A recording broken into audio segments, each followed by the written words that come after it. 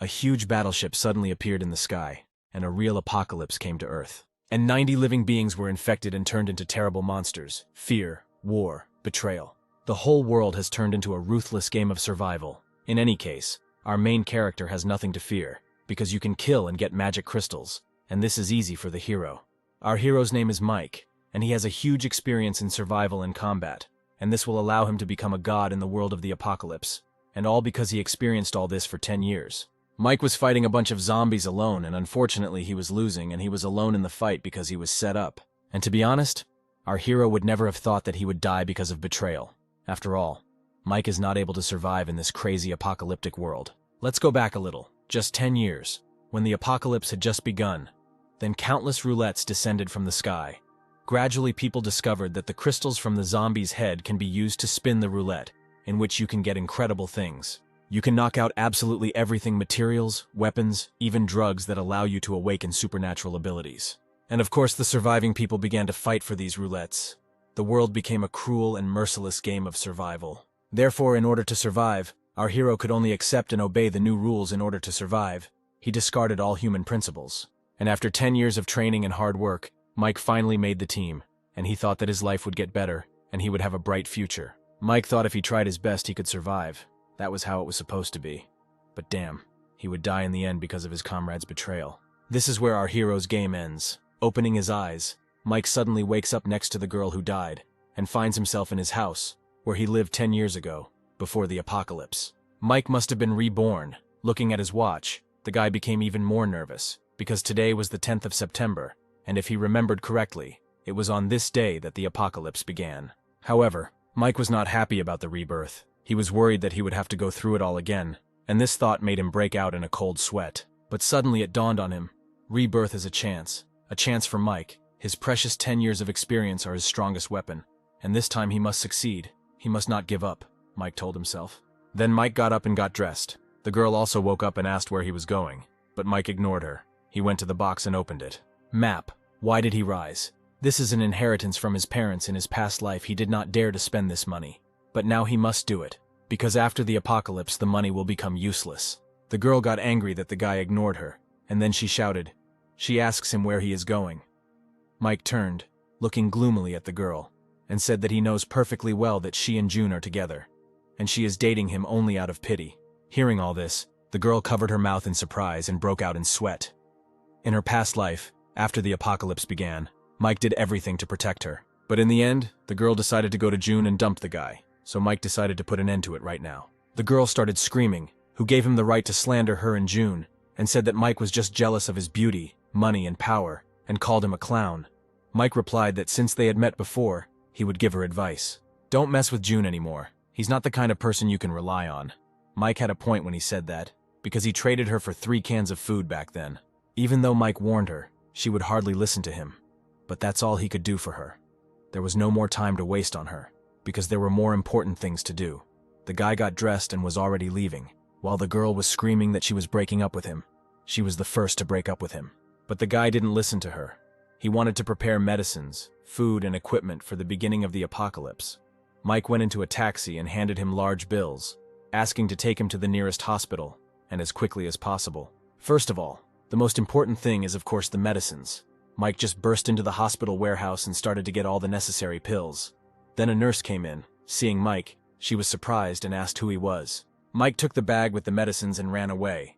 The nurse screamed that he stole the medicines and called the security to stop Mike. Mike told her that he put the money on the table. Medicines are a very rare and valuable resource during the apocalypse. There is also another unexpected use. Then our hero went for equipment. While the guy was paying for the clothes, he noticed the machete he used in his past life, which was pretty good, so Mike bought that too. Then he returned to the taxi and told the driver that if he got to the area with villas in 5 minutes, he would pay another $300.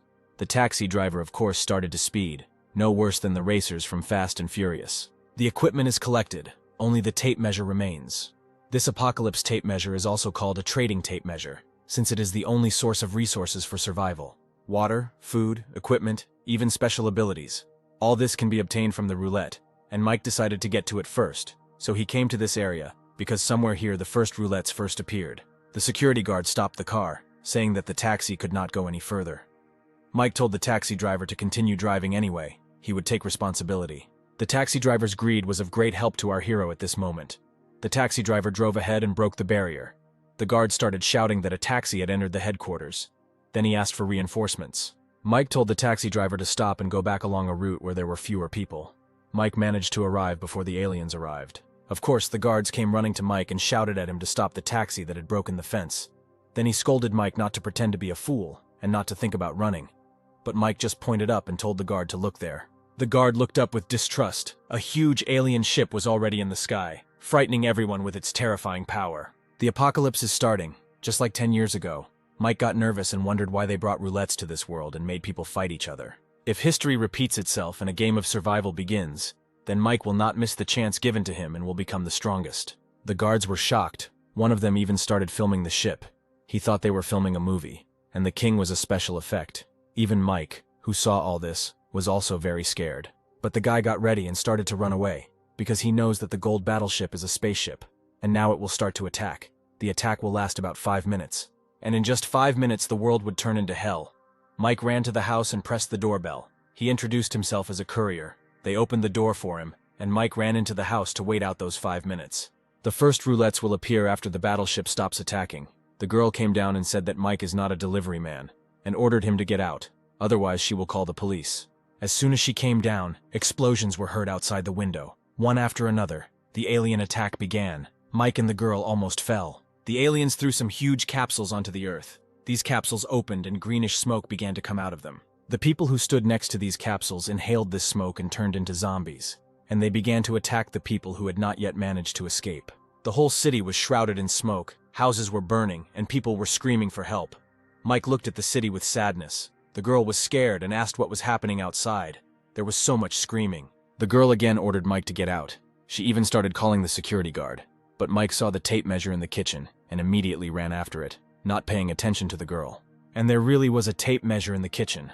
Only it was huge. The girl asked what kind of thing it was, and Mike was glad that the tape measure appeared here, as he expected. The guy approached the roulette. In the middle there was a gray crystal, which meant that this roulette was of the first lowest rank. The girl asked if this was what he was looking for, but why it appeared at her house. Suddenly Mike saw the bottle and was delighted, because it was a drug for genetic modification. It could increase physical strength 3 times. This is the most valuable prize of the first rank roulette. If only Mike had 5 rank 1 crystals, he could exchange them right now. The guy put his hand on the roulette and it lit up. But the news is not good. To spin this roulette you need 7 rank 1 crystals, 2 more than usual. There must be something more valuable in it. Mike began to examine the roulette. He was clearly worried. The girl asked what was wrong with him, why he was not answering. The girl was already completely confused and grabbed Mike by the shoulder, asked what he was talking about. What kind of roulette was this? Mike looked at the girl and said that this card could give her some advantages. This girl didn't turn into a zombie, which means she has some resistance to poison. Maybe she will be a good support. The card can enhance the 5 senses or just give a pet. This did not convince the girl. She asked Mike if he had played too many games, to stop joking. What other pet? Who would even believe this? Then Mike told her to listen. The screams outside stopped. The girl listened and agreed with him. The screams of people really did die down. The girl asked what happened there, and ran to the door. Mike thought, what a stupid woman, she wants to go out and die. The girl just said that this area has the worst security, which allows anyone to come in, when suddenly a zombie appeared right at her door. The guard turned into a zombie and opened the door and tried to kill the girl. She tried to resist and screamed for help. But fortunately for the girl, Mike was in her house, who took out his machete and easily killed the monster and saved the girl. Then of course he pulled the crystal out of the zombie's forehead. The girl watched him and wondered if he wanted to collect the crystal from the zombie's head. This crystal looked like the one from the roulette, the girl noticed. 2 more zombies burst into the house, and Mike stood in front of the girl, ready to kill them too. Mike managed to kill them just as easily as the first one. The girl looked at him and then asked who he was to kill so easily. Then Mike introduced himself and helped the girl up. He asked her name. The girl said that her name was Margot. Suddenly Mike's confident expression changed to shock. The guy immediately regretted that he initially thought that she was not the type who could survive in this world, because in the past, she was a 9-star mercenary who was rumored 10 years ago. The girl asked what was going on here. Mike replied that someone had invaded the Earth, and as she could see, they had turned most of the people into zombies. Mike lifted the zombie's head and pulled out another crystal, and said that some of the poison didn't work on them, and they remained human, like him and her. Margot asked what they should do. Would the government or the military come to save them? The government and military collapsed in just a few minutes. Now people live in a zombie world. Mike thought again how a seemingly ordinary woman could become such a cool mercenary. If she was one, she must have something special, especially since he needed an assistant. He asked her to come with him so that he could tell her what she needed to know about the zombie world. Mike pointed to the roulette and said that most of the resources and equipment in the new world were obtained from it. And if she wants to get some item from the roulette, first she needs to fill all these notches. Margot went to the roulette and asked, "This shape is the same as the crystals that Mike tore from the zombie's head." Mike inserted the crystals into the holes and said that they were gray crystals. After she filled all the recesses with them, she would be able to spin the roulette once. Margot asked if she needed to kill 7 zombies for one spin. The more valuable the reward she can get, the more crystals she needs. Margot asked if that meant there were other roulettes like this, and each one had different rewards. Mike replied that it was, but it was only a first-rank roulette. Mike realized that Margot was very smart, and suddenly she stood up and asked how Mike knew all this. Mike did not want to tell her about reincarnation, because it was difficult to explain. "So the guy decided to cheat a little," Mike asked. "She probably wants to try spinning the roulette." The girl nodded her head. Mike managed to distract her attention. Then he told her that he would go zombie hunting, and that she should close the door and not open it no matter what happened. The guy went outside and started killing zombies one by one. Even with a regular machete, Mike easily destroyed the monsters, and immediately pulled out the crystals. Suddenly another girl ran up to him. "Why in this world are all the girls in short dresses and barefoot?" She asked Mike to help her. Mike grabbed the first zombie and cut off the arms of the other one. Mike has already killed several zombies, so he can already go back. Suddenly, the girl who had previously run to Mike for help also turned into a vile zombie and attacked the guy from behind. But Mike calmly hit her in the face, then killed her too. Then Mike returned back to the girl's house. The guy managed to collect as many as 11 crystals. Margot was happy, and said that if they add 3 more to the ones they had already obtained, they would be able to spin the roulette twice. Mike offered to show her how everything works. The girl agreed. The guys went to the roulette and inserted all 7 crystals into it. The crystals disappeared and the roulette wheel started spinning. The guys were waiting impatiently to see what would come up. Mike was hoping for that very drug. But to Mike's great disappointment, canned fruit fell out. The girl said that it really appeared during the apocalypse. Canned food is a very valuable resource. Margot approached her cold one and said that they didn't really need them, because when he went hunting, she moved all the food from the house, and it would last them a long time. Mike was completely disappointed. Sad Mike handed Margot the rest of the crystals and said that now she could try too. The guy admitted that his luck, as usual, was complete crap. The girl put the crystals and turned on the roulette. It began to spin, and Mike thought that during the apocalypse, every spin is very valuable. It can instantly increase combat power. Margot got the elimination card. Mike said hesitantly that he never thought that she would get it. The girl asked what kind of card it was. Was it good or bad? Mike replied that of course it was good, although the card wasn't that useful now. It would be needed in the future when weapons or the ability to increase the chances of other items dropping were needed. Margot said that she didn't expect her luck to work on the apocalypse roulette either. Mike asked if she was always this lucky. Margot replied that when she took water, she often won an extra bottle. When she took the prize egg, she always got the biggest prize. She chose the organic edition prize box the first time, and once she won a live cow in a supermarket lottery. Margot said, "Even in survival, luck is important." Mike was shocked, because he is one of those who never got an extra bottle, never won even a medium prize, and always got one phrase, "Thank you for participating." Since Margot had incredible luck, Mike decided that he should take advantage of this luck to the maximum. The morning of the second day, Mike got dressed and was about to go out. Margot came up to him and asked where he was going. Mike replied that he was going to collect crystals. Margot was surprised that he was going to leave so early. Mike replied that his goal for today was 100 crystals. Margot thought that this guy was pretty reliable. Then Margot decided that she too couldn't just sit at home and do nothing. Margot was going to cook a meal worth hundreds of crystals. Mike came back from hunting and he didn't look happy. Margot ran up to him and said that he was quick. Mike asked if he had 2 pieces of news, good and bad, which one to start with. Then Margot hesitantly asked for the good news. Mike started saying that the good news was that the area was full of zombies, and he killed them all. Margot didn't understand what the bad news was then. Mike said that he killed all the zombies in the area, but only got these crystals. Margot tried to cheer him up by saying that they would also be enough for several spins. Mike went around absolutely everything in the area and collected only this. Then Mike said that he was hungry and asked if there was anything to eat. Margot became noticeably nervous. And all because Margot was not at all confident in her cooking. She apologized and explained that she cooks very rarely, so he doesn't have to force himself. If Mike can't eat it, there's still other food in the fridge. But Mike calmly started eating it and said it didn't taste that bad, even though it looked bad. Margot even had a few cuts after this cooking. But Mike seemed to like her food. Mike thought how good it was to have food. considering that in the past, he had to eat human flesh to avoid starving to death. Now after Mike had eaten his fill, they decided to get down to the main thing. But this time he immediately entrusted the roulette spins to Margot. He hoped for Margot's luck. Luckily, Margot's luck worked this time too, and they got weapons, 2 useful weapons at once. There was one more time left, and Margot suggested that Mike should try too. Mike replied that it was not worth it, because he had very bad luck. Then Margot took Mike's hands and said that she would share her luck with him. The guy became embarrassed and blushed. Then he nevertheless approached the roulette. The items that they came across in the roulette will no longer appear again. Now there are only 6 awards left. Mike was unsure, since the chances of getting the drug for genetic modification were very small. Margot came up and suggested that maybe they could use the elimination card to remove the cookie package. But she accidentally pressed the roulette wheel, and the card immediately burned. Mike was horrified at the loss of the card. Margot began to apologize, and said that she did not want to use it at all. It happened by accident. Mike replied that it was okay, but eventually the box disappeared, so now the chance of getting the drug was 1 in 5. Mike pressed the button, and they both began to pray for the drug to fall out. And this time, luck really smiled on them. They got the very drug they were praying for, a regular strengthening drug that improves physical abilities, and thus increases combat power at least 3 times. In the first battles, this is the most important thing, Margot asked. After Mike drinks the drug, his body will immediately become stronger. Mike asked her not to hurry. First, he would show her something interesting.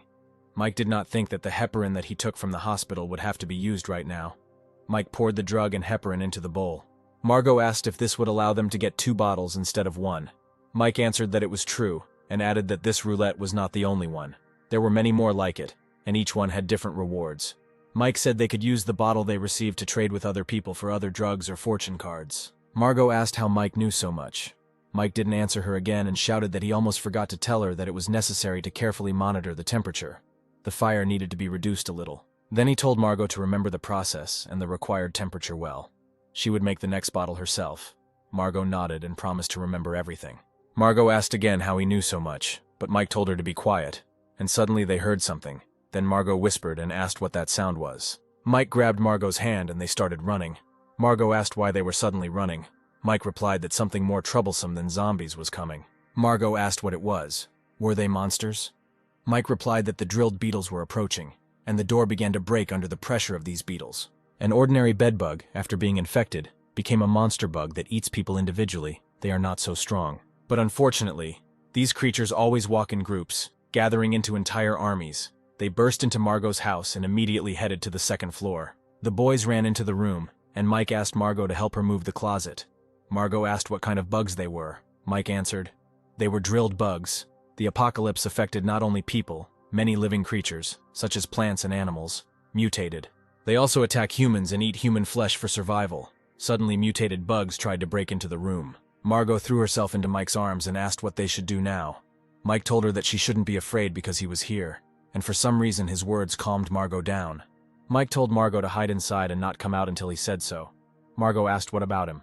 Mike came out and said that she shouldn't worry. It would be over soon. The guy went out and got out a vial. It was time to use it, even though Mike hated the side effect of this drug. The whole house was already filled with these creatures, so our hero had no other choice. He drank the drug completely, but it seems something went wrong.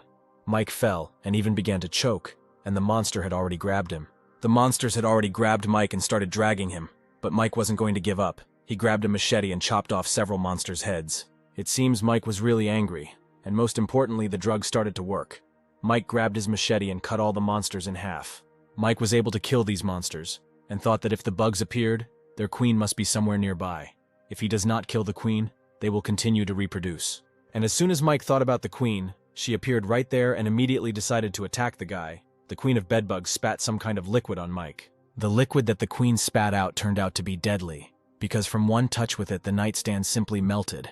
Mike asked her if she wanted to avenge her children. Mike jumped on the back of the monster queen. From his past experience, the queen's weak point is the back, so Mike attacked that place without thinking. The queen was defeated. Mike got up and decided to go back to Margot. He was irritated because of the side effect of the drug. The more power, the stronger this effect, so his whole body hurts terribly. Mike opened the door and just said that she could come out.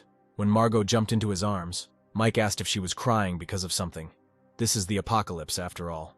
And during the apocalypse, crying is the last thing you should do. Then Margot quickly wiped away her tears and said that she wasn't crying.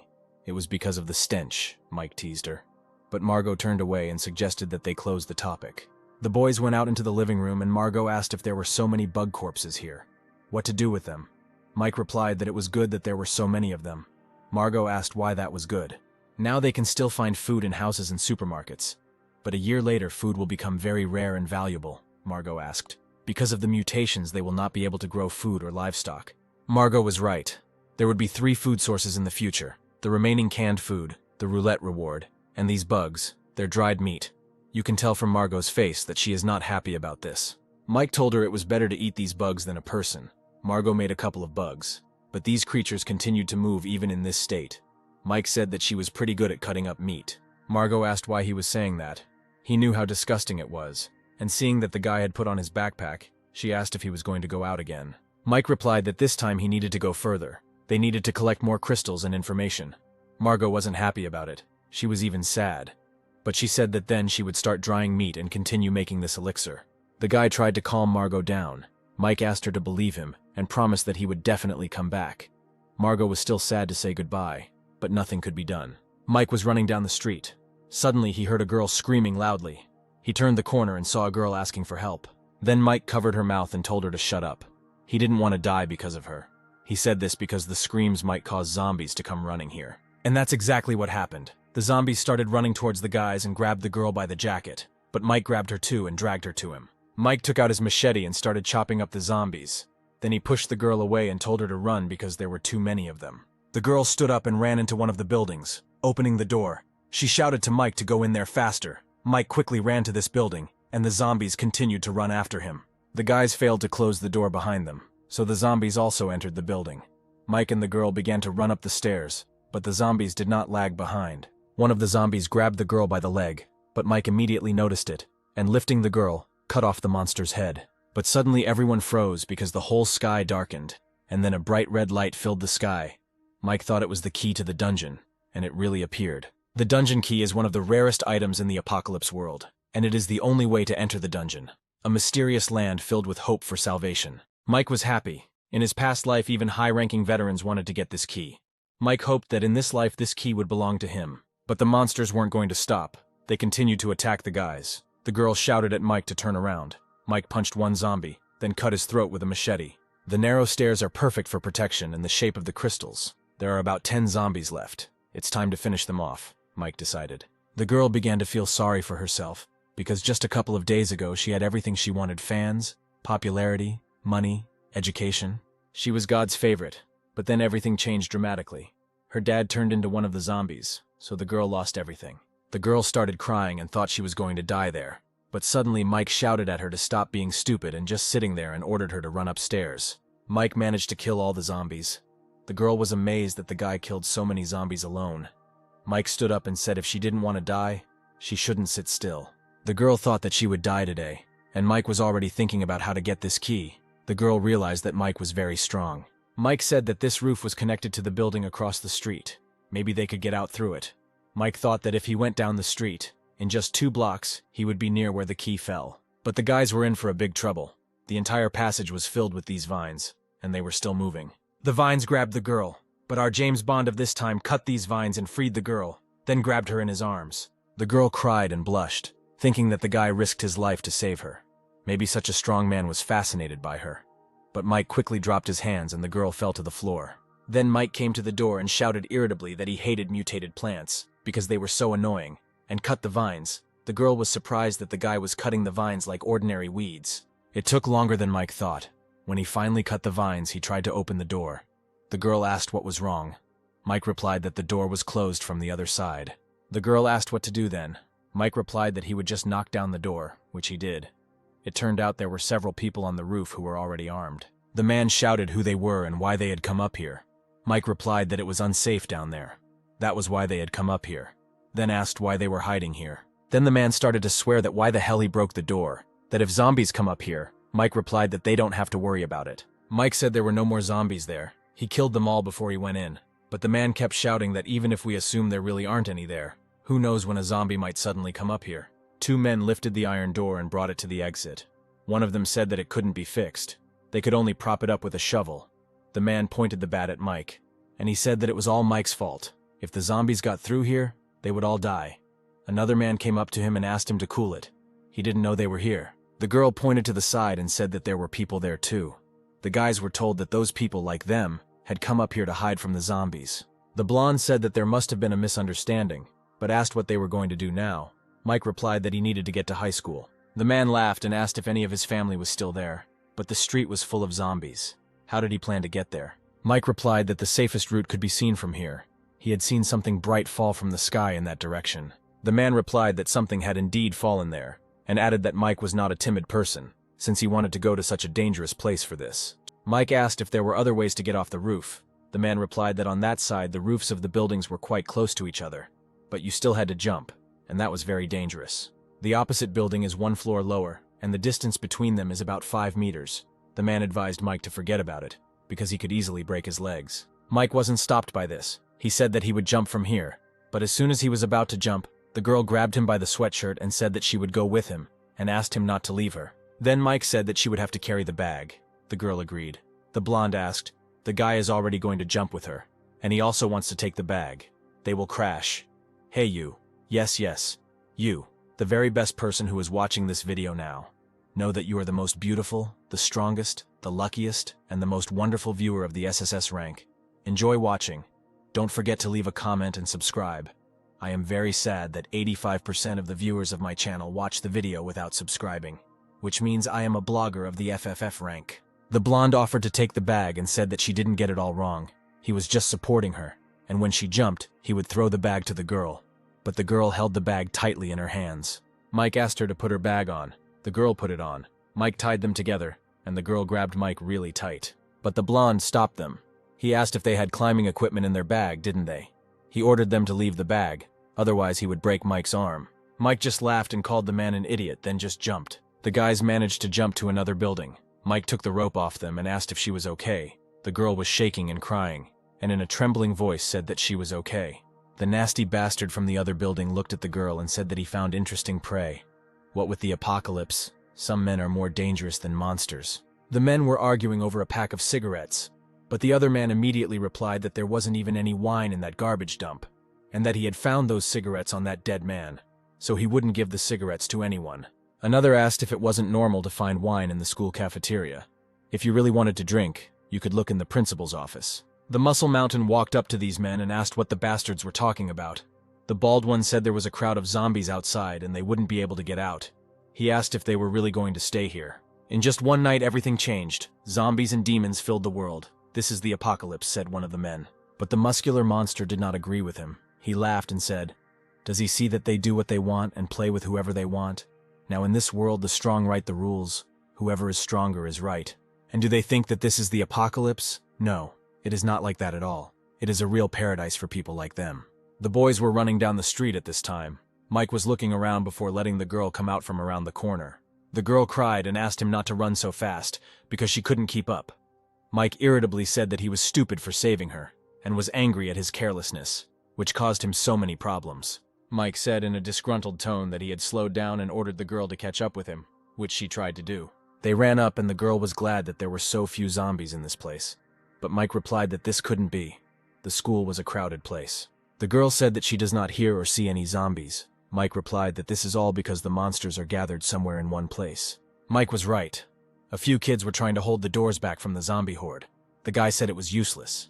Even if the zombies didn't kill them, they would still die of hunger. The girl was standing by the window and noticed the guys. She started waving at them to get their attention. And it worked. The girl said that there really were people here. Mike said that the girl couldn't even defend herself and advised her to mind her own business. The teenagers continued to scream and ask for help. The girl continued to look at the teenagers, but Mike told her to hurry up. Their screams would only attract zombies.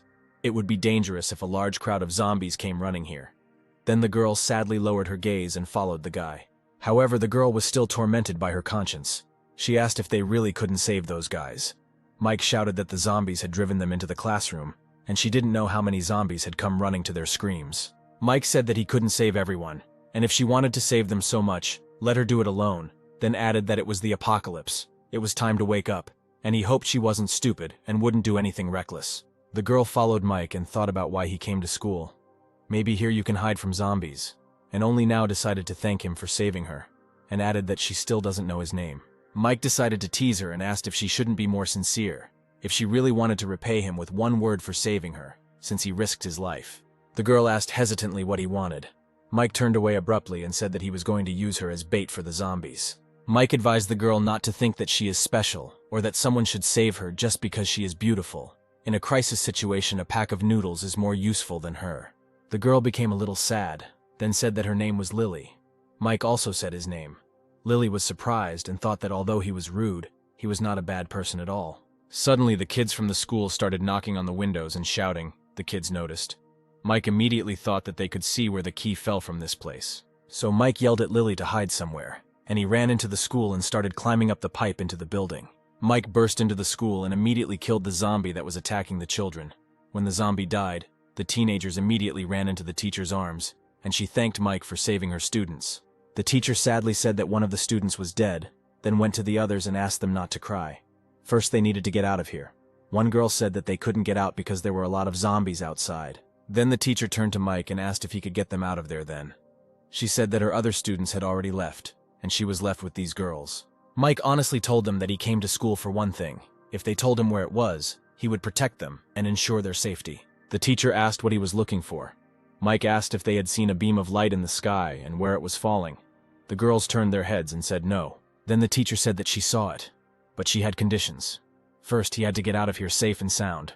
Only after that she would tell everything. Mike asked how she could prove that she saw it. The teacher said that this light appeared in the sky. It looked like a meteorite landed somewhere in the school. The boy realized that she had seen him after all and asked where he had landed. The teacher asked what if he left them after she told him. If they stayed, they would only die. If they told him where he fell, the boys at least had a chance to survive. The decision was theirs, Mike said. The teacher asked if she would tell him to take everyone out. Mike replied that there were too many zombies in the school. He wouldn't be able to protect 3 of them at the same time in his current state. The maximum he could take was 2 of them. The girls got scared and asked if it was really impossible to take one more person. They weren't asking for the impossible, so why was he doing this? Mike replied that this world is cruel and unfair. Only the strong survive, while the weak die immediately, and pulling out a machete, he asked who he should save. The children got scared and started hugging the teacher again. Mike asked again who they were choosing. The teacher said that the choice was obvious. They needed to save her students. Mike promised that they would be safe and asked her to tell him where the light fell, but the girl still did not believe him, and said that after he took the children out, she would write the place on a piece of paper and drop it to him. Mike thought that this woman was very smart, worthy of being a teacher. Mike said he hoped her sacrifice was worth it, and told the kids it was time to move on. The kids were still hesitant. The teacher reassured them that everything would be okay. Then Mike listened and realized that there were 3 zombies behind the door. He turned to the teacher and said that when they came out, she needed to quickly lock the door and block it, and most importantly, not to make any noise. Mike opened the door and the zombie immediately rushed inside, but Mike kicked it with all his might. The monster flew back, then shouted at the children to run. The teacher closed the door and told herself that she was so scared and still tried to look like a hero. But she was a teacher. It was her duty to protect the students. The boys kept running and Mike was already tired. He thought that there were too many zombies in this direction and it was so tiring to protect these 2. It was quiet on the landing. Apparently the zombies had gathered somewhere on the upper floors, which meant it should be safe downstairs. But suddenly Mike sensed something and told the girls to step back. The girls asked what happened, if he saw anyone. Mike replied that he didn't know yet, but he felt danger. They were standing by the stairs. The girl came up and said that she didn't see any zombies, and asked if he just imagined it. Mike was still worried. Mike thought that it must have been just his imagination. He needed to hurry, so they continued to descend, but someone was really watching them. Suddenly Mike stopped. The girls hit his back and one of them asked why they stopped again. Mike pointed his finger to shut her up. Mike looked up, but there was no one there either. The guy thought again that he was too tense. Even his intuition was confused. They were going down, but Mike still felt uneasy, and he was right. Some kind of terrible monster was standing behind the guys and had already opened its mouth. The girl turned around and a huge mouth appeared in front of her. This monster was already preparing to bite off the girl's head, and was shouting, "Meat! Meat!" Mike reacted quickly. He threw the machete but only hit the monster, but the girl was now safe. But the monster was now heading towards Mike. The monster was huge, so Mike's blow didn't hurt him at all. The mutant zombie with metal arms was too strong. Mike tried to kick the monster, but the monster didn't even blink. Then the monster grabbed Mike by the leg and threw him onto the concrete stairs. The girl fell and was shaking all over. She turned to her friend and said that she couldn't get up and asked to help her get up, but her friend turned away. Mike was able to get up and shot the monster. Luckily, he took the gun he got from the roulette with him, but his condition is not the best. The monster finally died. Then Mike told her to get up quickly if she didn't want to be eaten by the zombie. But now there's another problem. The sound of the gunshot attracted the zombie. But it wasn't zombies that appeared on the stairs. It was Lily. Apparently, she was looking for Mike. Lily ran to Mike and hugged him. The girls exhaled that it was a person.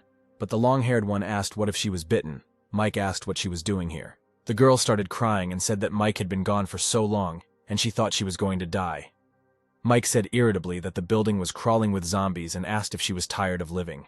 Then Lily replied that a bright light had just come on in the window of the building, and all the zombies went there. Since the light attracted the zombies, she decided to take a risk and go look for Mike. Mike asked. She said that the light attracted the zombies. Lily replied that she saw the zombies walking towards him. She was really scared to be alone down there, so she went up. Then Mike stood up and took his machete. He said that she was lucky not to run into a zombie. Mike thought that he knew only one thing whose light could attract zombies. This apocalypse roulette. Mike took Lily's hand and said it was time to go down. The girls followed them down. Lily looked at the girls and decided that Mike, out of the kindness of his heart, saved these guys. The girl told Sana that she had just been very scared, so she hadn't helped her, and asked if she hated her. Sana replied that she should forget about it. She hadn't done it on purpose. The boys finally came out and Sana screamed when she saw Teacher Penny. The girl Lena told her to be quiet or she would attract zombies. The teacher smiled that the children were saved. She thought if she didn't drop him a note, Mike might come and save her. But then she shook her head. She shouldn't do anything rash. The children were still with him, so the teacher threw a note. Lily said there was someone else left. Mike said he was a great teacher. Then Lily asked why he didn't save her then. Mike said the teacher was trying to boss him around, so he taught her a lesson. Mike opened the note and was happy, he said. So this is where the key to the dungeon fell. Most people won't notice this place. And Lily looked at him and thought that she couldn't understand this guy at all. So, there are two places you need to go. The first is the construction site where the key is. The second is where Lily saw the light. There is a high probability that this is another roulette. Mike doesn't know these kids and can't take them with him to look for the key. They can't be trusted. So the only place left is the one Lily mentioned. So Mike asked Lily to show him the way to that place to check what that glowing thing was. Lily replied that there were a lot of zombies there. Mike replied that it meant there was something worthwhile there. Mike told the girls that they were going to go somewhere and asked them to follow them. Lily suggested that maybe they shouldn't go after all. There were a lot of zombies there. Sana shouted, "Why did he bring them here? He wants them to die here." Missy was also unhappy and asked, "He got the thing he wanted from the teacher, and now he wants to use them as bait." Mike ignored the girls and told Lily not to worry and asked her to look after the girls, then turned to the girls. He asked if there was a place during the apocalypse where there were no zombies. Mike said that he was not so pathetic as to use them as bait, so they should just wait for him to return. Mike entered the building and Lily was worried about him.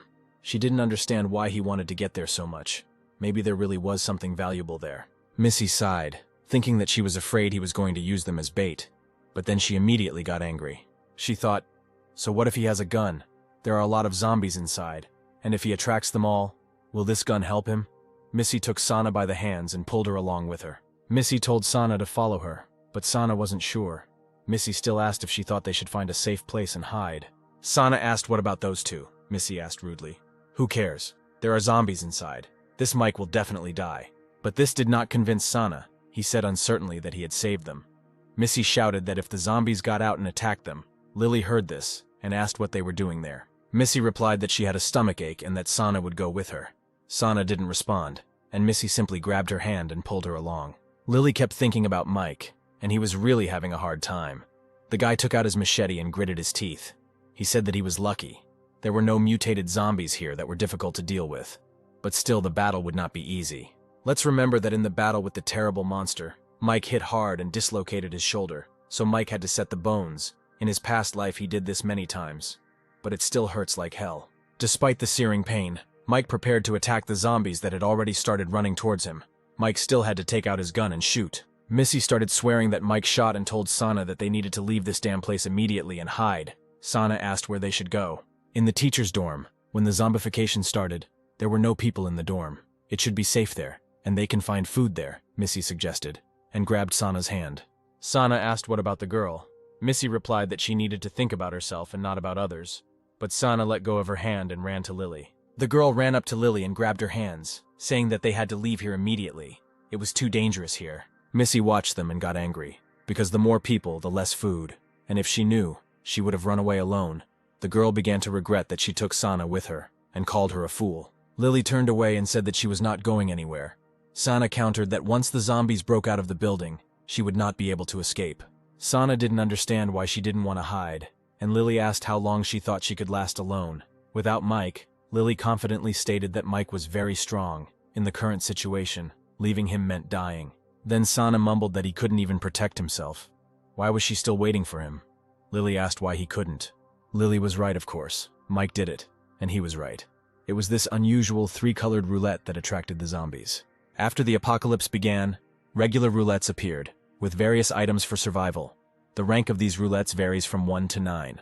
The higher the rank, the better the items. But there are also special roulettes, for example, 3-color, because it has 3 colors, of course. There are 5, 7, and 9-color roulettes. They are called colored. Unlike regular roulettes, you can get professional skills in them, for example, combat skills, such as sword or bow skills, killing techniques. There are also auxiliary skills of a doctor, alchemist, cook, and the like. Only after acquiring these skills, people will be able to fully utilize the items from the roulette. For example, if a warrior gets a sword, he will be able to easily kill others, just like in the movies. But only 1 in 5 roulettes is colored, so they are very valuable and difficult to find. Mike did not expect to find a 3-color roulette here. However, this roulette has one unpleasant feature when the black color comes up. It simply explodes, and our hero's luck is not the best. Although he might still get lucky, since Margot seemed to have shared her luck with him. But is it worth the risk? Meanwhile, the girls continued to argue. Sana told Lily that the building was filled with zombies. Mike would not survive there, and Lily should go with them. But Lily continued to say that she believed in him, and if they wanted to, then let them run. But she reminded them that they shouldn't make loud noises if they didn't want to attract zombies. Then Missy came up to them, grabbed Sana by the hand, and told Lily that Mike had gathered all the zombies inside. There were practically none outside. Then she told Sana that there was no point in wasting time on her, and that they needed to hurry. Missy kept saying that she shouldn't act like Lily, because Mike wasn't some kind of invincible savior of the world. Let that idiot wait for Mike's corpse to come out to her. Lily got angry and hit Missy in the face and told her to shut up and reminded her that it was Mike who saved them. Lily couldn't take it anymore and hit Lily back. The muscular monster continued to watch the girls and ordered his dogs to grab Lily and bring her to him. The guy told him that there was no point in making so much noise, because there was still a crowd of zombies down below. The muscular monster replied that all the zombies had gone into that media center. It was safe down below, and again ordered him to go down right now and bring her. Sana continued to doubt and asked Missy if they were really going to just leave. Missy replied with displeasure that she still dared to object. If it weren't for her, she wouldn't have been hit at all. Lily continued to be angry. She said with displeasure that if it weren't for Mike, they would still be sitting in that class, and she didn't think they were so ungrateful. Suddenly, Lily heard screams and turned around. But at that very moment, the bully grabbed the girl. Lily started screaming for him to let her go immediately. The second bandit was there too, and said that Lily was such a beautiful baby, better than the one they had played with before. Lily screamed what they were going to do. The pervert came up to her and replied that, of course, to enjoy her. Lily continued screaming for them to let her go immediately. Then she threatened that if they don't let her go, she will call for help. The guy will come and deal with them. The pervert said that this guy is already dead, and asked if she still relies on him and called her stupid. At this time, Mike was collecting crystals one by one. Mike said with displeasure that it was so tiring. Collecting crystals so slowly, he complained that it would be possible to do everything like in the game, so that all the crystals were collected automatically. The schoolgirls were running away from the zombies. Sana was screaming and asking for help. Missy screamed back at her that no one would save them, and she needed to shut up and just run. Missy tripped and Sana quickly helped her up. But suddenly Missy pushed Sana right towards the zombie. Betrayal could already be expected from this girl, but not so rude. The schoolgirl ran back, justifying herself that she wanted to live. She had to survive, and saw 2 thugs dragging Lily away. Lily tried to resist, but these freaks didn't give her a chance. The first idiot said that when they came back, he would be the first to play with her. The second nasty guy noticed Missy and shouted that he would grab her. The second one shouted back at him to hurry up. Lily took advantage of the moment and bit the bastard, so she broke free and ran away from the idiot. But unfortunately, Lily didn't have time to run far. The idiot jumped on her and she fell to the ground. The freak grabbed her, and Lily continued to scream for help. However, our hero appeared in time. He stuck a machete into the bastard's hand and snatched Lily. She was glad that Mike was alive and well and hugged him. The bastard stood up and started screaming. Does Mike know who they are and how dare he touch him? The freak started threatening Mike with his own machete. Of course, Mike showed this bastard who was boss here with just one blow. The pervert even started foaming at the mouth. Mike asked where the schoolgirls were. Lily pointed to the side. Mike immediately found Missy and examined Sana's body. She was mauled by a zombie. Missy was sitting on the ground and crying, apologizing to Sana. Only Lily looked disapprovingly at the schoolgirl. Lily told the schoolgirl that she had been saved for the second time, but she did not listen to her. Missy cried and apologized to her, and promised that she would never disobey again. Then Lily asked what Mike would do with these freaks. Mike looked at the bastards with disdain and replied that the zombies would take care of them. Mike told the girls to go to the media center, which he had already cleared out, where it would be temporarily safe, Mike added. The girl immediately perked up when she heard that all the zombies inside were dead. She realized that Mike was really strong. It's no wonder why this girl is sticking to him. And then Missy decided that if she follows him, she can survive. Apparently, remorse did not bother her at all. Mike told the girls to go there and wait for him, and he needed to bring someone here. This surprised the girls. The teacher, as Mike had told her, locked the door and blocked it with several chairs. But suddenly someone started breaking into the office. The girl took the shard and said that the zombies came for her. They killed many students. Now it was her turn. The teacher cried and asked herself if there was life in this world. The teacher thought it would be better if she killed herself than be eaten by zombies.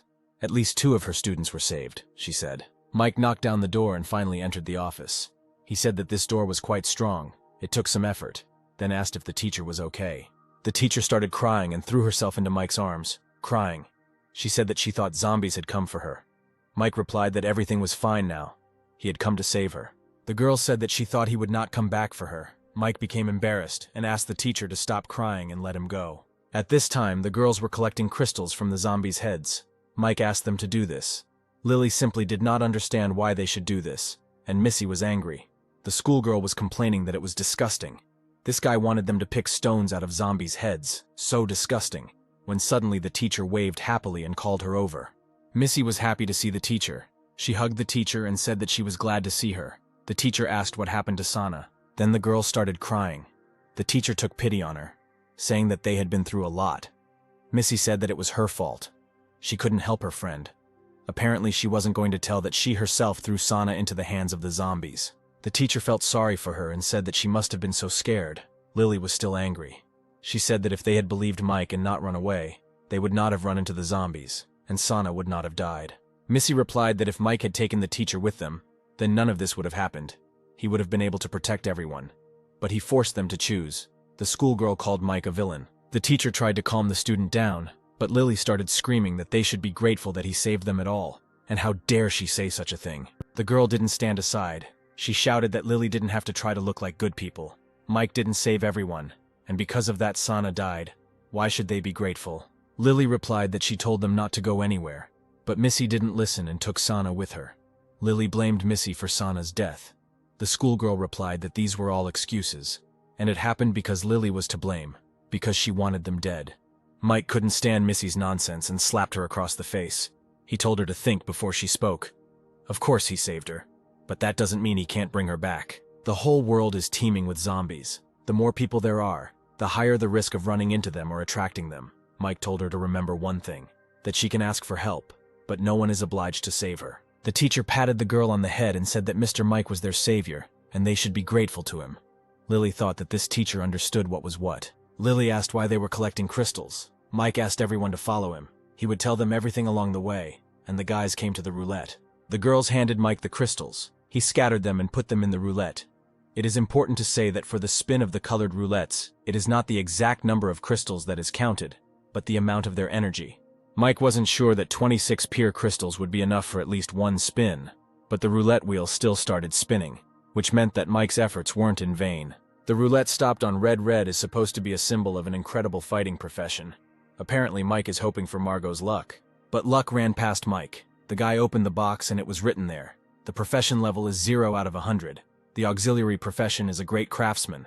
There are abilities, collection and processing, improvement, forging, magical enchantment, and so on. From the roulette you can get professions, which are usually divided into main and auxiliary.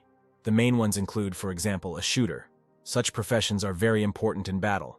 They significantly increase combat power. Support professions like a craftsman can help in battle but not directly, for example, improve weapons. Also, professions are divided into 4 levels: apprentice, beginner, intermediate, higher. All our hero's efforts were in vain. Mike was upset and again admitted that his luck was complete shit. The girls looked at him, not understanding his sadness. Missy asked what he got there and told him to give it to them to look at. She thought that her efforts were in vain.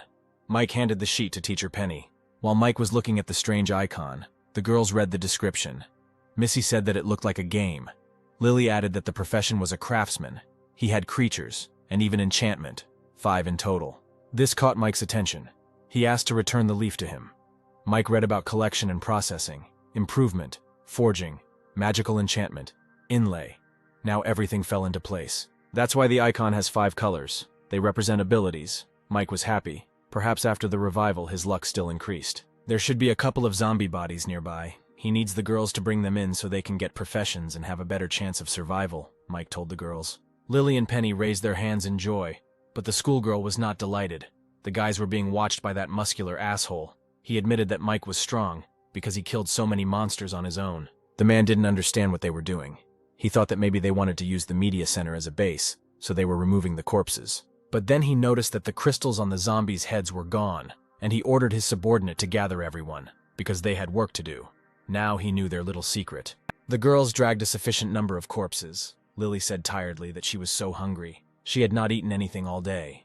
Mike immediately handed Lily a bag of food, then said that he checked the toilets. There was water in them, which meant the school water tanks were still intact. Then the guy took off the bag and also handed it to Lily. He said that there was food in this bag. It would last for 3 days. There were also some medicines and tools. Mike asked Lily to hold the bag for now. These resources are incredibly important. This is a life-saving treasure, and she must take care of it. Lily was surprised that Mike would leave her something so valuable. Suddenly Mike said that he trusts Lily, and now the media center is their refuge. They continue to collect crystals, and he will go look for the key. Lily asked if he was going to go alone again. The schoolgirl and Teacher Penny also came up. Missy asked if the guy was leaving them. Mike was making something and replied that they would only be a burden. He would go look for resources and return quickly. Missy asked what if zombies attacked, who would protect them then? Then Mike replied, as he had already said, he was not obliged to protect others. The guy broke the mop and used his abilities. So the guy created a thin wooden spear, medium attack power, can be used for defense. Then he said that if zombies come, they will have to defend themselves. Otherwise only death awaits them.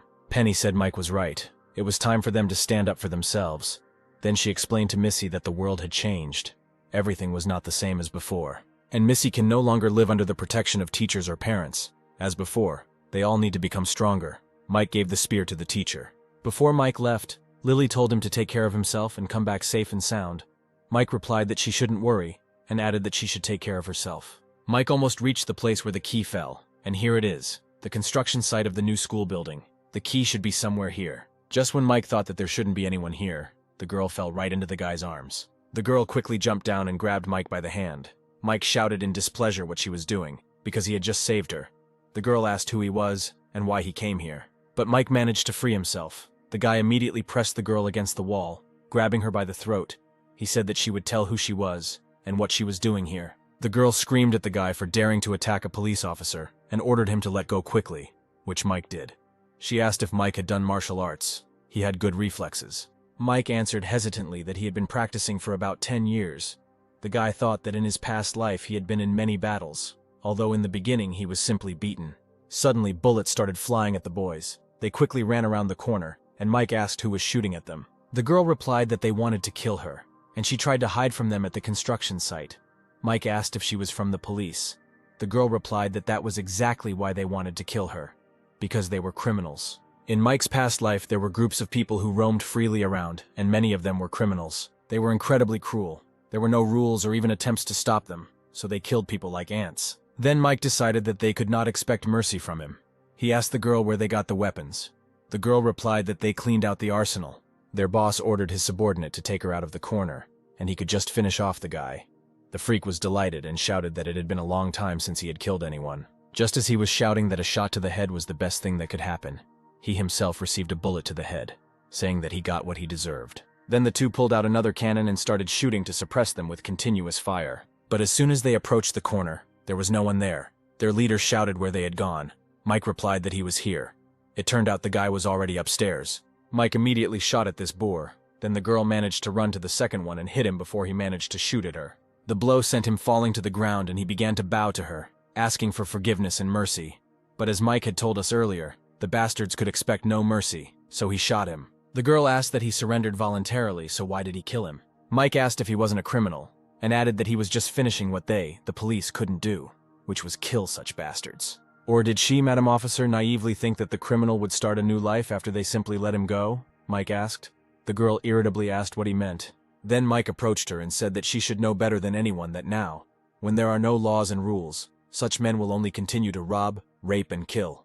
Then he said with a stern look that Miss should not give them the opportunity to continue their dirty deeds because of her kindness. Mike remembered that in his past life his girlfriend was raped and killed by exactly such scumbags. That's why Mike will never show the slightest mercy to these bastards, Mike said. And the girl thought that although it sounded cruel, it was not at all unreasonable. The girl followed Mike and thought that he was still so young, but he shot the criminals without hesitation. What did he have to go through to become so cold-blooded? Another subordinate ran up to the muscular monster and shouted that as for the two he sent him for, when he arrived they were already gnawed to death by zombies. The man with the weird haircut continued that the guy was skilled in martial arts, and asked why they didn't just avoid the guy. But before he could add anything else, a muscular mountain punched him in the cheek, screaming, "What nonsense is he talking? If they kill him, then the girls, the weapons, all this will go to them. They will start ruling here." Then he asked if the others had gathered. He replied that everyone was waiting for him in the hall. Then the muscular man entered the hall, and everyone greeted him. He shouted that some brat dared to behave arrogantly on their territory. 2 of them had already been killed by him. Then he hit that guy again, but on the other cheek, when he said that they were mauled by zombies. The man said that it doesn't matter how exactly those 2 died. What's important to know is that in the past they were just hiding. But now that zombies are roaming everywhere, no one can stop them. They are free. It's time to show their strength. They can't let a common brat destroy their paradise. From now on, whoever dares to provoke them will be killed. A bunch of idiots cheered up and started screaming. Muscle Mountain told everyone to get together and go kill him together. And today is the kid's last day. The beaten guy asked what about him. What should he do? The muscular boar answered that he had a more important task for the beaten guy. Mike at this time continued to look for the key. The girl asked what he was doing. Mike answered that he had lost the key. Very important for him. He had to find it today. The girl asked what the key looked like. Mike hesitantly replied that he had never seen a key, but that this key was very special, and when he found it, she would immediately understand everything. Then the girl said that she would help him, but this place was just huge. She asked if they could find the key before it got dark. Mike thought that in the dark it would be even easier to find it, since the key emits light. Suddenly the policewoman said that she found the key. Mike was delighted and said, as expected from a policewoman so quickly. But turning around, the guy was in for a surprise. The girl asked if it wasn't him. He looked normal. Mike immediately changed his joyful mood and said that he really looked special, but it was not the right key. The girl got upset and threw the key back. The keys rolled on the ground and stopped in front of some creepy dog. The policewoman told Mike about this, who didn't notice anything. The girl replied that she had good eyesight and pointed to the dog. Mike said again that he couldn't see anything. Then the girl said that there was definitely a dog there. They worked with police dogs, in training. They are very obedient. Mike will need them. But when the smoke cleared and it wasn't a dog that appeared there, it was a big monster, perhaps some wolf that had mutated after infecting the planet. Mike took out his gun and tried to kill the wolf, but the wolf calmly turned away from each bullet and jumped on Mike and opened its mouth. Mike trembled with fear. But suddenly the wolf cub began to lick Mike like a real dog. The girl was right. The dog could still be useful in the future. Mike asked what was wrong with this dog. The girl answered, "It seems the dog is trying to please Mike." And so it was. It seems not only the girl loves Mike, but the dogs too. Then the guy noticed something. Mike remembered how in childhood he saw some freak bullying a small dog. The bastard threw a bottle at the dog. The poor puppy was lying on the ground and tried to get up, but the freak stepped on his tail. Then little Mike ran up to the dog. The boar asked what the brat was doing there. The boy lied that he fought off the dog with his hands and some germs were transmitted to him, and his hands turned red for several days. She also has a lot of fleas and lice, and she's dirty as hell. It's better not to touch her. The man stepped back, and Mike continued to say that she has so many fleas that when she walks they fly in all directions. When the man left, Mike was glad that he was able to protect the dog and did a good deed. The dog came up to Mike. The boy sat down and stroked it. Mike felt sorry for the dog and gave him a cookie. Its little tail was lying on the ground, but the baby was still happy and started eating the cookie. The dog is of course cute, but Mike's parents will not allow him to have a dog. But throughout his childhood, Mike and the dog continued to be friends. Mike remembered his dog named Yoke. The girl said that it meant his dog. She was able to recognize Mike even after the mutation, surprisingly. But the name is somehow strange. Mike used to feed this stray. He looked like a little yellow ball, so he named him Yoke. The girls were sitting at the table and apparently having dinner. Of course, Missy was unhappy as always. She asked Lily if there was more food in the bag. Lily answered no. Missy got angry and stood up. She yelled at Lily that she was taking them for fools. She saw the cans of meat inside and asked why Lily didn't share with them. Lily replied that Missy should be glad that she at least gave her a cookie. If she didn't want to eat it, she could return it. Then Missy grabbed the bag and said that if Lily didn't give her food, she would take everything herself. But Lily snatched the bag and said that Mike asked her to look after the bag, so she has no right to touch it. The girl replied that he is not here now, so she does not have to try to scare her with his name. Missy shouted again for Lily to give her the food. The teacher told Missy that there was no point in arguing. Lily was not taking all the food for herself, and moreover, she shared it with them. Then Missy let go of the bag, and she shouted that this bitch, like a dog, guards her dog food. Lily thought that this girl was too arrogant and evil. It was not worth sharing with her. Teacher Penny tried again to calm her student down by saying that it wasn't even their food, but they were still given some, so they should be grateful. Missy finally sat down on the chair, but she was still angry. She thought that Teacher Penny was too kind, and they could have taken everything for themselves, and this Mike was risking his life, and who even knew if he would come back. Meanwhile, the guys continued to look for this key. It was already dark. The girls said that they were lucky that they had a flashlight. Without it, they would not have been able to see anything. Mike replied that it was not necessary to use a flashlight. The darker it was, the easier it would be to find this key. While the guys were looking for the key, a monster was slowly approaching them. Suddenly, Mike saw a glow and began to quickly dig up the key, and finally saw the key to the dungeon. Mike happily picked up the key. As expected, the key was glowing brightly. The girl said that it took a long time, but now he looks happy. Suddenly, the policewoman felt movement, and when she turned around, she saw a huge open mouth. The monster even managed to grab the girl with its disgusting tongue. But Mike arrived in time and used his machete, which the guy had improved with the craftsman's skill. With this machete, he easily cut the tongue of this monster. The monster started screaming and bleeding. Luckily, Mike had improved his skills, otherwise he wouldn't have been able to handle its physique. The dog also came up and started biting the monster's paws. Mike ran up and stabbed his eye. Blood flowed like a fountain. But to fight such a huge monster, you need a lot of endurance. Yoke stood in front of Mike, ready to attack the monster. Mike was worried about the dog, so he asked Yoke to run away faster. But it seemed the dog was not going to do this. The dog jumped on the monster and bit him. The monster got angry and hit him with his tail. Yoke fell to the ground and Mike ran to save his friend, but the monster swept him aside. The monster turned to Mike. He opened his mouth and then a policewoman came running.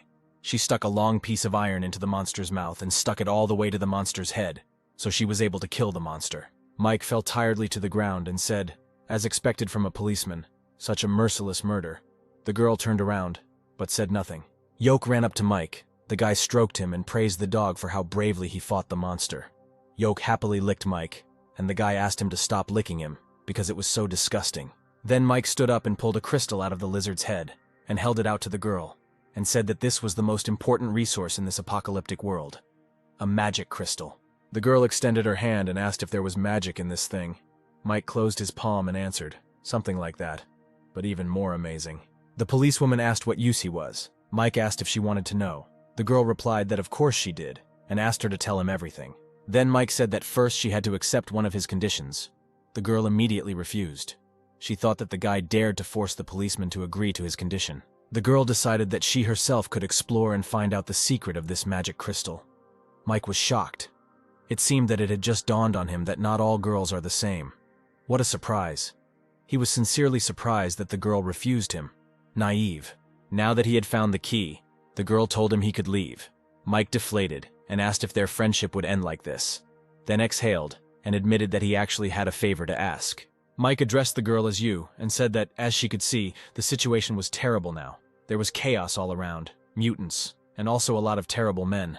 So, unexpectedly, the modest guy suggested to the policewoman that why don't they team up to help each other. The girl thought about his proposal for a while and said that although his actions were risky, she thought he was not a bad person, so she didn't mind. She extended her hand to him. Mike shook it and said his name. The girl also introduced herself. Her name is Millie. Now there is one more person on the team. The man found a gun and picked it up. He shouted happily that he had a real gun. The other man covered his mouth and whispered to him to shut up or they would get caught. They crept up on Mike and Millie. The scarred man whispered to him not to make any sudden movements. The fool pointed a gun at them and shouted for them to stay put. The one with the scar said that if they wanted to live, they should raise their hands. The second one yelled at him and said that they were ordered to kill this bastard.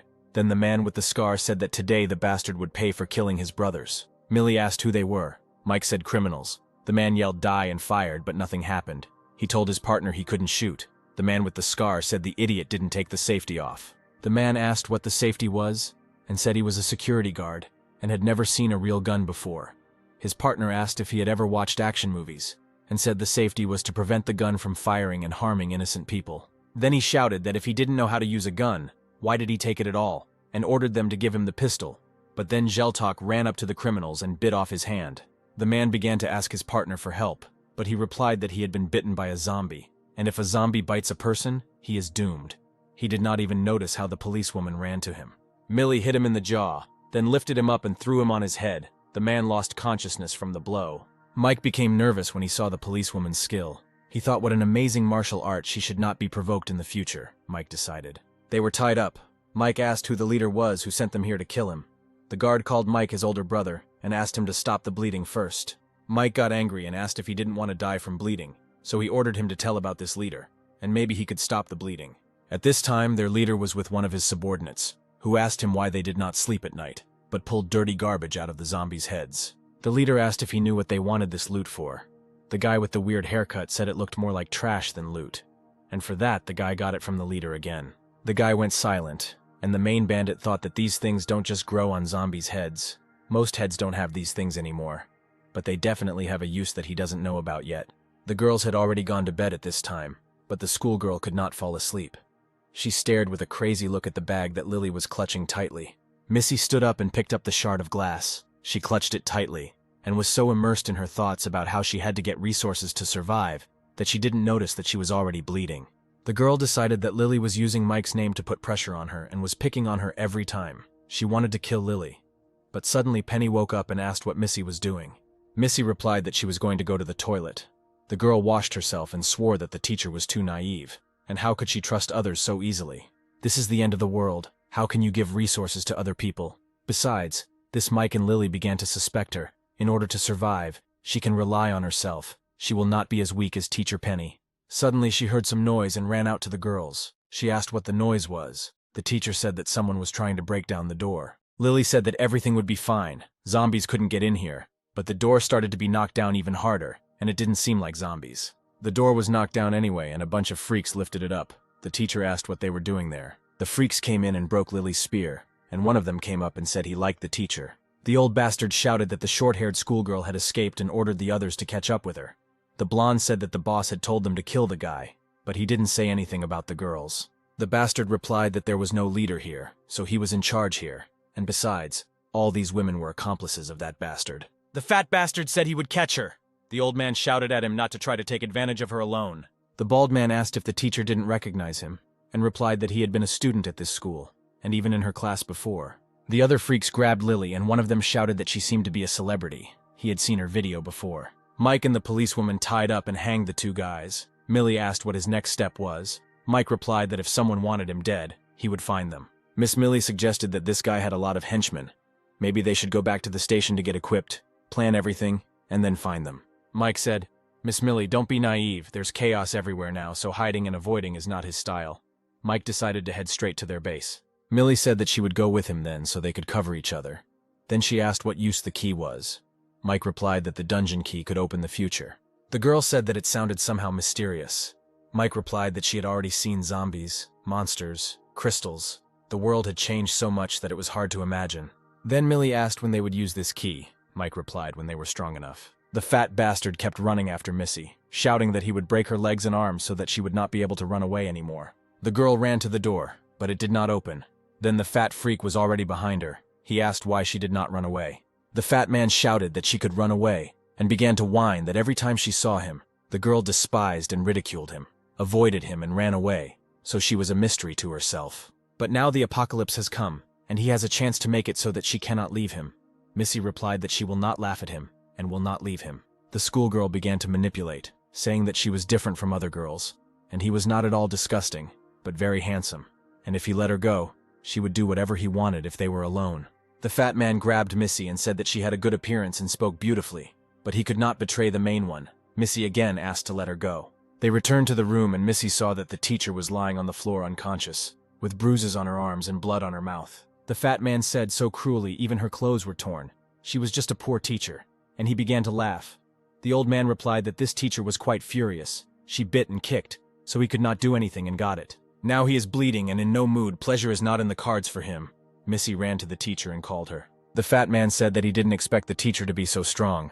Then he walked up to the old man and said that he had brought a schoolgirl and she wanted to join them. The old man said that the girl was smart and knew when to change sides. The fat man said that he would not dare to hide anything from him. The fat man shouted at Missy to stop crying and come over to them. The old man asked her if she really wanted to join them. Missy replied that she would do whatever she was ordered to do and asked to be accepted. The old man said that she could prove her loyalty. He pointed to the girl and ordered Missy to beat her to convince him. The old man pointed out to Lily that it wouldn't be difficult for Missy. Lily screamed at her, calling her a traitor, and repeating that Mike saved her. The schoolgirl, without thinking twice, hit Lily on the cheek with all her might. The crazy old man was delighted and shouted at her to continue hitting her. Missy, with crazy eyes, replied that he could not worry. Missy complained that she had some kind of grudge against this girl, before that she dared to slap her. Lily looked at Missy and called her a monster. The girl continued to beat Lily for a while, and then the old man told her that it was enough and that she was now worthy of joining them. The old man told the fat man that she was his now, and he needed to take care of her and try not to cause trouble. The fat man hugged Missy and said that now her brother had acknowledged her, and they could be together. The old man then asked them to come over and said that they were allies of the fourth brother. But after he became a zombie, they were forced to join the fifth brother and become his minions. The men began to say that the fourth brother was from a gang of thugs and knew martial arts, but the fifth brother was just crazy and took everything they risked their lives for himself. The fifth one ordered to kill people, and then he disappeared. The men complained. Then the old man said that the apocalypse had come. Everyone can be a ruler, and asked why they should live under someone's command and obey him like dogs. From today on, they will not obey the fifth brother. From now on, they will follow him. The men began to shout and support the old man. It seems a coup is beginning. The old man and one of his subordinates came to their old base. The canteen seemed empty. Apparently the fifth had not returned yet. The old man said that this was a great chance. They could set up an ambush. But as soon as the old man entered the dining room, a bone flew at him. He shouted who threw the bone at him and turned around. It was Mike. It turned out that Millie and Mike had already arrived at school. Mike told the guys that they arrived just as he finished eating. It looks like they were very lucky. The old man got angry and shouted who the hell he was and what he was doing here. Mike stood up asking if they didn't want to kill him and said that he just saved them time and energy and came here himself. Mike said that his two brothers who wanted to kill him were killed themselves. Now it was his turn. The old man realized that those two failed to kill him. The guy shouted that the arrogant boy would now regret his words and asked the old man for permission to kill Mike. The pervert asked him not to rush and bring that girl here, which he did. The old man said to come up to Mike and asked if this was his friend, wasn't it? Mike immediately got angry. The old man pressed Lily's throat and asked where his confidence had gone, and now he was afraid, because his woman was in his hands. Mike replied that it was a pity, but he didn't have that kind of relationship with her, the old man asked, still self-confident, and added that he had seen them together. The old man got nervous. Mike said that he thought he wouldn't need his dirty hands and mouth anymore. Mike looked really creepy. With incredible speed, the guy stuck the bone into the old man's hand. Mike called him a clown and grabbed Lily towards him, her hand immediately covered in blood, and the old man screamed at Mike how dare he stab him. The old man shouted for his men to attack Mike and kill him. Mike pushed Lily to Miss Millie and asked her to take care of her. The schoolboy ran up first and tried to hit Mike, but of course he didn't succeed. Mike immediately attacked him, hitting him in the cheek.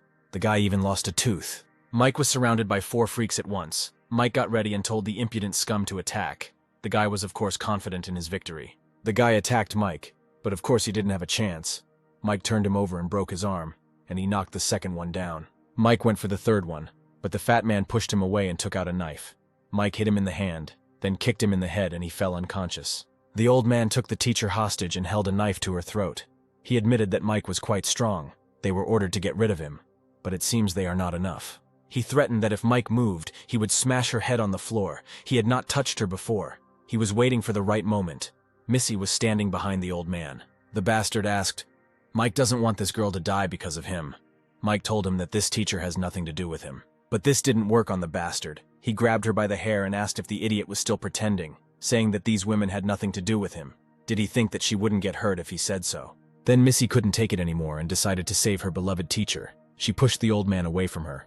The bastard got angry and started waving his arms. He swung his arms and cut Missy's throat. She stepped back and with tears in her eyes asked the teacher to help her, but it was too late. Mike attacked the old man, then tied up the rest of the bastards. The teacher asked why Mike didn't do it right away. She was her student. She also wanted to live. Then Mike replied that it had nothing to do with him, especially since if it weren't for him, they would all have died here. The teacher held Missy in her arms. Penny burst into tears and said, "The weak do not survive, and kindness is meaningless now. In this era, it is all useless." But she couldn't calm down and asked how Mike could be so callous. Didn't he feel anything? Lily came up to her and said that Penny was too kind. Such holiness wouldn't work in this world. Besides, she's still alive. And being alive, she can do much more, Lily added, and walked up to Mike. Millie thought that the girl understood the logic of the new world. Meanwhile, the leader of the bandits and his strange assistant were spinning the roulette wheel. He said that now it was clear how this guy became so strong. The man squeezed the crystals and said that now they were all finished. And Mike, having learned that Lily had lost the backpack that he had entrusted to her, began to shout and scold her, forgetting that they had been attacked while they were hiding. Lily started crying and apologizing to Mike and explaining that when they were captured she lost him. Then she said she let him down and apologizing again and saying he would go and get the backpack back. Mike grabbed her hand and said that the school wasn't safe right now. With all the zombies and criminals, Mike was worried because the elixir was in his backpack. At the moment they are in the dining room, and important elixirs of strengthening and a 3-color roulette, allowing to get professions in the media center. The level of the elixir is not rare. He can still do. The problem is in that 3-color roulette. You can go there for the roulette, but it will be difficult with them, so you need to postpone it. Lily asked why he was silent. He was really angry. Then she apologized again. Mike sighed and said that they needed to get back to his temporary base first. Mike had a good reason to have a bad feeling, because the roulette was already spinning at full speed. And so the muscular mountain won the profession. He became a junior specialist in alchemy. But the man was not satisfied with this prize. He complained that after all this effort, he got the profession of an alchemist. As if they were in a video game, he hit his assistant and ordered to find out what else can be used here. The muscle mountain said that all 20 or so stones he had worked so hard for were gone. The man did not know that the number of crystals he had put in exceeded the number needed for the draw, and that the excess would not be spat out by the roulette. For the next draw, you just need to make up the number of stones needed for the next draw. Here is a strange guy, our backpack Mike. The man said it was a child's backpack, but took it anyway and found that inside there was a bundle of rope, several packets of cookies, several cans of food, and a first aid kit. And then he found a potion of vivacity. It quickly increases the body's energy, a significant increase in strength and speed. But there are also side effects. A person experiences severe muscle pain. A small number of people will not withstand this and die. The man immediately understood what kind of potion it was. The guy asked how he knew what it was. It turns out the man can see information about potions because he received the profession of an alchemist. He said that the kid drank that potion to kill a bunch of zombies by himself. So he opened the vial and drank the whole potion. After drinking the potion, the man immediately began to experience terrible pain. His eyes were covered with a purple film. The man screamed in pain. His whole body was paralyzed. The guy shouted that he would run to call for help. But as soon as he opened the door, a huge monster appeared in the corridor, the same mass of muscles as the man. The monster was about to hit that guy with his huge fist, but then the 5th leader came running and stopped his blow with one hand. He confidently said that he was now in better shape. Now he had the strength of a 1-star, and decided that he needed to test his strength. Mike came with the girls to his temporary base and told the girls that they would stay here and he would come to the owner of this house, who was also his accomplice. The guy went into Margot's house and started looking for her. He shouted to her that he was back, but she was nowhere to be found. Suddenly Lily shouted that he should look at it. Mike quickly ran into the kitchen. It was destroyed. Mike asked what happened here. Suddenly he noticed a sheet of paper attached to the refrigerator, and next to it was a bloody handprint, on which they wrote that the tape measure was in the supermarket. Muscular at this time continued to test his abilities. The guy next to him shouted that the boss had killed the mutant zombie. The guy said that the 5th brother was very strong, and now they would never have to be afraid of zombies again. The man put his hand on the boy's shoulder and replied that the zombie was now his prey, and shouted at him to go look for other zombies. They returned to school and the guy said that the guys had gone out somewhere, otherwise they would have come out to greet him. But when he opened the door, they saw his comrades tied up. The blonde woke up and was happy about the main thing, and he immediately said that it was the guy he was going to kill who did it. He also killed one of them and took the supplies. The muscular mountain ran to the closet. Opening the closet, he saw that there really was nothing there. Don, that was the name of the leader, got angry and said that he would personally kill the guy. Mike suddenly shuddered. Lily asked if Mike was okay, why he suddenly got scared. Mike answered that he just had a strange feeling. The policewoman suggested eating and resting, because there was still a lot to do ahead. Mike said that his assistant Margot must be in danger, and composed a roulette message. They should follow the trail and start with the roulette in the supermarket. Lily was a little upset and asked if this Margot was his girlfriend. Mike replied no, she was his good friend. Then Lily immediately became inspired and said that then she would gladly go with him on the search. She hoped that if she helped him with the search, perhaps he would like her. Mike wasn't too happy about the help and asked her to stay out of the way and be useful, the current temporary team. Lily is smart and loyal to Mike and can be taught anything, Miss Millie, a martial artist, calm and competent, a good choice for a teammate and a teacher. Penny said that she was also a medicine teacher. She could help out and also be in charge of supplies. Mike replied that she could go, but the main thing was not to be a burden. He didn't have time to protect her forever. Then he asked if Miss Millie would go with them. The girl replied, of course. The guys gathered, Mike thought. It is unknown how long it will take to find Margot and a new roulette, and these supplies will only last for a few days. But it won't be easy to carry all this with you. Millie asked what happened. Mike replied that first they needed to take these supplies, and the rest would have to be left here for now. Millie replied that it was not safe to leave all this here. She had a solution. They went outside, and Mike was speechless when he saw this giant. Millie said that this was a treasure from the police station. The commander did not have time to take it. It is the undisputed king of military trucks, with armor protection, all-wheel steering, can climb hills and rough terrain, with a maximum payload of 33 tons and a speed of 87 kilometers per hour. Millie said that unfortunately it wasn't equipped with rockets, which was a bit of a shame. Mike beamed with joy and said that this truck would definitely help them, and thanked Millie. On the other side of town, a boy asked the leader Don what they were going to do now. Don replied that they would find the boy who took him and skin him alive. The boy asked what about the other brothers. Don replied that he had learned from those losers that they wanted to rebel against him, let them survive on their own, and that guy who single-handedly killed zombies, he would personally kill. The boys started their journey, and Mike said that with this car it is much safer to collide with zombies. These zombies are nothing compared to the truck of their army. Thanks to Millie, they have a military truck that they can ride in relatively safely, the teacher praised Millie, saying that one can expect from a police officer, much more capable than their ordinary people. Lily was a little jealous, and wanted to be helpful too. Mike said that Margot's note didn't have a clear address for the supermarket. They'd have to check each one in turn. There was a supermarket a little further on, so they headed there. Suddenly, Millie shouted for Mike to look around. Out of nowhere, a lot of zombies appeared. They didn't seem to be following them, but rather running away. And Millie was right. The zombies really did run away from this monster that looked like a gorilla. It turned out that this monster ate zombies. Mike became nervous and said, "A mutated white monkey, an evolved beast, powerful and cruel in nature. With his current 1-star strength, Mike won't be able to fight this mutant monkey, but having survived a battle with a white monkey in his past life, he knows it's Achilles' heel." Mike ordered the girls to hold on and be as quiet as possible, but no such luck. The monkey blocked their path with one jump. Then Mike tried to throw the monkey away with sharp turns, but the white monkey held on tightly to the truck, and then the guy asked Millie to drive the car, and he got out and kicked the monster in the face. But the monster grabbed Mike's leg with its tail and drove it into the asphalt. From such pain, Mike would not be able to get up for some time. The monster began to approach his body, screaming joyfully. Millie realized that Mike was in mortal danger, so she stopped the car and shot the monster several times. The monster turned its attention to the girl and was now running towards her. The monster started shaking the truck. Millie got out and started shooting at the monster even harder, but it seemed that only made him angry. The monster was furious and now he was about to turn the car over. The girls were still in the truck, but when the monster began to shake the car, the teacher fell out of it. The monster immediately noticed the girl and attacked Penny.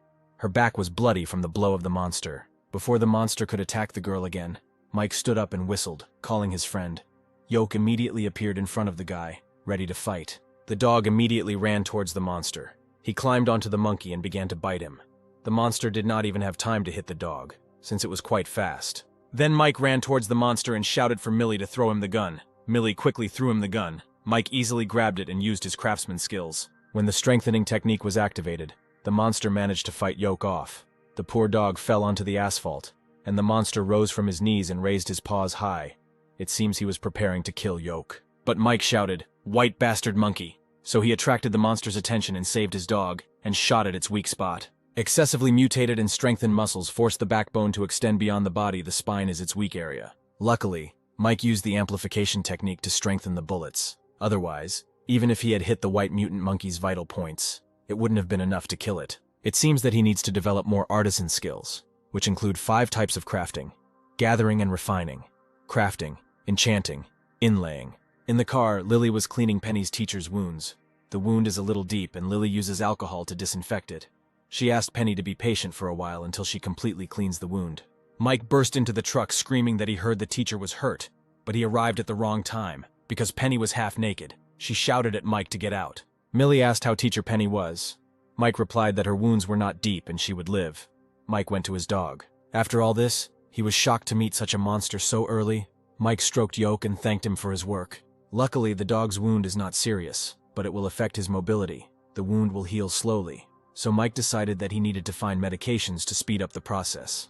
Lily said that the teacher's wound was too deep. The bleeding couldn't be stopped easily. Miss Millie said that such wounds required stitches, but they had no instruments or anesthesia at hand. Mike replied that he could make suture tools with his craftsmanship, but anesthesia was a bit difficult. In his past life, he had already tried to do it without anesthesia, but Mike was afraid that Miss Penny would not be able to withstand this torture. So Mike said that there should be a private hospital nearby with all kinds of medicines to perform the operation. They had better go and collect medical supplies. Lily asked what about his friend. Mike replied that she was smart and would definitely survive. Besides, she was a future 9-star assassin, Mike thought. Mike said he was sure she wouldn't die that easily. Millie said there was always a chance to find her, so they should split up. He would take Miss Penny to find the cure, and she would go to the nearest supermarket to do some reconnaissance. She would only do some reconnaissance, and she would not act rashly. Mike was against it, he said. It is unknown what else will appear. Miss Millie said that he shouldn't underestimate her. She was a police officer. He himself had seen her abilities. She had the skills to protect herself. Then Mike agreed, and told her to remember that the roulette has a natural attraction for zombies. They will unconsciously flock to the roulette within a certain range, so she must be extremely careful. And these two bandits were riding a bike, or rather that frail guy was pedaling, and Don was just sitting there. He told Ben to go faster. He wanted to be as fast as the wind. Ben asked where they were going. Don replied that his brother had a plan. That boy was probably looking for something right now, and he somehow knew where Mike was going. Tired Ben asked where they were going. Don replied that in a few days they would eat up his supplies, and then they would go to the supermarkets to find new things. Supermarkets have all kinds of resources. It is necessary for survival. Ben happily shouted that Don is so smart. Don shouted that the biggest supermarket in the area is a little further. They arrived. Ben told Don that they should be careful. There could be zombies here too. But Don replied that he didn't care about them, and he would hunt them himself. Ben noticed that there was nothing there and said that the place looked like it had been ransacked. The shelves were empty. The guy went down to get some noodles and a zombie appeared on the top shelf. The zombie opened his mouth and started screaming. He jumped to the floor, but for some reason he didn't attack the guys. He just turned away and went somewhere. Don told his partner to follow him. Mike was right. The zombies were unconsciously heading towards the roulette. Several zombies were already standing next to the roulette. Ben got scared and said that they needed to run, but Don had a different opinion. He realized that they were very lucky. Miss Policewoman was running through the area. Fortunately, she knows this area. There is a supermarket ahead on the right, so she decided to check it first. Of course, there was nothing in the supermarket. All the shelves were empty. She searched the stores thoroughly, and none of them had tape measures. Mike told her that the roulette wheel attracts zombies. There are no goiters here, and it looks like there aren't any in this supermarket. It looks like there's only the biggest supermarket in this area, Millie said. She didn't know Don was there with his partner now. At this time, Mike and the girls were driving at high speed to the hospital. Lily said that the teacher had lost consciousness. Mike replied that they were almost there. As soon as they arrived, Mike ran out of the truck and ran to the hospital. Penny said that she was in pain. Lily pressed a rag to her wound and noticed that the bleeding had increased. Lily silently asked Mike to hurry because Miss Penny might not last. All the necessary items are in the injection room, but as soon as Mike entered, the monster blocked his passage with its huge tail. Mike wondered how they could even meet two mutant zombies so close. Unlike Yoke, the white monkey is a mutant creature. The turtle crocodile is even more bizarre and powerful. And in those 10 years he realized that the crocodile does not belong to the earth, but is an extraterrestrial creature that came with the apocalypse. These alien creatures are collectively known as guardian beasts, and guardian beasts often come with special rewards. This monster looks like a second-class guardian beast, but with its current abilities, Mike can't handle it. But he has skills. Mike ran out to the truck. Lily asked if he got everything he needed, but Mike didn't answer and took out a bow. Lily asked if there were zombies in there. Mike just asked to take care of Miss Penny. He ran back and got the tools. The guy said that it was good that everything was there, but he couldn't defeat the second-level guardian beast with what he had now. However, he could find a way to kill it with these items. First, he uses the enchanting technique and the craftsman skills to combine bows and arrows to enhance the penetrating ability. However, the amount of materials must be controlled in the process. All of his crafting skills are at the very basic level. so he needs to use the same basic materials and reasonable amounts of them to perform enchanting and crafting. The enhanced bullet he used to fight the monkey can bring double effect if both bullets are used together. This skill not only changes the shape of the material, but also magically increases its internal quality, a supernatural ability similar to some kind of magic. And now the bow improvements are complete. The next step is to create a large, strong metal mesh. In Mike's past life, he saw people using the inlay technique. An inlay is the combination of two completely different materials, while retaining the characteristics of each. Mike then uses a combination of iron wire and green eco-mesh to deal with the Guardian. The weight depending on whether the combination of the two materials can give full rein to his imagination. The preparations are complete. He is unlikely to win, but he must try to stun the monster, so Mike shoots 3 arrows at the monster at once. Thus, Mike was able to block the monster, but this will not hold this monster for long, so the guy immediately ran for the necessary medicines. Mike was lucky. He immediately found gauze, needles, antiseptics, and painkillers. With this, the operation should go smoothly, but the monster quickly managed to break the nets and free itself. Don at this time managed to kill all the zombies at once, in the supermarket, and all for the sake of the roulette that was there. Don was right. This is a new roulette. The man ordered his subordinate to collect stones from the zombie's head, and kicked him in addition. The man realized that this wheel was different from the previous 3-color one. This one also had a map and a necklace. Ben collected the stones and handed them to Don. Don got angry because after collecting all the stones from the zombies that were here, there would be only 9 of them, and for 1 scroll you need 10 stones. 1 stone is missing. Ben said that the roulette attracts walking zombies, and there will definitely be some who will come. Don hit the guy and yelled that he has the nerve to say that he can't help. While these two were arguing, or rather Don was beating the guy, Miss Millie ran to the supermarket. She thought it was strange that it was so quiet here. The crocodile monster broke free and growled loudly. Lily heard it. The girl became nervous and thought that Mike was in danger. Lily covered Penny with clothes and ran out of the truck to help Mike, not even thinking about how she could help him at all. The monster blocked Mike's passage. The second-rank guardian beast was really hard to deal with now that he had gone berserk. Lily thought she needed to find a way to attract the monster's attention to help Mike escape, and then she noticed 3 eggs in the corner. The net made by Mike broke. Well, what could you expect from the initial level of crafting? This guardian beast has such a strong desire to attack. Apparently it guards something important. And then Mike noticed Lily in the corner, and he couldn't say he was happy. The guy was wondering what she was doing there, why they came. The situation got even worse. Suddenly the monster smashed the wall with his tail. Lily ran towards the eggs that the monster was so desperately protecting, and shouted for the monster to pay attention to her. The huge, creepy monster that Mike couldn't handle immediately ran to the girl. Mike started shouting at Lily to run away from there immediately. The girl suddenly pushed the eggs away and they rolled in different directions. The monster, who was about to kill Lily, looked at his eggs in panic.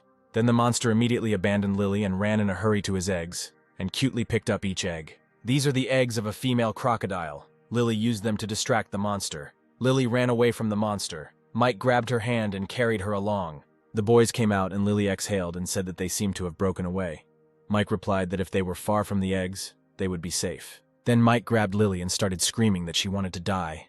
And did she even understand how much danger she was in? Lily asked him to let her go because she was in pain, but Mike continued to squeeze her hands and scream at her if she realized that she was almost dead. Then Lily replied that she was just in a hurry to save him, and didn't think about anything else.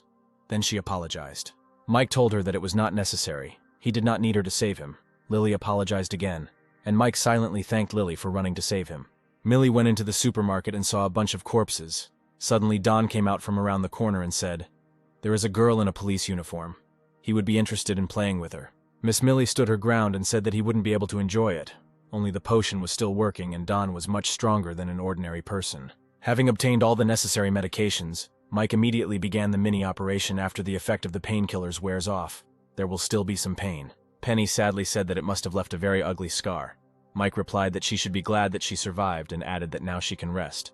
Then Penny thanked him. Mike got out of the truck and Lily ran up to him. She was clearly worried about Penny and asked how she was. Mike replied, "Nothing serious. She just needed to rest and everything would be fine." Suddenly Lily's stomach loudly announced its presence. Lily said sheepishly that her stomach was growling. Mike smiled and said that after they had a snack, they would go straight to Miss Millie's. And Millie was doing a good job of dodging Don's blows, who was now twice as strong. Don hit Millie in the arm. The girl fell, but immediately hit him back with her foot in the shoulder. Then Don admitted that the girl was a good fighter, and that he liked it. He started swinging his fists again, and Millie managed to dodge them for now. Millie used her fighting skills and finally hit Don in the face, but Dawn said it was like a mosquito bite and said to show everything she had. This guy didn't seem to be afraid to fight, Millie thought.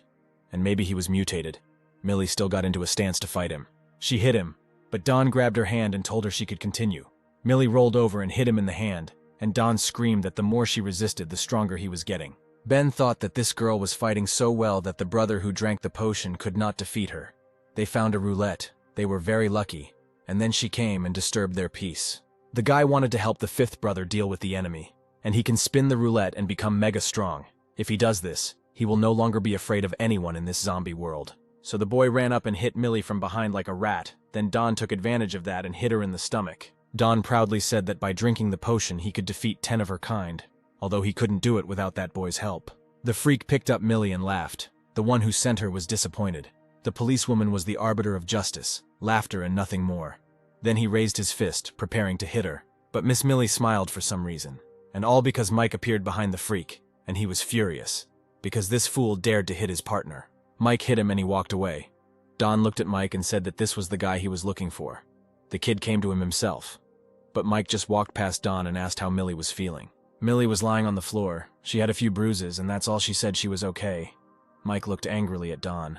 Just as Dawn wanted to say something, Mike ran at him with his fists and shouted that he didn't care who he was. No one dared touch his people. Dawn dodged Mike's punch and tried to punch him too, but Mike grabbed his fist. Mike realized that his strength and speed were the same as his. So he drank the potion and also became a one-star warrior. He was lucky, but all his movements were clumsy. Mike kicked him in the side. Dawn started bleeding from his mouth and jumped back. Mike started teasing him, asking him if he didn't think that after drinking the potion he would be able to fight him on equal terms, and added that all Dawn could do was talk. This angered the man, and he ran at Mike again with his fists, without thinking about any strategy, so Mike easily managed to dodge. Mike punched him in the kidney and asked if it wasn't very nice to have a broken kidney, was it? Dawn was furious and their dance of death began. He continued to attack the guy, and Mike managed to dodge every one of his attacks.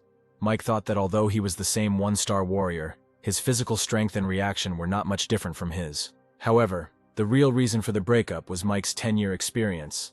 The guy grabbed Dawn by the arm and punched him in the face. The man fell to the floor with a thud. Mike walked up to him, his stern gaze saying that it wouldn't be difficult for him to kill the man.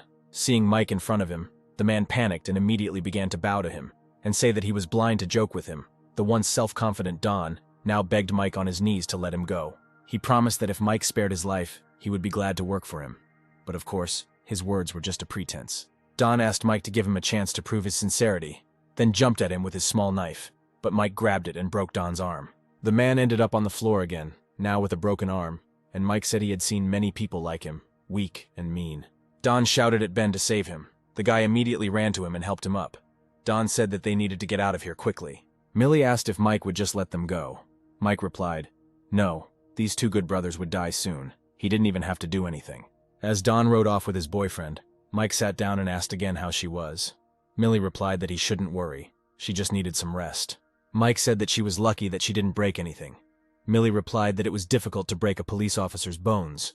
Apparently she was very proud of her profession. Mike picked it up and said that this was the tape measure that Margot was talking about. Dawn said that a good man is known in trouble, and it is so. From now on they will go through successes and failures together, Ben replied. Of course, when the fifth brother gets better he will again conquer this world. Then Dawn shouted that he was useless when he looked at his hand, and added that they had a tape measure, but he would rest a little and get better, and then he would get it back. Ben, on the other hand, was not so sure and looked tired, unlike Dawn. The guy said that there was one thing he wanted to clarify. He had been with him for so long, Ben said, and asked if Dawn considered him his equal. Why only Dawn had to eat meat while his brother couldn't even eat soup? Should an honest man be bullied? Ben shouted that he should not be a pawn all his life and threw Dawn away from him. The boy grabbed Dawn by the broken arm and shouted that Dawn was now useless. It was safer for him to collect stones alone. He will take care of the stones for him, and Dawn can stay here and recuperate, the guy said sarcastically, because zombies had already gathered behind Dawn. Dawn asked him to help him, and promised that he would give him all the crystals. But Ben asked how he could work with such a useless person, and pushed him towards the zombie. What another betrayal. Lily was in the car. She said she thought she heard screams. Suddenly she saw Mike carrying Millie in his arms and asked what happened to her. Mike replied that she was injured and needed to find a safe place to spend the night nearby. Lily asked if two men were leaving the supermarket, and if they were the ones who did this to her. Lily said irritably that if she had known, she would have definitely knocked down those two bad guys. The girls went to bed, and Mike and Lily were still sitting by the fire. Lily asked if they should hide this tape measure, in case someone used it. Mike replied that the roulette could not change its position. When they found out about it, there would be a war, but they won almost all the useful rewards. Strength potion enhances combat power and allows you to get the rank of 1-star warrior. Immunological pills prevent the occurrence of certain specific mutations. Necklace is a familiar item to enhance mental strength.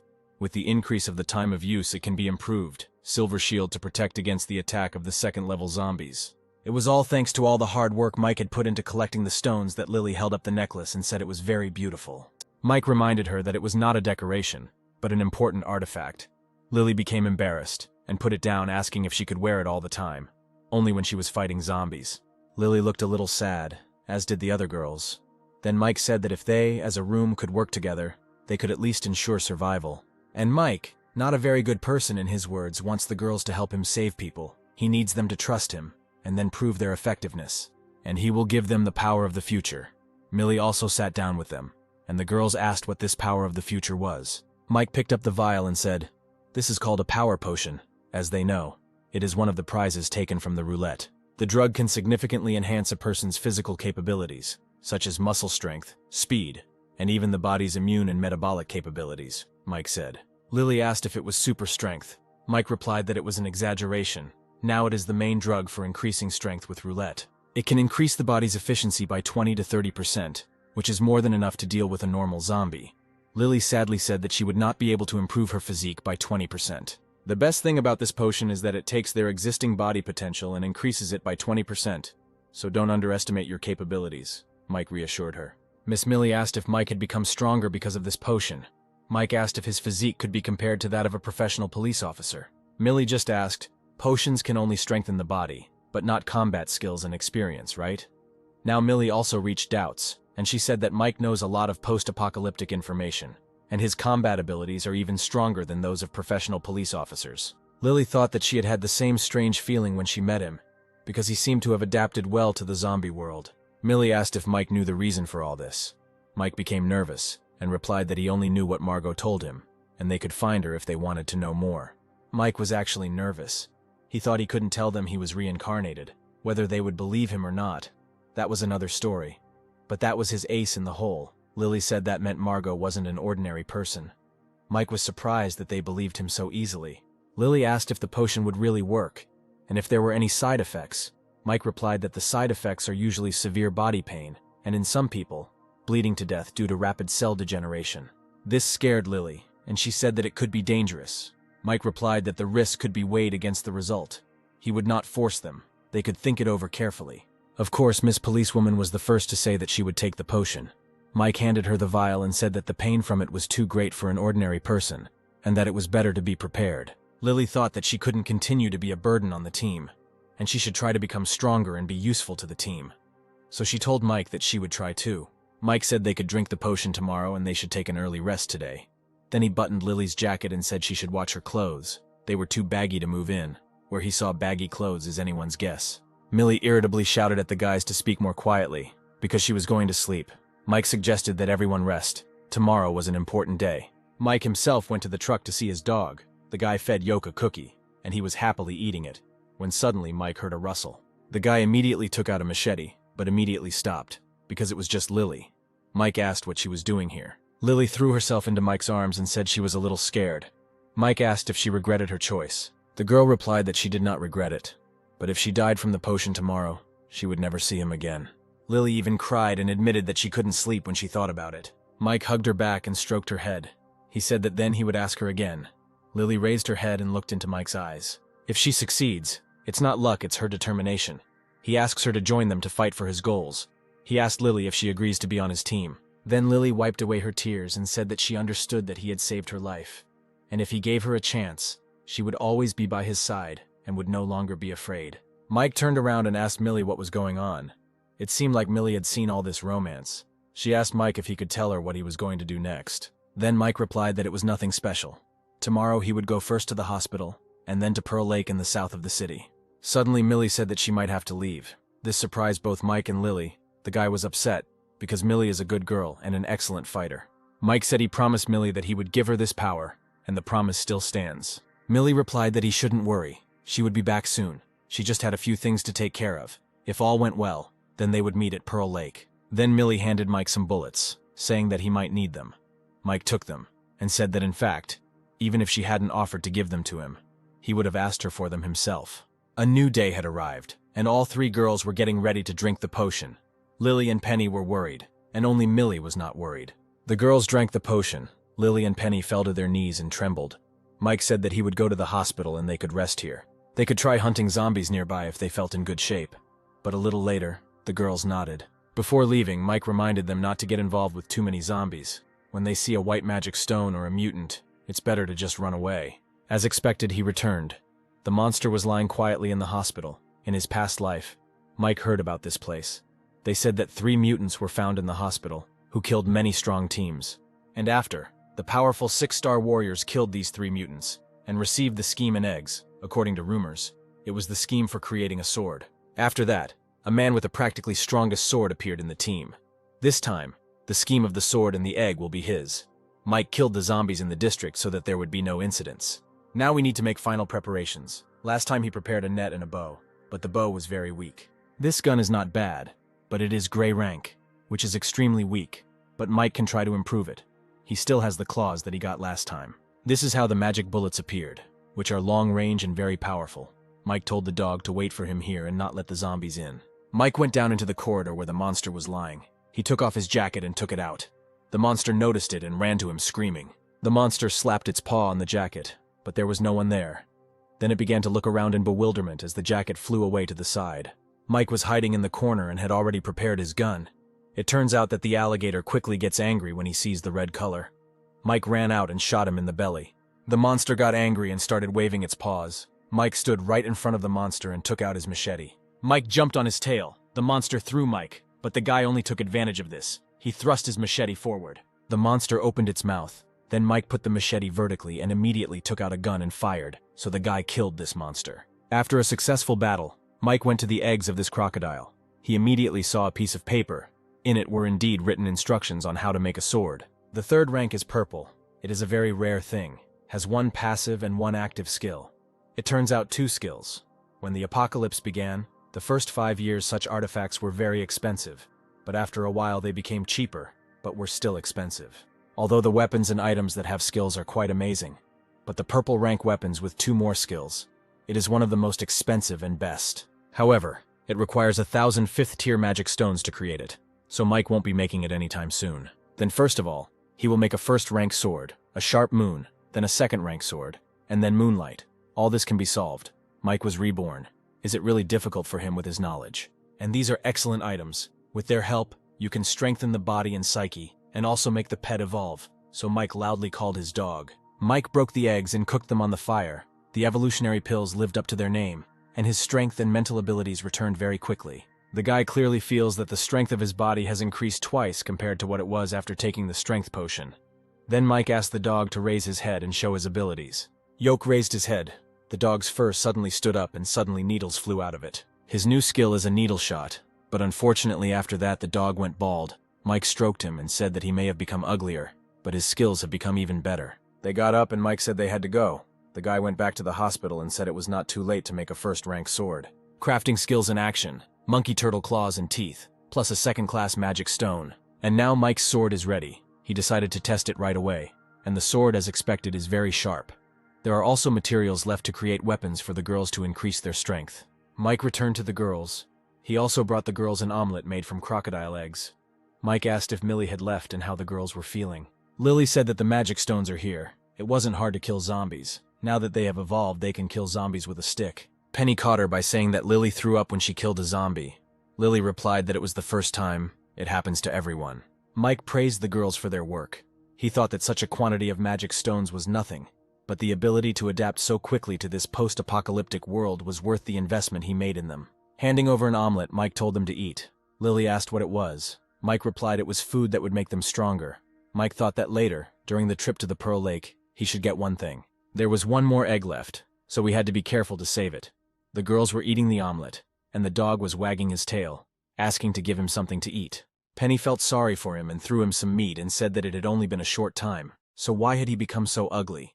and Lily continued to worry that she would gain weight after all the food they had been eating lately. The teacher said she felt that this diet had helped them a lot in improving their physical fitness. Mike asked Lily if she was finished eating and asked her to come to him when she was done. Lily came to him and Mike handed her the gun. A new weapon for Lily. Mike asked her to try it and see if it works well. If everything is okay, then she can take it for herself. Lily took the handle in her hands and began to swing it, leaving large holes in the ground from the whip. The girl said that when she holds the handle of the whip, it is as if she becomes one with it, as if it was made for her. Lily happily said that she used to do a little gymnastics, and with this, she is sure she will be able to help him. Mike asked Penny what kind of weapon she would like. Penny looked a little sad and replied that she didn't know yet. Then Mike said that there was no need to rush and suggested just thinking about it, the guy thought. It's not surprising, because in peacetime no one used any other weapon than a kitchen knife. Lily was tying her hair and asked if they were going to Pearl Lake. Mike replied that everything they were doing before was preparation for the next act. Not only will they have to face powerful monsters and a sea of zombies, but they may also have to endure attacks from humans. Mike asked if they were sure they wanted to come with him. Lily immediately raised her hand and shouted happily. Yes. Penny was unsure. She asked if she could help them. If they thought so, then she would go.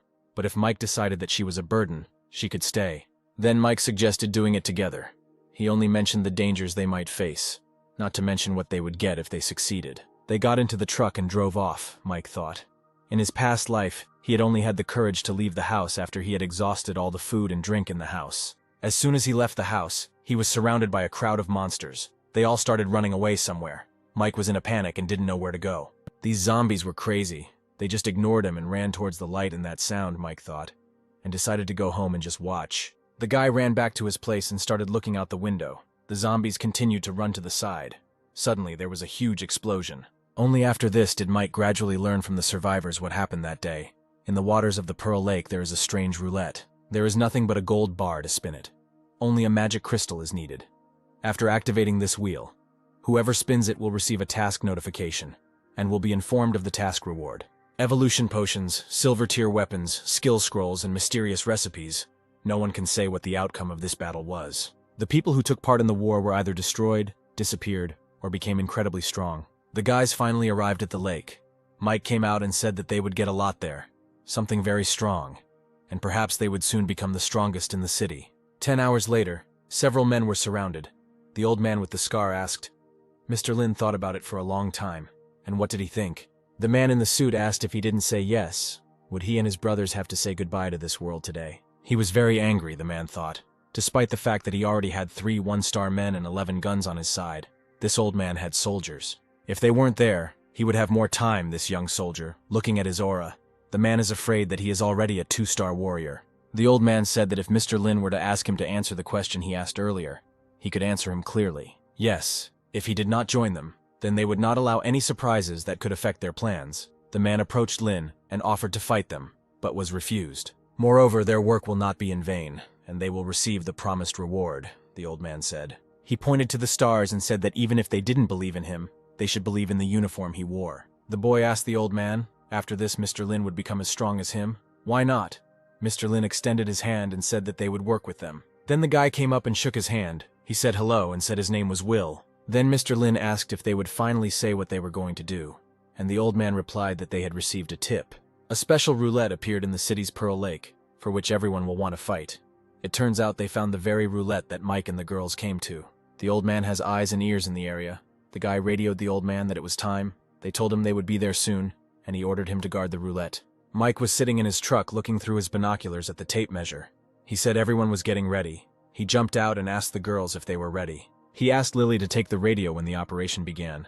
They should hide there. If they found a monster about a meter tall with a gold bag, let her tell him. Teacher Penny should stay here and keep him updated on what she sees on the battlefield, as well as keep an eye on that little monster. Mike will set up an ambush near this building.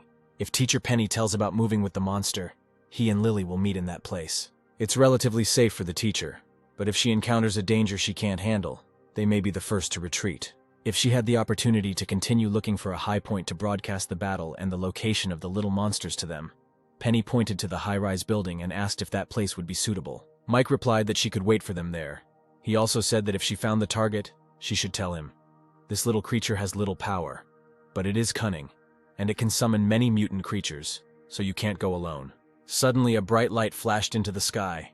Mike told the girls that the roulette had been activated and they needed to get going. Suddenly, the military men who were standing on the shore noticed a small monster sitting on the roulette wheel. It looks like this is the monster Mike was talking about. One of the subordinates ran up to the military man and greeted him. The old man ordered to report everything. The subordinate responded. Lin's detachment was spotted 2 hours from their departure point and arrived at the indicated position. The 2nd Battalion at 5 o'clock. The unit at 7 o'clock in position. In addition, Tim's team disappeared at 12 o'clock and all contact with them is currently lost. Unknown forces were seen at 9 o'clock, 4 o'clock, and immediately behind, their numbers ranging from a dozen to several hundred. A large number of mutated creatures were spotted at the intersection of the streets, in the direction of Will's Street and in the direction of the supermarket. And most importantly, they were now surrounded by zombies. After listening to his subordinate, the old man shouted to his soldiers. He shouted that perhaps he led the guys to death. There are countless monsters approaching them, and if they retreat now, they might die here. The old man said that he knew many of the guys were worried about their families. The families are far away and they feel terrible. He doesn't know what is the point of staying here and wearing this outfit. He is just like them. His hometown is destroyed. He doesn't know how his father and mother are doing, and he doesn't know if his wife and children are safe. But are these the reasons why they surrender? Are they the reasons why they leave their faith? The military man asked. They are soldiers made for war. There is a war going on now. They must become stronger than these monsters. And if he is destined to die, he will die in these clothes. Mike watched the military and thought that a friendly team in the New World was an extremely rare phenomenon. But now Mike even envies them. At least at this moment the will of the military is so hot. Mike wondered how things were going there. Suddenly sparks began to appear in the forest. Mike thought they were approaching. The gates were opening. That little monster had opened a space channel with his horn. This horn not only summons evolved creatures and walkers from the surrounding area, it also summons powerful monsters from space. The monsters started coming out of the portals one after another. A gate also appeared on the roof. Ants ran out of there. Although they were only level 1, there were hundreds of them, so Mike was nervous. Mike wondered what level of monsters there could be from this gate opened by a small monster.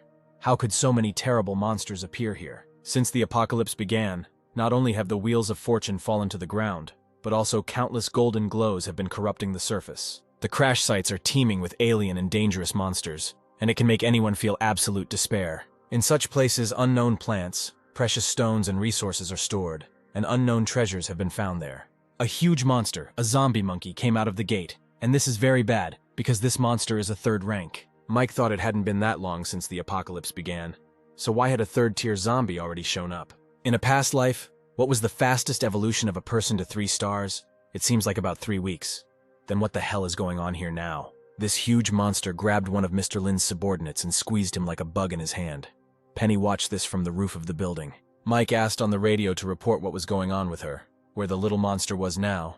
Penny replied that he was now on the shore of the lake. Then he asked what about that Minotaur? Where is he now?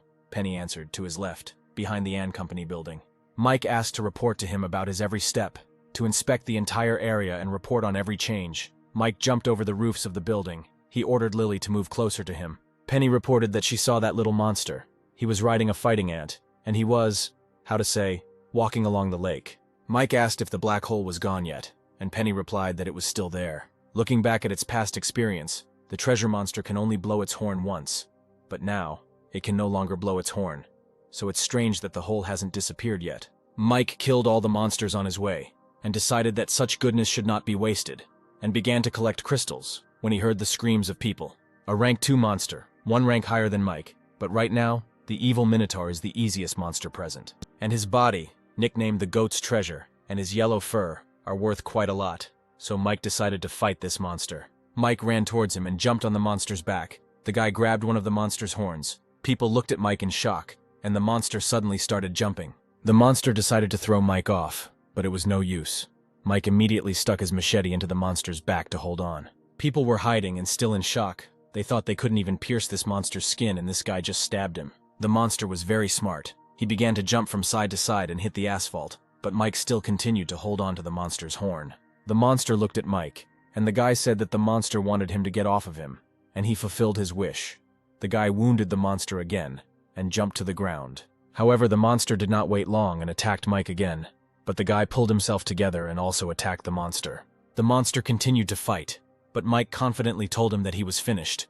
Suddenly, the monster began to step back, and then fell. And as Mike said, The monster's body fell lifelessly to the ground. He managed to kill this huge monster. Then the people came out of their hiding place. The guy asked if he really killed that devil. The man asked how he did it. Did he have some kind of plan? Mike looked at them sullenly and said that if they had fled the battlefield, then they should not come back. He was not going to play friends with them, so they could get lost. The guys didn't like this, and the guy said that they didn't deny that he was the one who killed this monster, but he shouldn't deny that they also contributed. The impudent guys demanded half of the reward. Mike grinned and asked if their share was a reward for their invaluable fear of the monster, or for that non-existent scratch they were able to leave on the monster. Then the impudent ones started shouting that Mike shouldn't act so arrogantly, and that he should learn some manners before opening his mouth, which is a very useful thing during the apocalypse. The guy was yelling that they were all trying to survive here, and he was sure he didn't want to make any personal enemies. Mike just yelled at them to back off. The most cowardly one, who was shaking the most with fear, shouted that there were more of them here, and at the same time the kid was acting so arrogantly, he ordered Mike to be a good boy and get the hell out of here and leave all his things here, otherwise they would kill him. The man said more calmly that Mike might not have noticed, but there were 3 of them, and suggested that he think about it and not do anything stupid for his own sake. He pointed to his hand and said that he couldn't even move his hand and asked if he could fight against the 3 of them. The guy pointed at the guy with the bat and said that he was a real psycho. Yesterday he had already killed a couple. The world had changed. Now power was in charge here. It was strange that he was talking about power, while they had run away from the monster, and Mike had calmly killed him. But then Penny radioed him to tell him that a horde of zombies was running towards them, and that little monster was still riding on an ant and had run into a candy store. And one team of survivors is heading there. Mike thought that their main target is this little monster. They just can't miss it. Mike must quickly get to the goat's treasure and run to them. The freak told him that if he leaves, then he should leave his gun, radio, and everything else. Then Mike turned around and said, "Guys, you typical greedy pieces of shit." The guy decided to attack first. He thought that with the onset of the apocalypse, everything had changed. The one who always did not let him sleep peacefully, humiliated and scolded him in response to his complaints, would never bother him again. His boss, who undermined his authority, got down on his knees and begged after he broke his daughter's legs. This man has no authority. He's a loser. The idiot confidently attacked Mike, but Mike, with one swing of the knife, cut the bastard's hand. Mike said that in the apocalypse world there is a saying, if you want to kill someone, don't forget that you can be killed too. The guy kicked the freak and he flew back and fell on his own. They also fell and started whining that it hurt. Mike started cutting the monster and said that they didn't have to remember his words. They wouldn't help them anyway. Millie was with other soldiers. She was defending the street. The chief said that she was not herself. Millie replied that she was fine. Then Millie asked her partner if everything was okay with her. The girl replied that she was fine, just a little worried about her husband. The man told the girl that she shouldn't worry. There weren't many zombies there, and besides, the armory was nearby. Then he asked Millie why she was going to leave them. Millie remembered Mike and tried to find the right words. But then one man said that everyone should pay attention to the task. That sound was made by that huge monster. The monster started running towards them, and all the soldiers started shooting at it at once, but the bullets did not harm this monster. The boss ordered Millie to help him, but suddenly some terrible rats ran in and the guys started shooting at them. Suddenly one zombie ran towards them. Millie pushed the main one away, but the zombie managed to wound Millie's hand before the main one killed him. The man started shouting why she did it at all. Millie replied that she wouldn't get infected from it, but the man shouted that saying it wouldn't change anything. Then Kate suggested that Millie cut off her hand. Then perhaps she could still survive. It was better to be crippled than dead. But Millie freed herself from the grip and shouted that her body had become stronger due to evolution. Everyone looked at her in surprise. Then she showed them her hand, which was completely healed. She said that she would be fine since she had evolved, then took the gun and ordered everyone to prepare for the monster's attack. Normal bullets don't hurt the monster, so Millie raised her gun and shot it straight into the monster's eye, which actually hurt the monster. The monster got angry and grabbed the car, throwing it into the building. Millie shouted to her people to lie down immediately. "Let's get back to our hero," Mike asked where Lily had disappeared to. She replied that a group of idiots had been chasing him and had stopped him. Mike asked if she could handle them. Lily replied no problem. It would take time though. Mike replied that she should think about her safety first. If things get tough, Mike suggested she go to the teacher. Mike looked up and thought, judging by the sounds of this zombie macaque, she went into berserker mode. It looks like she was injured. The guy didn't know that Millie had injured him. Mike complained that it looked like his hand wouldn't be healed in a short time. But if he had a pharmacist or a healer in his group, it would be great. During the apocalypse, people mostly died not during battles, but from lack of treatment after battles or from diseases. Medicines were a very expensive thing. They were more valuable than water and food. Having one healer in the team, You can safely move into battle. Mike came to the street and said that this street leads to the road that goes straight to the shore of the lake. At this time, Lily was blocked by a bunch of bastards. The fat one took out a gun and said that they would not let her go, not because they wanted to, but simply because it was very dangerous around, and it would be safer to stay with them. Fatso thought. Despite the fact that the commander gave him weapons, people, and a drug for evolution, he dared to take the card that he personally knocked out of the Wheel of Fortune. This card clearly has some special use that he doesn't know about. This commander wants to use him as cannon fodder. But this girl is kind of weird. A strong warrior, an unusual weapon, and the person she contacted proves that she is a member of some group, and despite her strength, she is not their leader. The freak said that if she was ready to give up, then let her tell him how she was able to evolve like that, and where she got that whip from. Lily said that her previous life was boring and miserable. She was a victim among the beasts. But now, their world has changed, and all those people have become walking corpses, and she can die at any second. But despite all this, she has never felt so good. The girl started waving her whip. She said that she was very lucky. She met the man who saved her, who is strict with her, but makes her life better. The guy taught her how to survive and be strong. She is very happy that after so many years, she first met someone she can trust. And right now this person needs help, and they are in her way, so she will kill everyone in her path. Mike had already arrived at the military by this time. He was hiding behind a small kiosk, while the guy just watched. A bunch of ants started running out of the gate. The old man ordered to attack them. The military immediately started shooting at them, and reported that the attack was going well. Mike looked at them with pity, thinking that these soldiers were too naive to think that everything would go as they planned. They were making a big mistake, Mike thought. And he was right. The ants began to spit green liquid at the soldiers, and only when it touched the soldier's body did it begin to burn him. After seeing their failed attempt to kill the ants, Mike wondered if he should help the soldiers. And yet he made up his mind. He ran out of his kiosk. The old man, seeing him, only sighed. It seems because he knew that Mike would not get any further. It turns out that Mike was looking for the candy store that Teacher Penny had talked about, and when he found it, he immediately ran to it. But when he ran to the store, bad news awaited Mike. This little monster was able to call the portal twice. Mike was scared, because this had never happened in his past life. Suddenly, a terrible monster in chains came out of the portal. Seeing this monster, Mike was horrified, because this prisoner in chains is one of the strongest monsters during the apocalypse. Despite such a short time, he has already appeared. There is a green crystal on his head, which means this monster is already 4th rank. Very soon he will become the 5th, 6th, 7th rank, and after a year he will become one of the first 9-rank monsters. Last time, without the 9-star hunter, this monster could not be defeated. Even though he didn't have such a goal, just wandering around the world, he easily destroyed dozens of survivor bases. Even when the first 9 rank appeared, people learned of his weakness. It took 3 strong hunters to kill him. After this fight, Margot received the nickname Bloody Rose. Even though Mike is a 1-star hunter who ate the meat of a crocodile monster and changed his body after evolution, he is stronger than an ordinary 1-star. With his professional experience and knowledge of the apocalypse, killing a 2nd-rank monster is still possible. Mike ran towards the ant monsters and easily cut off several monsters' heads. Fighting one-on-one with a 4th-rank monster was unthinkable. The guy couldn't even touch this monster. Mike collected the ant's body parts and crystals, and thought, more importantly, he needed to catch the monster with the treasure. He needs to catch and steal the bag of this monster. He broke into the store and saw corpses lying on the floor. So he immediately told Penny that he was in the store now, but that monster was not here. But neither Penny nor Lily answered. Then the guy got nervous. Back entrance, soldiers shot at the monster, and Mr. Lin reported that they spotted the monster with a gold bag. The monster throws evolution potions at them. They answer that this monster is their main target. There are many useful things in this bag. The soldiers hit the monster in the shoulder. Mr. Lin shouted that the monster was wounded.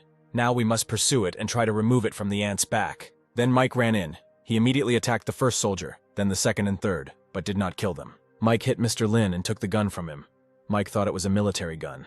It looked like their leader had invested a lot of money into this operation. Taking the gun, Mike ran towards the monster. He thought that he couldn't hide the value of this monster, and very soon everyone would find out about it. So he had to get the bag before that moment. Mr. Lin picked up the radio and said that this monster was here and that he should hurry. Otherwise the treasures would be taken by others. Mike finally found this monster with a gold bag. He was sitting next to his aunt and eating his lunch. The monster regenerated so quickly, despite being shot, that the little monster noticed Mike and shouted something to his aunt in his own language, and he immediately ran to Mike. This battle ant is 2-ranked, and the commander, as Mike knows, battle ants have the 1st rank. But among them there are ants of a higher rank, ants of the 2nd rank, other species of the 3rd, and as for the queen, no one has seen her. So the queen's rank can be 4th rank and higher. The ant spat out its liquid on Mike. Mike, of course, dodged the attack. Then the ant wanted to fly away from him. But Mike quickly came to his senses and cut off its wings. The ant fell to the ground, and Mike immediately plunged a machete into its head and took out the crystal. Then approached the monster, who became nervous and even dropped his lunch. All you have to do is cut off his head, and then the bag will belong to Mike. Suddenly, the monster threw a simple scroll at Mike. The initial scroll is summoned. It is a skill scroll. It was one of the most popular types of skills. Great thing. Mike happily took it. The monster got scared again and threw another scroll at Mike. A profession improvement scroll, and in the past Mike risked his life for it. But now he doesn't even lift a finger, and this monster throws away such scrolls like trash. Mike wanted more and told the monster that he liked him more and more and ordered him to give him everything he had or he would kill him. The monster panicked and started throwing useful things at Mike, one after another, and suddenly Mike got a profession scroll, but he got the profession of a gardener. Millie's teammates asked her why she wanted to leave them.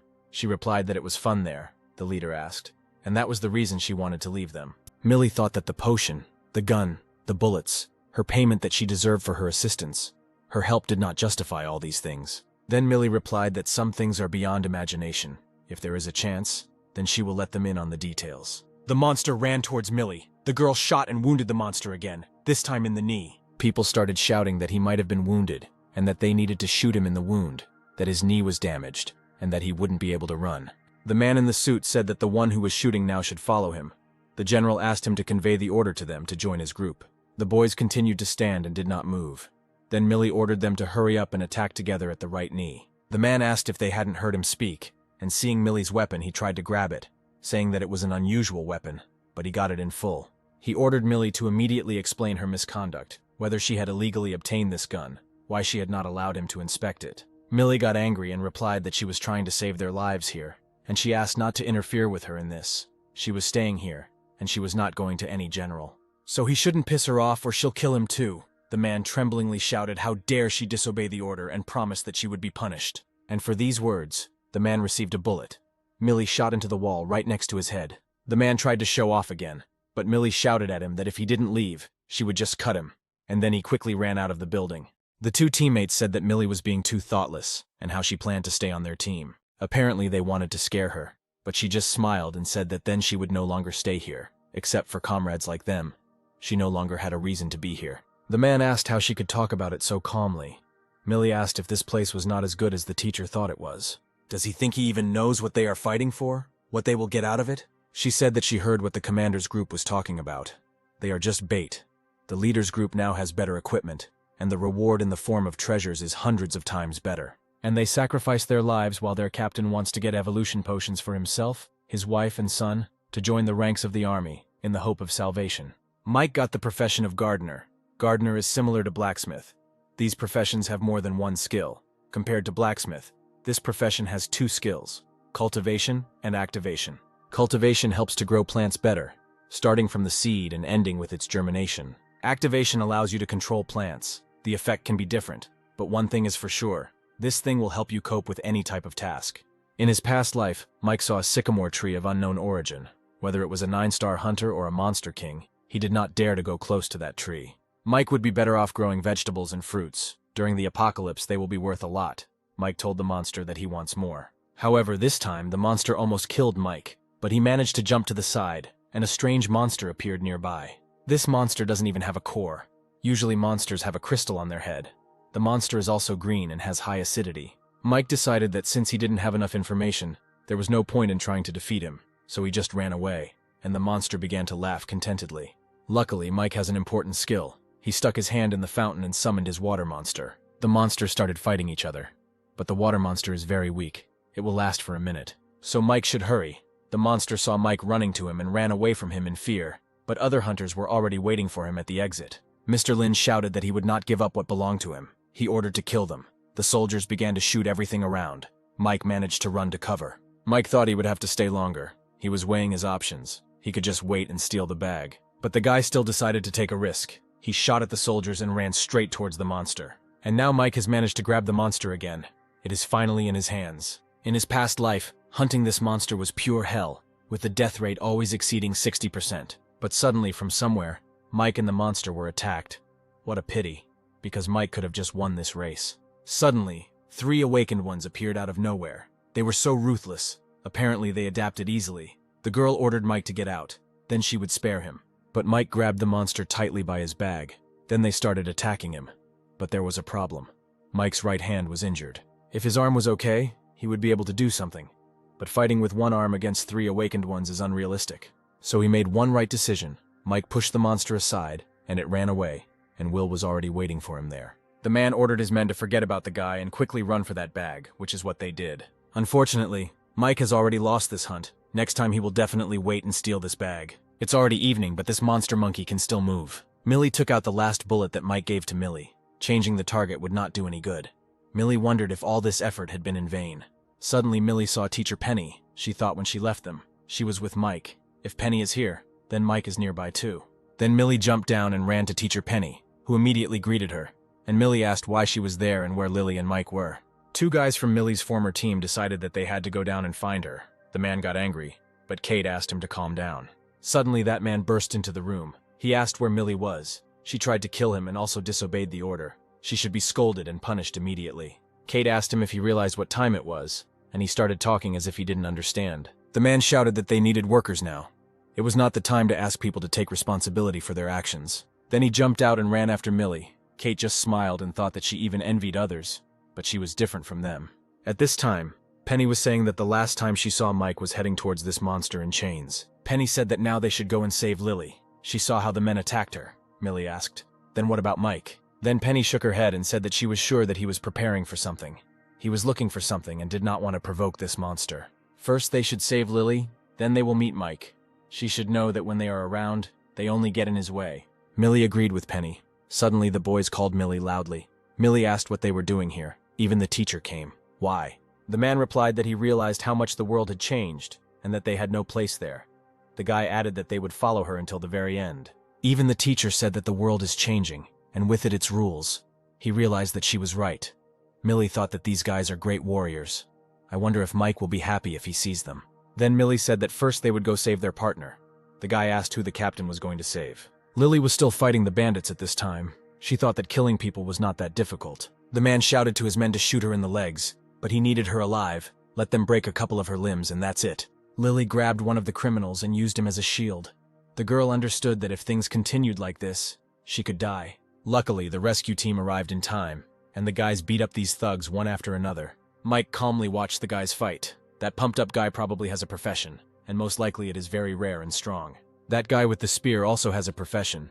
These 3 not only met 1-star wheels and evolved to the 1st star, and each of them also encountered a 3-color roulette and they knocked out a profession for themselves. But having a profession as a top star is not at all strange, because you can't know the exact number of these wheels, and you won't know when they will appear. And those who have seen wheels before will gain courage and intelligence, understand how to use them, and then they will instantly become much stronger. And this soldier who came out of nowhere, clearly a 2-star hunter, Mike again ran after the monster with the treasure. Despite his rebirth, he still has 1 star, and if he hadn't been lucky, he wouldn't even have a profession, Mike complained. Could they spin the 2nd rank wheel anyway?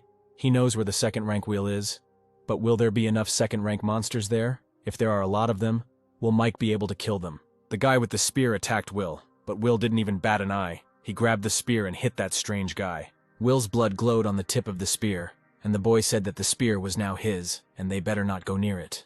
With these words, Will threw a spear at the girl. She did not have time to dodge, and the spear hit her in the stomach, and Will said contentedly that this bag belonged only to him.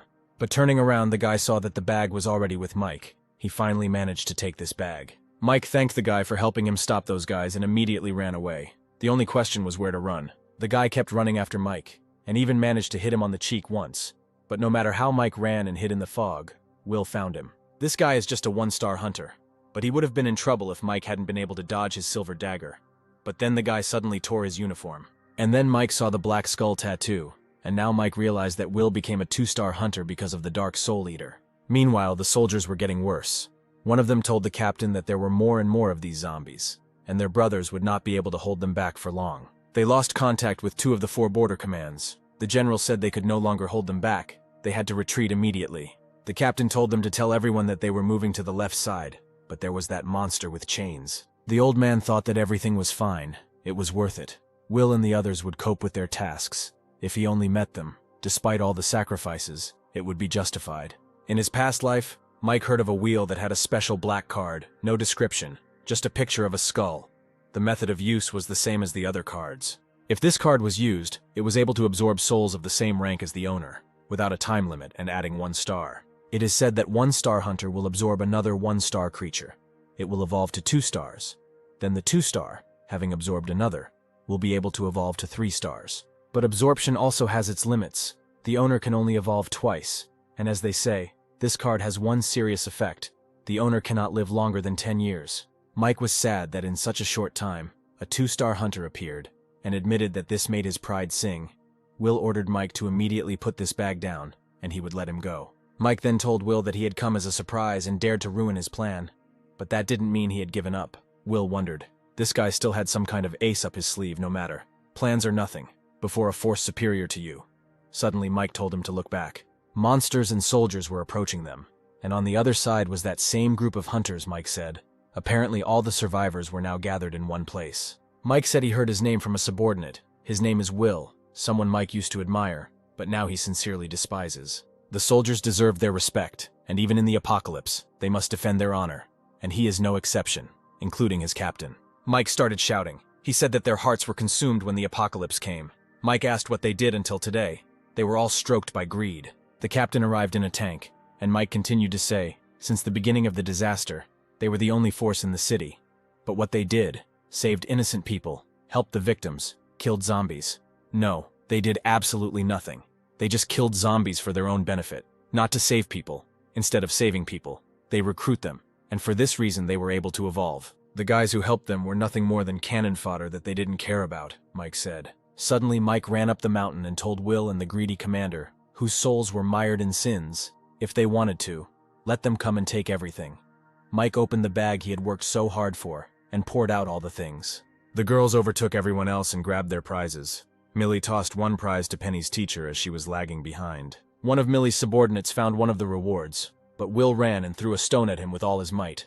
The poor guy flew back. But Will also failed to grab the reward. Millie's subordinates began shooting at him, but he managed to dodge the shots. Millie noticed another reward, but the old man ran forward and pointed a gun at her. Then she stopped. But the old man also failed to get this reward. A guy with a spear blocked his way, and the man grabbed the ball, joyfully shouting that now it belongs to them. The soldiers were sitting in ambush. A man in a suit ordered to shoot. Another asked who they should shoot at. The fat man hit him on the cheek and shouted, "Are there guys here?" and ordered him to shoot at everyone in a row. Kate was tormented by doubts. She thought that the captain was cruelty itself. He ordered to shoot even at former teammates. The guys were still there. Suddenly a terrifying monster appeared on the horizon. Mike shot at the chain of this monster. The old man realized that Mike was trying to attract the monster here and try to kill them with its help.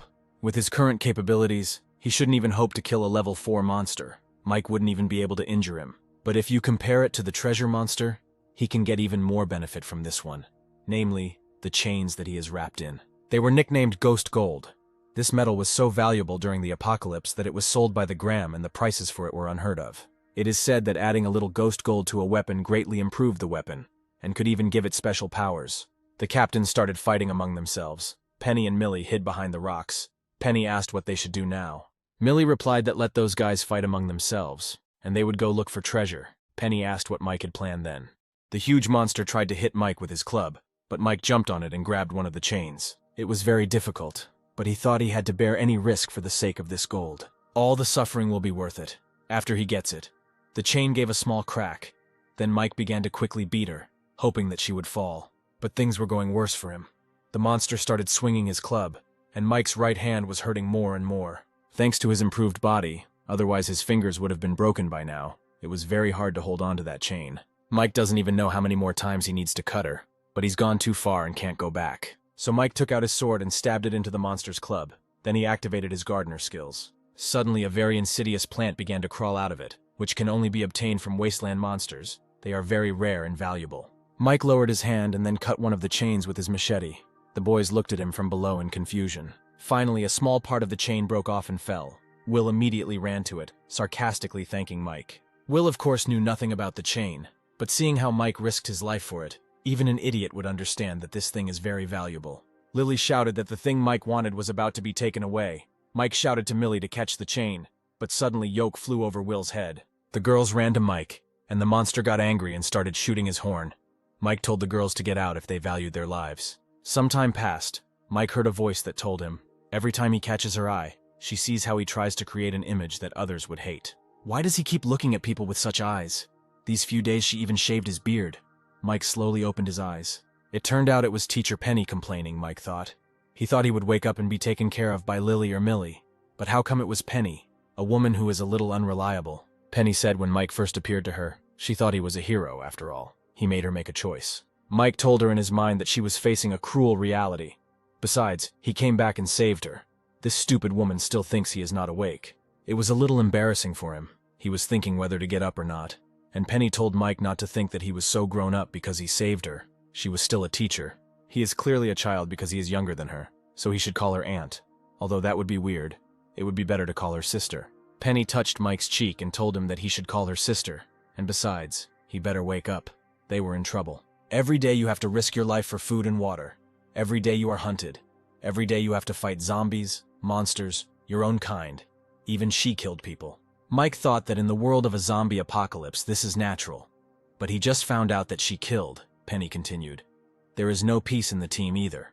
All these people are former colleagues of Millie, who are thinking about how to divide the treasure. Because they helped them during the battle a few days ago, Lily and they clashed several times, and each time Millie kept them at bay. Millie is in a difficult position now, especially since her director seems to have other ideas, which upsets Millie. There is Kate, who speaks fairly, but no one listens to her. Even Penny is tired, and she's sure they're even more tired, so little brother Mike needs to wake up. Suddenly Mike stood up and asked how long he had been sleeping. Penny dropped her bowl of water in surprise and asked when he woke up. Mike woke up.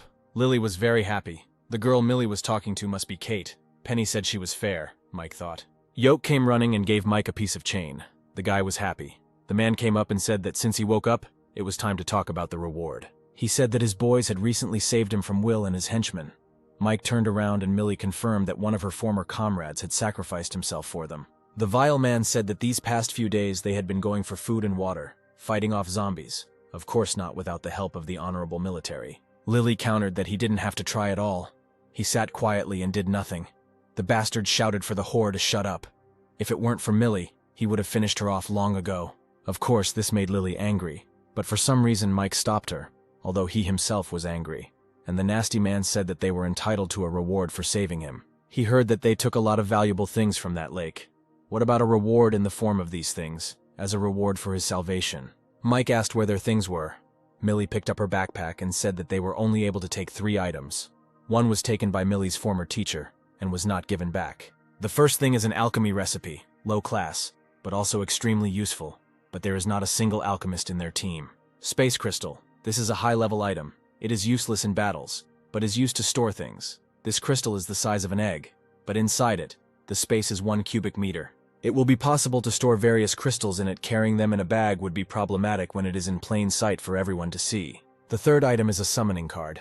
Millie came up and said sadly that this was her teacher.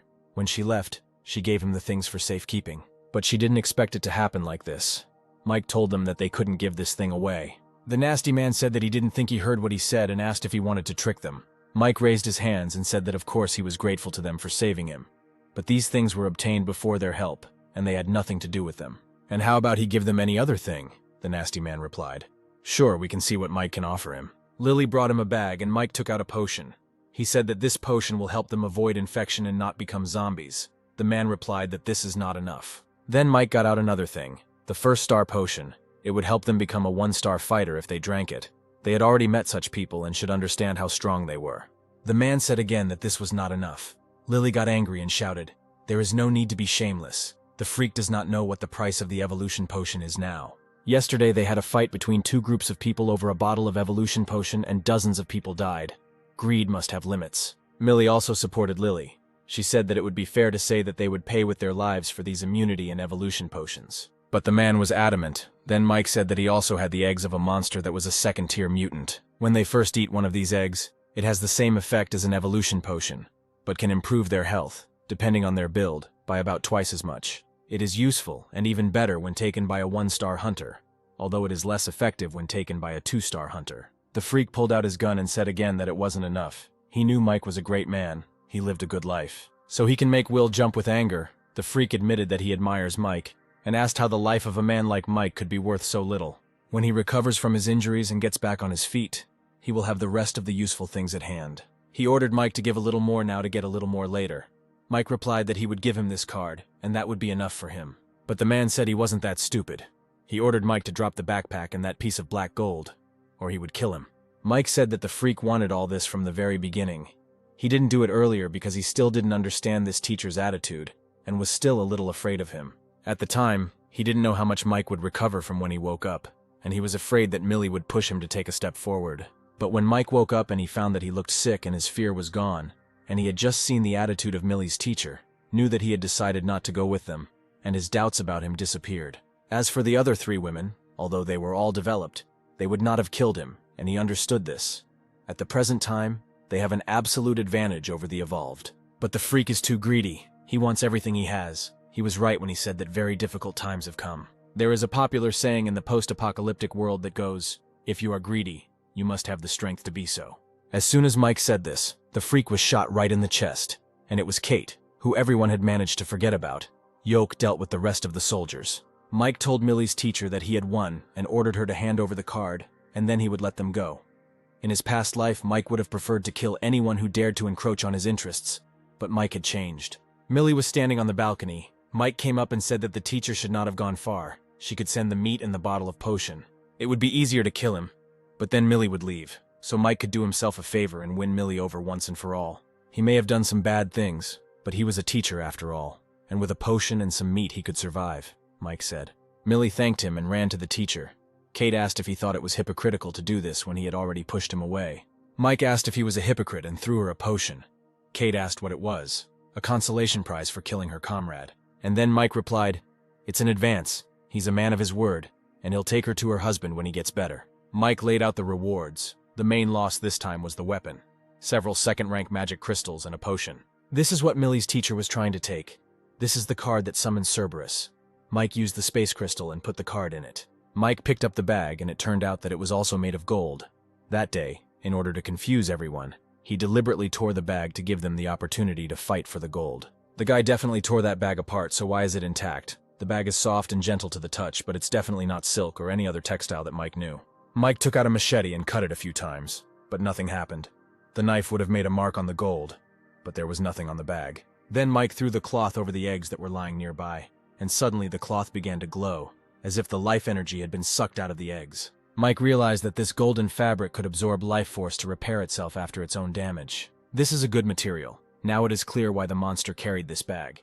He was not afraid of bullets. His wounds recovered in a short time, which was not his ability, but the use of the properties of this golden fabric.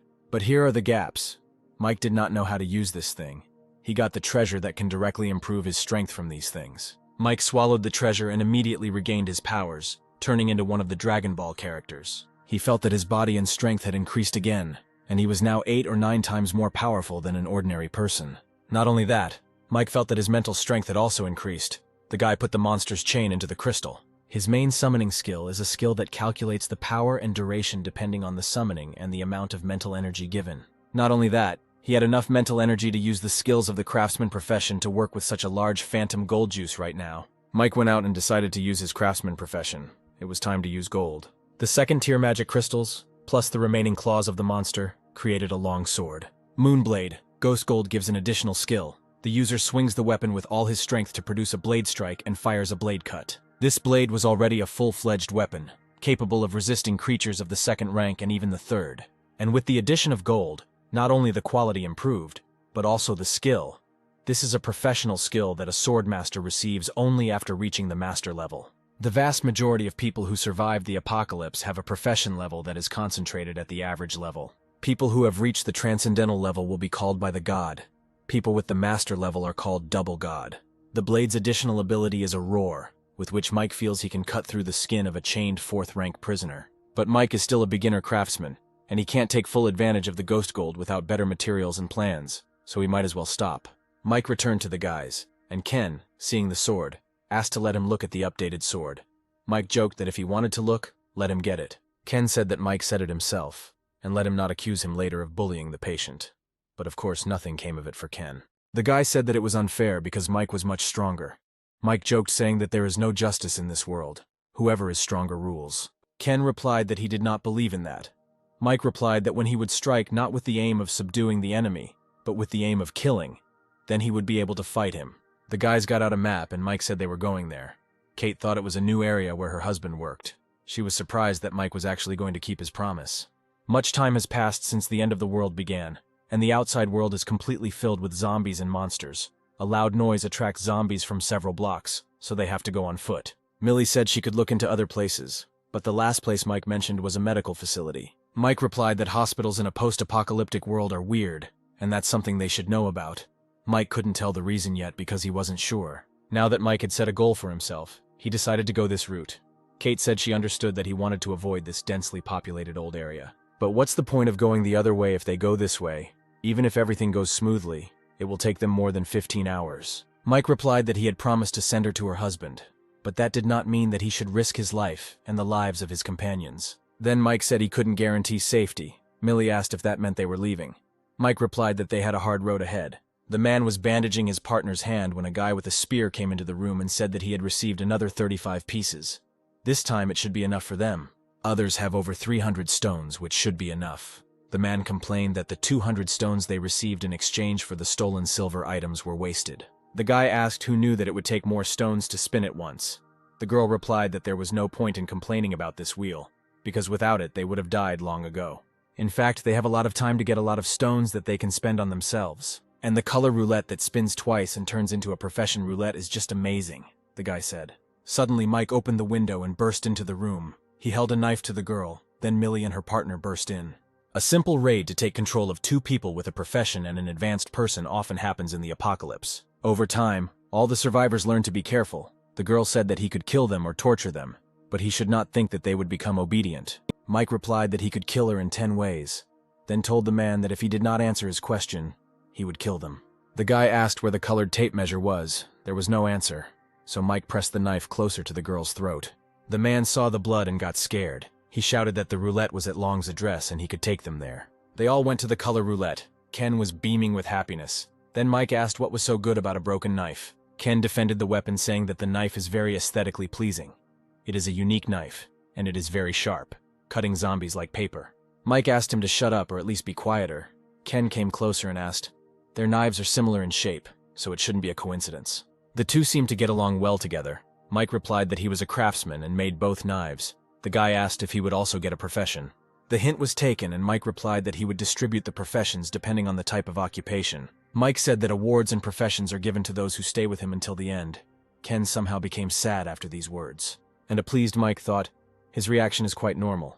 He expected that Ken might start to behave loyally, but he will not be on their team. The guys came to the roulette. There was really something special about it. Mike said that it seemed like they needed to stay there for a while. Mike created a bomb and thus destroyed a crowd of monsters.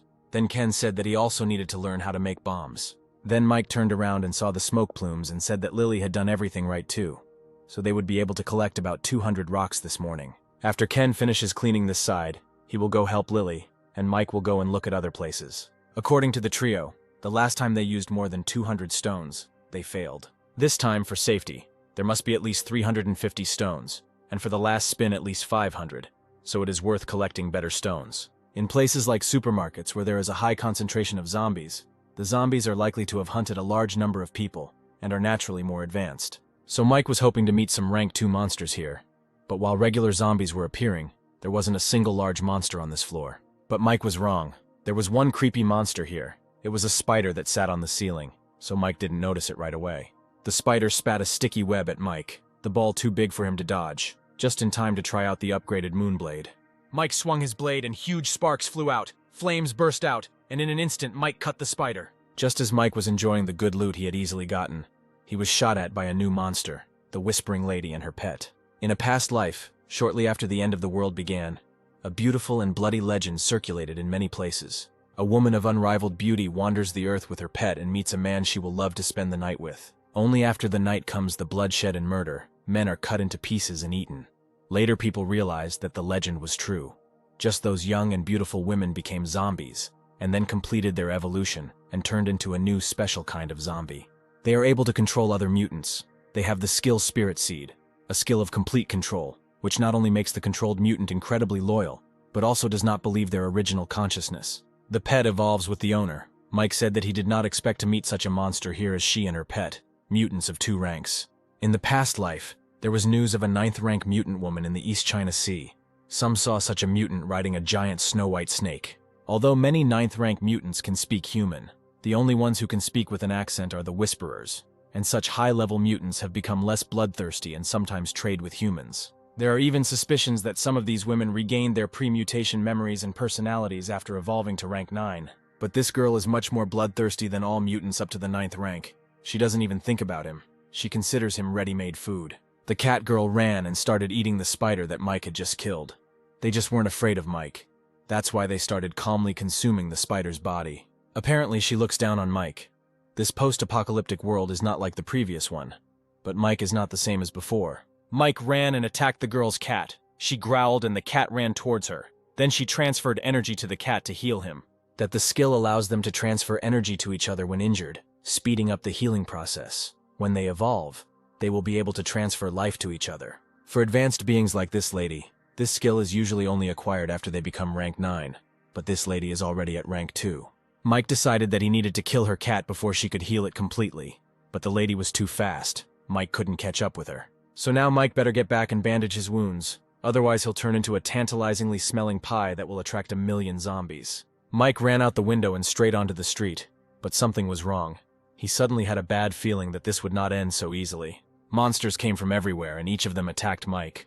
Of course, this is the work of Lady. Although she can only control her main pet, she can pass on some information to other evolved creatures. Lady can even communicate with other mutated creatures, but she won't be able to kill Mike that way. After some time, Mike returned to the others. He was covered in scratches and deep wounds. He asked the girls to bring alcohol and gauze. Mike asked where Millie was. Lily replied with a trembling voice that she was looking for food, and asked where he got hurt so badly. Lily didn't know if she was doing it right, so Kate offered to help.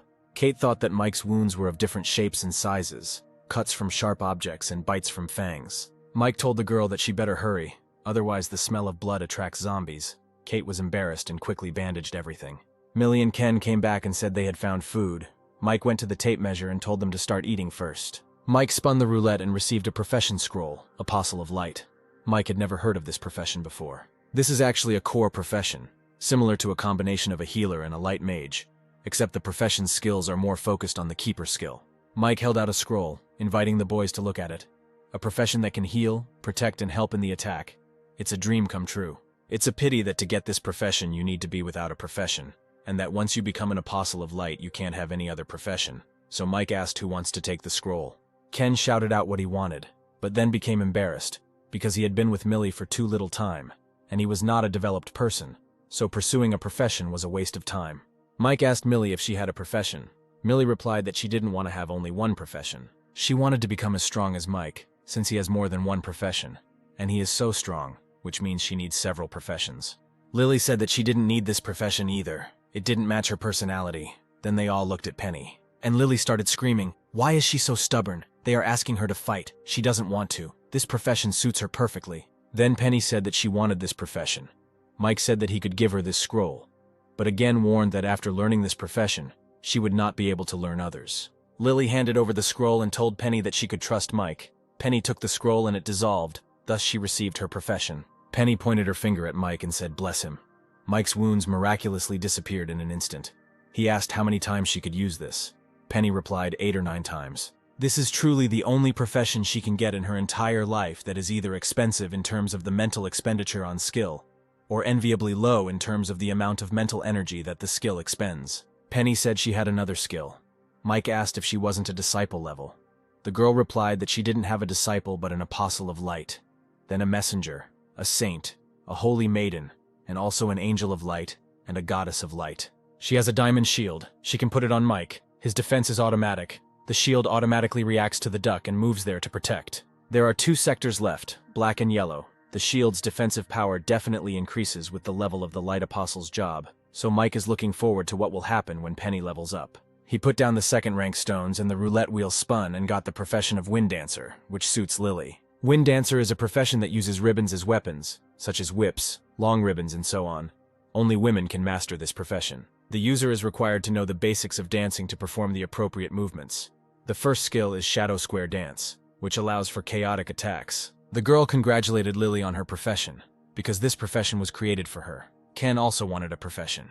But Mike replied that they didn't have any magic stones, and if they wanted to spin it some more, they would have to stay a couple of days. Mike ordered everyone to pack their things. The man shouted for Mike not to kill them. If Mike let them go, he would tell him something. He can swear on the honor of his parents that what he says is true. He knows one guy who has a profession in his hands involving the use of a knife. There's a small shop 2 blocks away where a group of people, 6 or 7, have gathered, and they've received a profession scroll from somewhere. Since there were too many people to share it, they announced that by exchanging evolution potions or other things for the scroll, Mike could go to them. The boys went out and Mike told the girls that they needed to practice while they collected the magic stones. Ken said Mike was really good, even took away those 3 stones. Mike replied that we need to leave some for later. The black sector on the color wheel is the death sector. If the pointer lands there, it means that everything will end for them. There was an explosion. Those 3 died. Mike said that this was the last time he was so kind to the enemies. It was a pity they didn't know about the black sector. Kate was not pleased with the petty act. Mike said that they became kinder only because they were stronger. If the roles were reversed, they would have done the same. They think he's being cruel now, but only because they haven't yet realized how cruel the world is, Mike said. If they live to see the day when they experience something unimaginable because of their foolish compassion, then they won't think like that. Because by that time they would already be a dirty corpse like her. Mike pointed to the girl's corpse. It's the end of the world, and the only ones who need compassion are the corpses.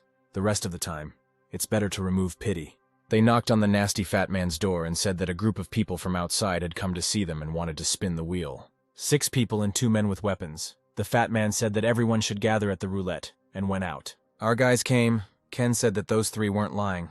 There really is a roulette wheel here. The fat man asked if they wanted to spin the roulette wheel. Did they know the rules? Mike asked if the fee was magic stones, right? Mike threw the bag down and said they needed to spin the wheel 10 times, then told Ken he always shouted about his luck, so he would spin it. Ken scrolled and said that his hands were lucky. There were now 4 bottles of evolution potion, and asked if he could have one. The fat man pointed a gun at them and ordered them to give them the potion and get out. Mike grinned and replied that he knew it would happen. So he's going to use them for training. The girls ran to attack, and Penny protected each of them with a shield. After a successful raid, Mike suggested going to the supermarket and exchanging the evolution potion for the profession scroll that the man had. They walked away and Ken asked what they should do. Mike replied that Ken had just used an evolution potion. He and Millie would clear the area of zombies. And he would go to the supermarket and check, but everyone immediately told him that it was too dangerous. Mike replied that they didn't have to worry. The fact that they want an evolution potion means that at least most of them haven't evolved yet and don't pose a threat. Lily asked him to take at least Yoke with him, which he did. A cat was sitting on the roof of the building and watching them. Mike met that mutant woman. She was with the bone demon. Mike didn't want to fight them, but there was no choice. He asked Lady if she didn't have a higher intellect than other mutants. She should know that he would kill her today. Although it is called a bone demon, it is actually a type of mutant zombie that evolves towards mentality, and its most famous ability is the skeletal illusion. But at rank 2, the most he can do is a skill called Burning Ray, and Mike managed to cut off the demon's arm. However, the lady was already behind him, using the psychological scream skill. Psychic Scream is a psychic-type skill that deals direct damage to life consciousness and is extremely dangerous. But she's just a second-tier mutant zombie. How could she master the 3rd skill when she already has 2 natural skills? The lady had already started to run away, and Mike decided to catch up with her. The demon tried to attack him, but Mike killed the demon. She needs to be gotten rid of, otherwise she will constantly attack him. But suddenly Mike heard people talking in the store, and he thought, the only goal now is to exchange, to get that scroll and increase his strength as soon as possible. Then Mike came up and knocked, saying that he was here to make a deal. He had evolution potions. Mike told Yoke to go back to the guys. He would return after the exchange. Suddenly they asked him how he found out about him. It was a man, Mike answered. From the Trinity. He is alone and there are no zombies nearby. The man told Mike to enter slowly and with his hands raised. Mike showed them the potion and said he needed to go get their goods. The man nodded and the other showed him the envelope. Mike asked to look, but he was ordered not to move. The man demanded 6 bottles, but Mike replied that it was too expensive, so they began to bargain. At the beginning of the post-apocalyptic world, the value of evolution potions was very high, as each bottle cost 10 or even 100 stones. In this world, it is very important to be able to obtain evolution potions and become an evolved person. A profession scroll is good, but if you are not evolved, it is a waste. Mike put on his briefcase and said that they should know how hard it was to get evolution potions these days, and 3 bottles cost a lot of resources. The man said that 3 bottles was the highest price they had been offered in the last few days. Mike asked why they needed 4 bottles. The uncle replied that 2 members of his family were in very poor health and terminally ill, and if they did not become developed people, they would not live long. The evolution potion improves all aspects of the human body and has some healing properties. It does not affect incurable diseases. Then Mike took out an egg and said, "This is a second-rank mutant egg." He took one. It may have some effects of the evolution potion. Although it is not as powerful as a potion, it can be consumed multiple times and will have an effect each time, of course. It works best the first time. Mike said that this was his last offer, and if they didn't want it, he was very sorry, so his uncle agreed. The deal went well. Mike went out and told his uncle that in a few days it would be unsafe here and they had better leave. Then he asked if he could tell him where they got it. With all due respect, they don't have the ability to spin the wheel with professions, Mike added. Uncle replied that they had found 2 strange-looking but very strong monsters fighting in one place, and they had found this scroll nearby right in the monster's nest. After that, Mike left. His profession as a master craftsman with the prefix master is also very strong. And now he has the profession of a sword master. It is worth testing how strong this profession is. With just one swing of his sword, Mike created a real explosion. The fire flew far, far ahead. This Klicken is twice as powerful as the one he used in his past life. Although he was also a swordsman in his past life, he was a 6-star then, but now he is only a 1-star. The swordmaster profession is essentially 2 professions combined into one. The seal master uses his minimal energy to manifest it outside of his body as a seal in a special way, using various abilities. Mike is now a sword master and has 2 branches in this profession. The first branch is singing, which now manifests as a technique. It is a function of karma, which has the effect of giving the ball as a carrier of the power of fire. The second skill branch of the blade master is blade technique, and he only has 1 skill at his disposal, slash. With his current abilities, if he uses the seal and slash together, Mon will only be able to do 2 swings. And the better the knife as a carrier, the more powerful the seal can be, by the way. He owns the profession of a craftsman. The girls fought Will. The shields broke because Penny was too weak, and she had to create new ones again. The guy said he wanted to see how many more times she could give her a shield after she healed her. Ken was wounded and couldn't move, and Lily was fighting the old man. The shields were gone. Apparently the ability had run out. Will ran at Millie with a knife. Penny protected her with her shield, but it didn't help. She had already used the healing technique once on Millie, and on Yoke when he came back, and had used the shield technique about 5 times on everyone. Will almost killed Millie, but luckily Mike got to the guys in time and used the flame blade seal. Mike cut off the bastard's hand and he ran away like a coward, just like the other soldiers and his old man. Then Mike said that they should run away too. Lily asked what was wrong with him. Mike replied that this technique consumes a lot of energy. The guys went up to the roof. Mike was already asleep, while the girls were cooking, and Ken and Millie were training. Mike woke up and said he was fine after a good night's sleep. Unfortunately, he used his fire sword twice last night and was too exhausted to kill this Will. They sat down to breakfast. Ken said that he could fight Millie and asked to be allowed to use the moonblade. Mike asked if it wasn't just a knife. Ken replied that Mike hadn't seen Will's face yesterday. Although their high level of evolution gave them an advantage, they didn't dare touch the blade of the moonblade. Then Mike agreed to make him a moonblade. He came up and melted the iron door and created a sword. Everyone was shocked. Mike proudly said that his second profession is a craftsman. Mike said that Ken should be grateful. It requires a second-level magic crystal to make, not to mention other materials. The boys had strayed from their intended route, so Mike pointed to the street and suggested they follow that path. 2 bandits entered the room where several men were sitting. The main one asked how the old men were doing. The uncle didn't answer. Then he said that he was here to tell them that they were running out of food, and they should go and find it. Those who go will be given a full meal and a bottle of water, regardless of whether they find food or not, and if they do, they will receive a prize for 3 days. 2 guys volunteered, but the uncle was silent. Then the bandit said that he was still missing. The bandit called him a musician. Mike and Ken were in the room. Ken asked Mike if he was sure this was the place. He didn't see a single living soul here. Then Mike got nervous. He wondered if he had come to the wrong place. But he clearly remembers that in his past life the musician, according to rumors, left here. Lily said that someone is using living people to attract zombies across the road. The bandit beat those guys so that they would run out into the street, but they refused. Then the bandit simply beat them with a stick. Then they simply kicked them out, threatening them with a knife. Then the bandit asked what the hell they were doing. One of the guys said that there wasn't much food in this supermarket. Then the bandit hit the guy in the face and shouted that it wouldn't even last a day. That's all they got for wasting 2 baits. Another bandit said that most of the zombies outside were distracted, but there were still about 5 zombies. The bandit complained that he wouldn't be able to kill that many zombies. One jerk suggested using the musician as bait. The bandit said that he would cut him, but would not touch his legs, so he would escape. If he escapes, he will live and get food. If not, he will have a bad life. Then they cut his hand and pushed him into the street. The musician thought, He is a senior engineer, with an annual salary of more than 100,000, a research team, and a beautiful wife. But with the end of the world, the appearance of zombies and monsters, everything changed. It was the first time in his life when he had the courage to fight someone. He thought, when you die, there really is light at the end of the tunnel. But suddenly his hand was healed and Mike grabbed it. Mike told him that he didn't need to say anything now. He just needed to follow him. The guy was glad that the future father of magic weapons was with him. In his previous life, the post-apocalyptic world he was familiar with had many opportunities for people to survive among zombies and so on. Some strong people can fight him with their skills, professions, and so on, but there were few of them. As for weapons, there is very little to be gained from roulettes. The real reason so many people survived was the invention of magical weapons. Victor is a man who invented weapons made from magical stones. He extracted the energy contained in the stones using technical means, and then released it in a complex manner. The guys came to a safer place, and Victor asked why Mike saved him. He is useless. He can't kill zombies or get food. Mike thought that he hadn't killed zombies directly, of course, but indirectly he had killed more than he could count. Mike told him that he knew him. He had seen promotional materials for one tool that introduced it in detail, and he always admires people who work in technology. Victor sighed and said that it was all in the past. Now he was a simple guy. Then Mike asked Millie to talk to him alone. Then Mike offered him something to eat first. He gave him a bun and even a bottle of wine he found. Then he showed the crystal and said he had an idea.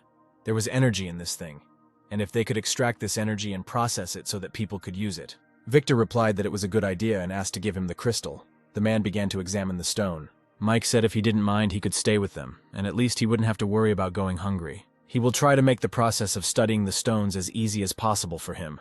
Victor asked to do one thing for him, and after that, his life will be in Mike's hands. The bandits thought that the group they met today was obviously very strong, so why would they save a loser? Before they could even start eating, Mike burst into their buildings. Mike asked if it was them. Victor replied, yes. Then Mike grabbed the guy who threw the musician out into the street and threw him on the ground, then said that the musician could do whatever he wanted with him. The musician picked up a brick and started hitting the guy with it. It wasn't a pretty picture. Millie thought that Mike wasn't a good person according to traditional moral standards. But as long as it doesn't affect his interests, he is not a man who kills indiscriminately. But what about this man? Kate couldn't stand it and grabbed his hand, saying that that was enough. But the musician didn't think so. He was rude to her. Ken burst in and said they had found people in the next room. They all came out and came to the door. Then Mike told the musician to go inside himself. There were things he had to decide for himself. Ken asked who this man was, what business he had with these guys. Mike replied that the world was in chaos, but the murder of parents and the debauchery of wives still remained an unholy offense. The musician came out and said that he couldn't do it, and let fate punish them. Then they left. Several people came running and asked if they could go with him. The musician said that he needed help with his research. Mike replied that he could only take 5 people, his choice. They had a lot of important things to do, and 5 people was the limit. The guys returned to the roof, and Mike pointed to the map and said that they were very close to that area, and this was their last target. Having cleared this place, they will go in search of her husband and the farm, an ecological farm for breeding wild pigs. Ken was delighted and said that he wanted to eat pork every day. Mike scolded him and explained that they would go for the second-tier magic stones. Lily said that Mike had already killed more than one second-tier evolving creature. If they worked together, they could kill a less powerful mutant. Mike smiled and honestly said that the farm needed at least 50 like them, which greatly surprised the guys. A man on a farm was drinking wine and complaining about its taste, and he was dragging a man along with him. Then he threw this man to the wild pigs. It turned out that they also evolved. They began to eat man. When they evolved to the second rank, they will help the man find the second-level roulette so that he can become a 2-star warrior. It was Glenn, a graduate of a prestigious university, who was supposed to have a successful career. When he was about 30, his career reached its peak, and then he married a crooked woman and started a family. However, he was set up by his colleagues and superiors, and accumulated huge debts, and his parents died of illness after they wanted to help him pay off his debts. With financial support from his university friends, Glenn decided to start a boar farm, and discovered that he had a talent for farming that others could not match. However, Glenn's farm was on the brink of collapse when the purchasing company defaulted on the contract, and the chain of capital was broken, leaving Glenn in despair once again. It was then that the apocalypse came. Glenn discovered that his boars had mutated, becoming strong and bloodthirsty. But the only thing that remained unchanged was that they listened to him as their master. Suddenly he felt that one of his babies was dead, and another one. He got up and ran to the window. There can be no mistake. This feeling of slight fluttering of the heart, which he feels only when one of the babies dies, cannot be an illusion. And one more. Maybe they met a zombie mutant of the second rank. Then he whistled and all the pigs ran to him. Ken was sitting in a tree and reported that the man had gone away and left 7 boars to guard the house. 3 boars of the second rank and 4 of the first. Millie said the wild boar he had taken, plus the surrounding free-ranging boars, and a few more, made a total of 74 boars. Penny asked Mike if they should reconsider. Mike replied that the reward was always proportional to the risk, so what's the harm in taking a risk? Then Mike threw the radio to the musician and said that the operation was dangerous. He could stay here and be in touch. Kate was also staying here to protect him. Penny will go with Lily. If they see lonely and food-seeking boars of different ranks nearby, let them kill them as often as possible. Let Millie prepare the motorcycle. The second stage of the operation depends on it. And Mike will take care of the 7 wild boars on the farm. They will be able to develop 1 step faster than the rest of the world. It's good if they don't fall behind, otherwise they will soon die. Boar King Glenn was a 9-star in his previous life, and he was always accompanied by a group of extremely high-class mutant boars, 5 of which were 8th rank. Unfortunately, he was alone his entire life, except for the boars, and was eventually ambushed and killed by 2 9-star warriors. It was only after Glenn's death that someone began writing a serial biography of the most powerful man that Mike learned that they were from the same town, and that he had previously been a farmer. Mike needs to evolve, and he needs a lot of second-tier magic stones. This is the only place where he can quickly get a lot of second-tier stones. Perhaps today we need to kill the future 9-star warrior. This is the result of the blood affecting these boars. They have become very bloodthirsty. Mike was killing boars near the farm. Millie also managed to kill 10 boars in the forest. She reported that she was finished. The second stage could begin soon. Lily was not sitting idle either. The boar saw her and immediately ran towards her. Lily took out her ribbon and hit the boar. But the boar turned out to be stronger, but Lily was lucky. Penny created a shield and protected her. Lily was happy and asked, "Mrs. Penny, come to her aid." However, there was no time to rejoice. The second boar also decided to attack Lily. Then she grabbed the building and rose, then shot at the boar. Penny reported that they were finished and ready to move on to the second stage. Ken was sitting on a military motorcycle. Glenn and her boars were running straight towards him, but that was part of the plan. Glenn saw Ken and asked who the hell he was. Ken said that if the idiot wanted to know, he should follow him and drove away. This made the man upset. He didn't understand what was happening and who had come up with all this. Ken reported on the radio that he had done everything and was ready to move on to the second stage. Mike replied that he had done everything too and was also ready. He ordered everyone to get ready to send the king of the boars to the next world. Lily and Penny came to Millie. Lily admired Mike, saying that it was amazing that one person dealt with 3 2-rankers and 4 1st-rankers in just a few minutes. Penny decided to tease Lily by saying that it wasn't him, but her. Lily asked if she didn't think about her brother Mike when they had missions. Then Penny blushed and said that she didn't mean it that way. She didn't mean the same thing as Lily anyway. She was hoping he would show up to save them. Millie was tired of their arguments and asked to get ready. Glenn was already approaching them. He thought that he had only 74 pets. Now a third of them were already dead. Glenn was furious, and didn't even notice Ken disappearing on his motorcycle. He promised that he would tear the guy apart when he found him. Suddenly they started shooting at the boars. The boars died one after another. Glenn realized that he had been ambushed. Lily was on the roof, then came down. She said that if they all don't die today, then one day she will sleep with Mike. She was able to attack several boars at once, and Millie covered her from the building, then shouted for her to go up to them. Lily managed to climb up the windows and return to the girls. She said that she was running out of mental energy. Then Penny quickly began to heal Lily. Millie said that the armor-piercing bullets that Mike gave her were also used up. Regular bullets are useless against these boars. Glenn burst into the girls' room and shouted that they had nowhere to run, and none of them would be able to escape. But he himself was in for a surprise. Mike appeared behind him and kicked him. The blow was so strong that Glenn was thrown out into the street. But that wasn't all.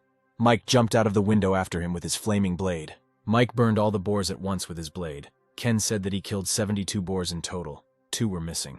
Then Mike said that it was impossible to find all the boars, and it was good that most of them were killed. But he left these boars to Ken. Then he said that the tusks, bristles, and partially evolved body parts of the boar were all good material, which made Ken happy. Besides, didn't he want to eat pork? Ken lit up even more. Millie said that he would go first and pick up everyone else. They decided to go and find the others, and then work together to preserve all this pork. The boys brought the rest, and together they began to cut up the pigs, then canned the pieces and roasted them over a fire. Mike rested and thought, the combination of 2 professional skill systems is indeed very powerful, but it drains his mental energy too much. This type of mutant boar meat is also a good tonic, although for him it will no longer have an effect. But for Lily and the others, it can make a small leap in physical development. This time the win was 40+ second-level magic stones. The next step is to look where there is a second-level roulette wheel and spin it. The color of the magic stone on the dog's forehead begins to fade. It will evolve again when it wakes up and evolution occurs. Suddenly he heard Millie talking to someone and came out. They were two ordinary people. Mike asked who they were. They said that they were both from the new district base, which immediately caught Kate's attention, because her husband could be there. Millie suggested that we first sort out this situation. If this is a base, then its management is very strict. Kate walked up and asked who built the base. The man replied that it was created by the artillery battalion and the new district government, and gathered staff from the government building. Then Kate asked if they knew Sid from the new government office, but the men replied that they didn't know him, had never heard of that name.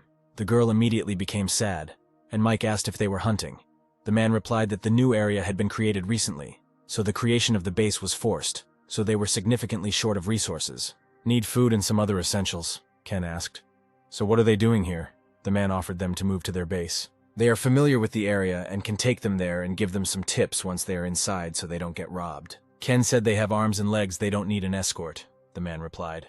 They don't know the new terrain, the base is now surrounded by zombies and mutants. It's impossible to get inside, there are other ways to get in and out. Mike asked to tell them more about the situation. The man said that now they have to make their way through the sewers to get to and from the base. People can be allowed inside, but the network of pipes is very well developed, and it is possible to get lost if you go there for the first time, so they could be their guide. For this, they would like some meat, Mike agreed. 2 pieces of meat per person, but they must stay and help them with the meat, and then take it to the base. First you need to cook the meat. They can't take all the meat, so they divide it into 2 parts. Here they will hide one part, they will take the solo part with them. Suddenly Mike heard his dog growl. If he evolved, it could take hours, but only 10 minutes had passed. They ran to the dog, who had already gone bald. Lily asked what was going on. Mike replied that in theory he should evolve, but this process is very stressful. But suddenly new fur appeared, and the dog successfully evolved into a second-rank mutant creature. Out of joy, he started running to everyone in a row. He was so excited. But the main thing is that he is healthy. Mike came out with the dog and asked him if he had any new skills, and the dog shot out his fur. In the past, his natural skill was known as Fine Needle, a group attack skill that many furred animals possessed, but it was not very powerful. But this time it seems he can control the amount and power of the attack. This is the evolution of talent. The soldier looked at the boys and thought, the strange man who had been running amok outside the base with a herd of wild boars was dead. His boars had become food for a group of people. The man approached him and asked what happened. The soldier asked not to call him captain. They are all in the same boat now, and they are all trying to survive. The man replied that then he didn't need to call him by his last name, just Ryan. Then he thought if he had a gun, he could start living well. The soldier came up and said that all the things were packed. The only thing edible was rice. There was a lot of soy sauce, and some scattered noodles. The military man got angry and asked what was the point of having oil if there were no vegetables. They had to get a lot of magic stones. But then he remembered the guys and asked if those guys who killed the boars weren't collecting food. If these people could join the base, wouldn't the base's strength increase enormously? These people have dozens of boar corpses and dozens of stones. He thought that if the base received such a large fortune, he would be able to obtain the evolution potion as the chief, and ordered to return to the base to report what was going on. The boys gathered all their things and followed the men. The road was discovered by his family before others found out about it. The new district base later became the site where the combat group was finally destroyed 6 months later. The man said that at the base where they can't see the other side, there are more mutants. Many of them have evolved to the second rank. There's a dog there just as big as Mike's, with a white rock on its forehead, that attacks the base from time to time, and almost every time it happens, someone dies. Lily asked if their dog could protect all the meat by himself. Mike replied that the area was a wild boar area. There weren't many zombies there. They opened the hatch and told us to beware of the mutant rats and beetles that often appeared in these passages. The musician asked if it was so dangerous there. Why did they use that passage at all? The man replied that it was better than dying of hunger at the base. Mutants are afraid of fire, so it is better to have a torch. However, they don't need to worry about this.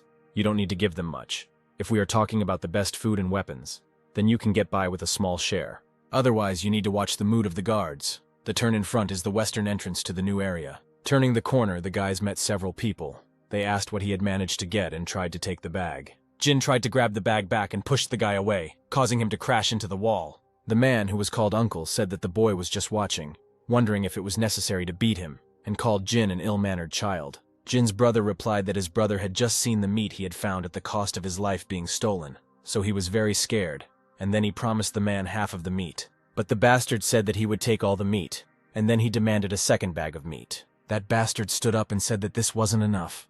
They couldn't let those two get away with it. They ordered the boys to throw down their things too and give them to them. Lily said that she had enough and ordered them to return the meat and get out. The freak started to show off that he would kill her and ran at her with a club, but Lily calmly hit him in the stomach with her knee, then kicked him in the face. The other two freaks also wanted to kill Lily, but she dealt with them all and the guys moved on. Mike advised them to adapt in the future, as things like this will happen all the time. At least half the battle in this world is to protect your own. It may seem like someone else is just robbing something, but these things may well become your life in the future, so there is no difference between robbery and murder. Not to mention being seriously injured or even killed, Mike said, adding that Lily did a great job. To avoid trouble, Mike suggested that everyone leave all their weapons in his care. The guys took out their swords, and Mike put them in the crystal. The guys finally got to the base. Jin said that they just arrived and they have nowhere to stay. Why don't they go with them? They can accommodate them. But Kate said that she was not going to go. Kate was going to look for her husband. She hugged Millie and asked her to be careful. She whispered to Millie to leave Mike when she could. He was too cold-blooded, then told him she didn't agree with what he had been doing all this time. But he kept his word, and it was over between them. With these words, she left. Mike told Jean that he needed to buy some supplies and everyday necessities, and asked where he could buy them. Jin said that it was easy to find daily necessities here, and there was a small market not far from here, on the border with the southern district. Mike asked if there was any ammo there. Jean replied that he wouldn't find any for sale, but he had heard of a black market where ammo was sometimes sold. This surprised Mike, because the new area had only just appeared. He asked if Jean had ever encountered someone selling strange things, certificates, potions, and so on. Jin replied that he hadn't seen anything like that, but he thought he heard someone say that someone in the eastern part of the base was selling a recipe for something at a high price. Mike asked them to help him find the man, and as payment, he would give them 5 more pounds of meat, even if they couldn't find him in the end. Jin volunteered to help and told his brother to split up. First he would take them to the market, then home. They would see each other there. Penny saw girls selling themselves for food and asked to help them, Mike said as her friend. He explains to them for the last time. If they give them food, they must give food to other women like them, and if they give food to those women, they will be forced to give food to all the people in that market. Mike asked if she was willing to kill. It's not about killing one person. They need to kill a lot of people. She pays for the food, and yet she has to kill for safety. The man said that recently people were being killed every day, mostly because they had food in their hands. Mike saw 2 men and asked who they were. Jean's brother replied that they were bandits and they had evolved. A man approached a girl and ordered her to raise her head. The girl was in a terrible state and said that she would do more of this. But the bastard just started to drag her by the hair, while the poor girl screamed for the freak to let her go.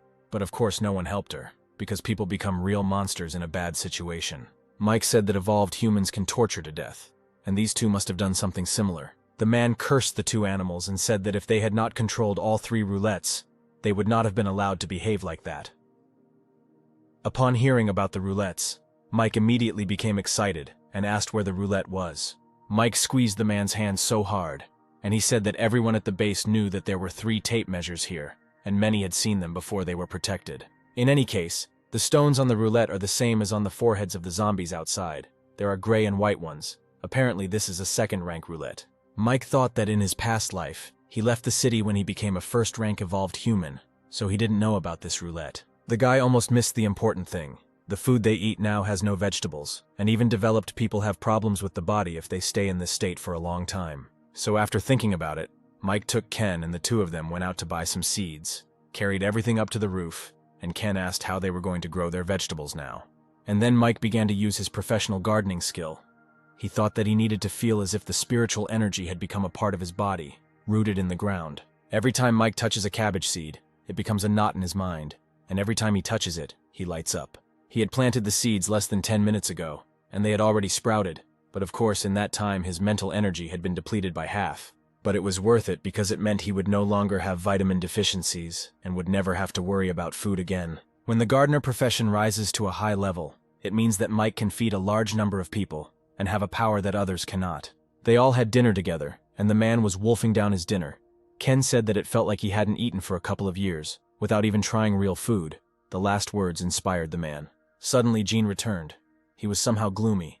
He told Mike that he knew where to look for the man with the scroll. He was in the eastern part of the base. We see Kate. She finally found her husband. He was eating dry noodles. Kate was worried and asked how he managed to suffer so much. The man replied that she should not worry about her husband's affairs.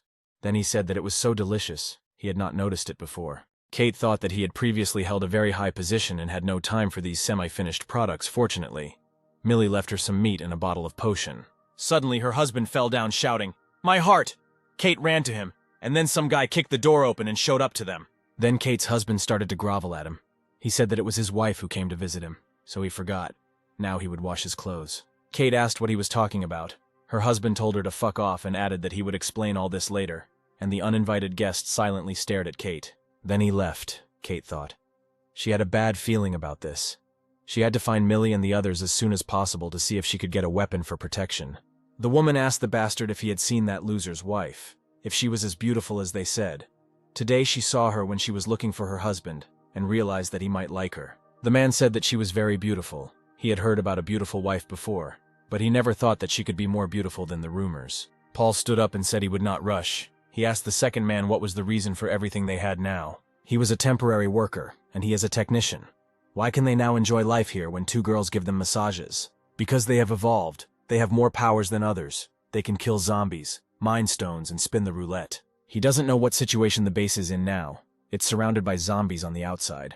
Who knows what day the zombies will break through? So what if they both evolved? Will they be able to handle thousands of zombies? So they need to continue to get stronger. Baldy asked what this had to do with the loser's beautiful wife. Paul replied, Director Vincent and Chief Jim are both developed to first star. So why can they run the base and they can't? It's because they have skills. They have people with weapons. They are very strong. They have the best chance of surviving in case of danger. Magic stones obtained from hunting are also under their control, and whenever the base finds something good, they are the first to get it. 5 kilometers from the base, on the mountain, a place guarded by zombies and monsters was discovered. The base is ready for a raid there. Chief Jim has an unusual love for women of a certain age. If they give him the loser's wife, he will be delighted. If they can capture that roulette, he will owe them a weapon, if not skill scrolls. The bald man suggested stealing it right away, but Paul replied that it was too late. They would steal it tomorrow and send it straight to Chef Jim. Mike and Jeannie came to that man. Jeannie said that this man's name is Lei, and he is not an evolved human, but he used to be a national-level shooter and he is very good at it. There are several people on his hands. They are also not developed, but with strong firepower, so he will most likely ask for a potion. There are many people who are interested in this scroll, such as the 2 base leaders, but the price was too high, so the negotiations failed. Lei's strength is not weak. More than 200 people and more than 100 guns. They are considered the strongest private unit in the base. So it would be impossible to capture the scroll. The guys finally came to the gates of Lei's base. There was a line of people at the gate. Jin said that Lei was probably the only leader of the forces at the new area base who was recruiting ordinary people. The guys entered the building and saw a man sitting on a chair. Next to him were 2 soldiers with machine guns. Lei immediately understood why they came and said that if they could afford it, the scroll was theirs. Mike asked to see the product and they showed it to him on the laptop. Mike's eyes lit up and he asked to name his price. Lei said that he had not seen Mike before and asked if he was a stranger here. The guy replied that he had recently arrived at the base. Lei stated his price, 5 bottles of the first star evolution potion and his scroll. No wonder they haven't been able to sell it yet. It's overpriced, Mike said. The man replied that it was because his product was good. Then Mike for some reason decided to make fun of him and asked if the scroll was so good. Why didn't he use it himself?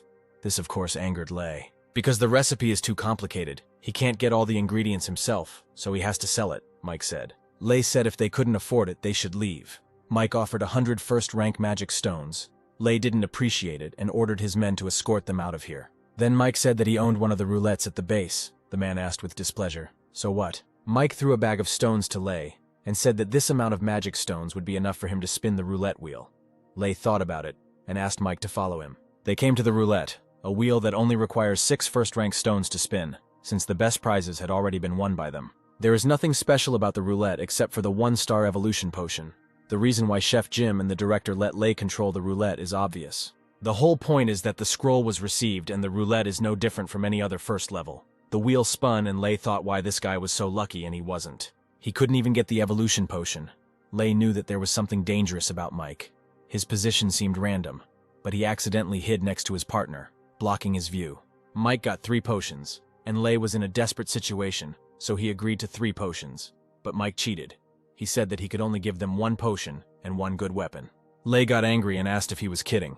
If the guy thought he didn't have a good gun, then Mike took a gun out of his backpack. Then Mike shot at the wall and a huge hole appeared there. Lei certainly didn't expect that, because it was, as he thought, a simple gun. Mike said again, the evolution potion, plus this weapon, if he thinks it's good, let him take it. If not, then the deal won't happen. Lei immediately replied that he agreed. The guys ate, and for the first time in a long time they ate greens. Mike took out the evolution potion and gave it to the musician. He thanked Mike with tears in his eyes. Then Mike got up and said that he was going to his room to rest, and let them eat. They wouldn't try anything like this for a long time. In the room, Mike took out a scroll.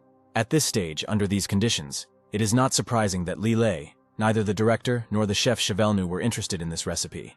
The condition about the second-rank stones alone already scared them. But for Mike, this recipe is not difficult at all. You need to find a 2-rank roulette and there might be an evolution potion for the second star. Kate Nick's husband came to Fat Jim. The chef said that he had heard about the former secretary. He had admired him for a long time. It was a pity the old man did not survive the apocalypse. He also heard that his wife came to the base today to look for him. A person could come from a city where there are a lot of zombies to a new base. It's amazing how she could do it. He has long admired the military police, and the fat man asked Nick to introduce him to his wife. Nick was furious, and the fat man added that he liked his wife and would like to meet her. Nick tried to calm himself down, because he understood that he could not compare with an evolved man. The fat man said that he would either force himself to meet with her and see with his own eyes how he rapes her, and then they would both die, or he would persuade his wife to stay with him for a few days, and he would give him a potion. Nick thought, an evolution potion that gives great strength when used. A potion that is the key to survival in this world. Every day at the base, dozens of people die for the sake of the potion. How many developed people are at the base now? They have power. They have a life that they can enjoy. And if he convinces his wife, he will become one of these high people who have the right to vote on the base. He will get food, a woman, and much more. Also, he will ask her to stay with him for only a few nights, and if she really loves him, she will agree, so he can make amends when he uses the evolution potion. Mike came to the second roulette, which is located on the roof of this building. As he expected, the second-rank roulette is guarded worse than the first. After all, no one had ever been able to spin it, so it didn't matter whether it was guarded or not. Mike easily entered the building, but unfortunately, he didn't find the jackpot. No professions, no skills, 2-star evolution potion, immunity potion, but suddenly he saw the attribute stone. Attribute stones are a great item to socket into weapons and gear to increase their power. But this stone has another ability that is even more valuable. This thing is edible.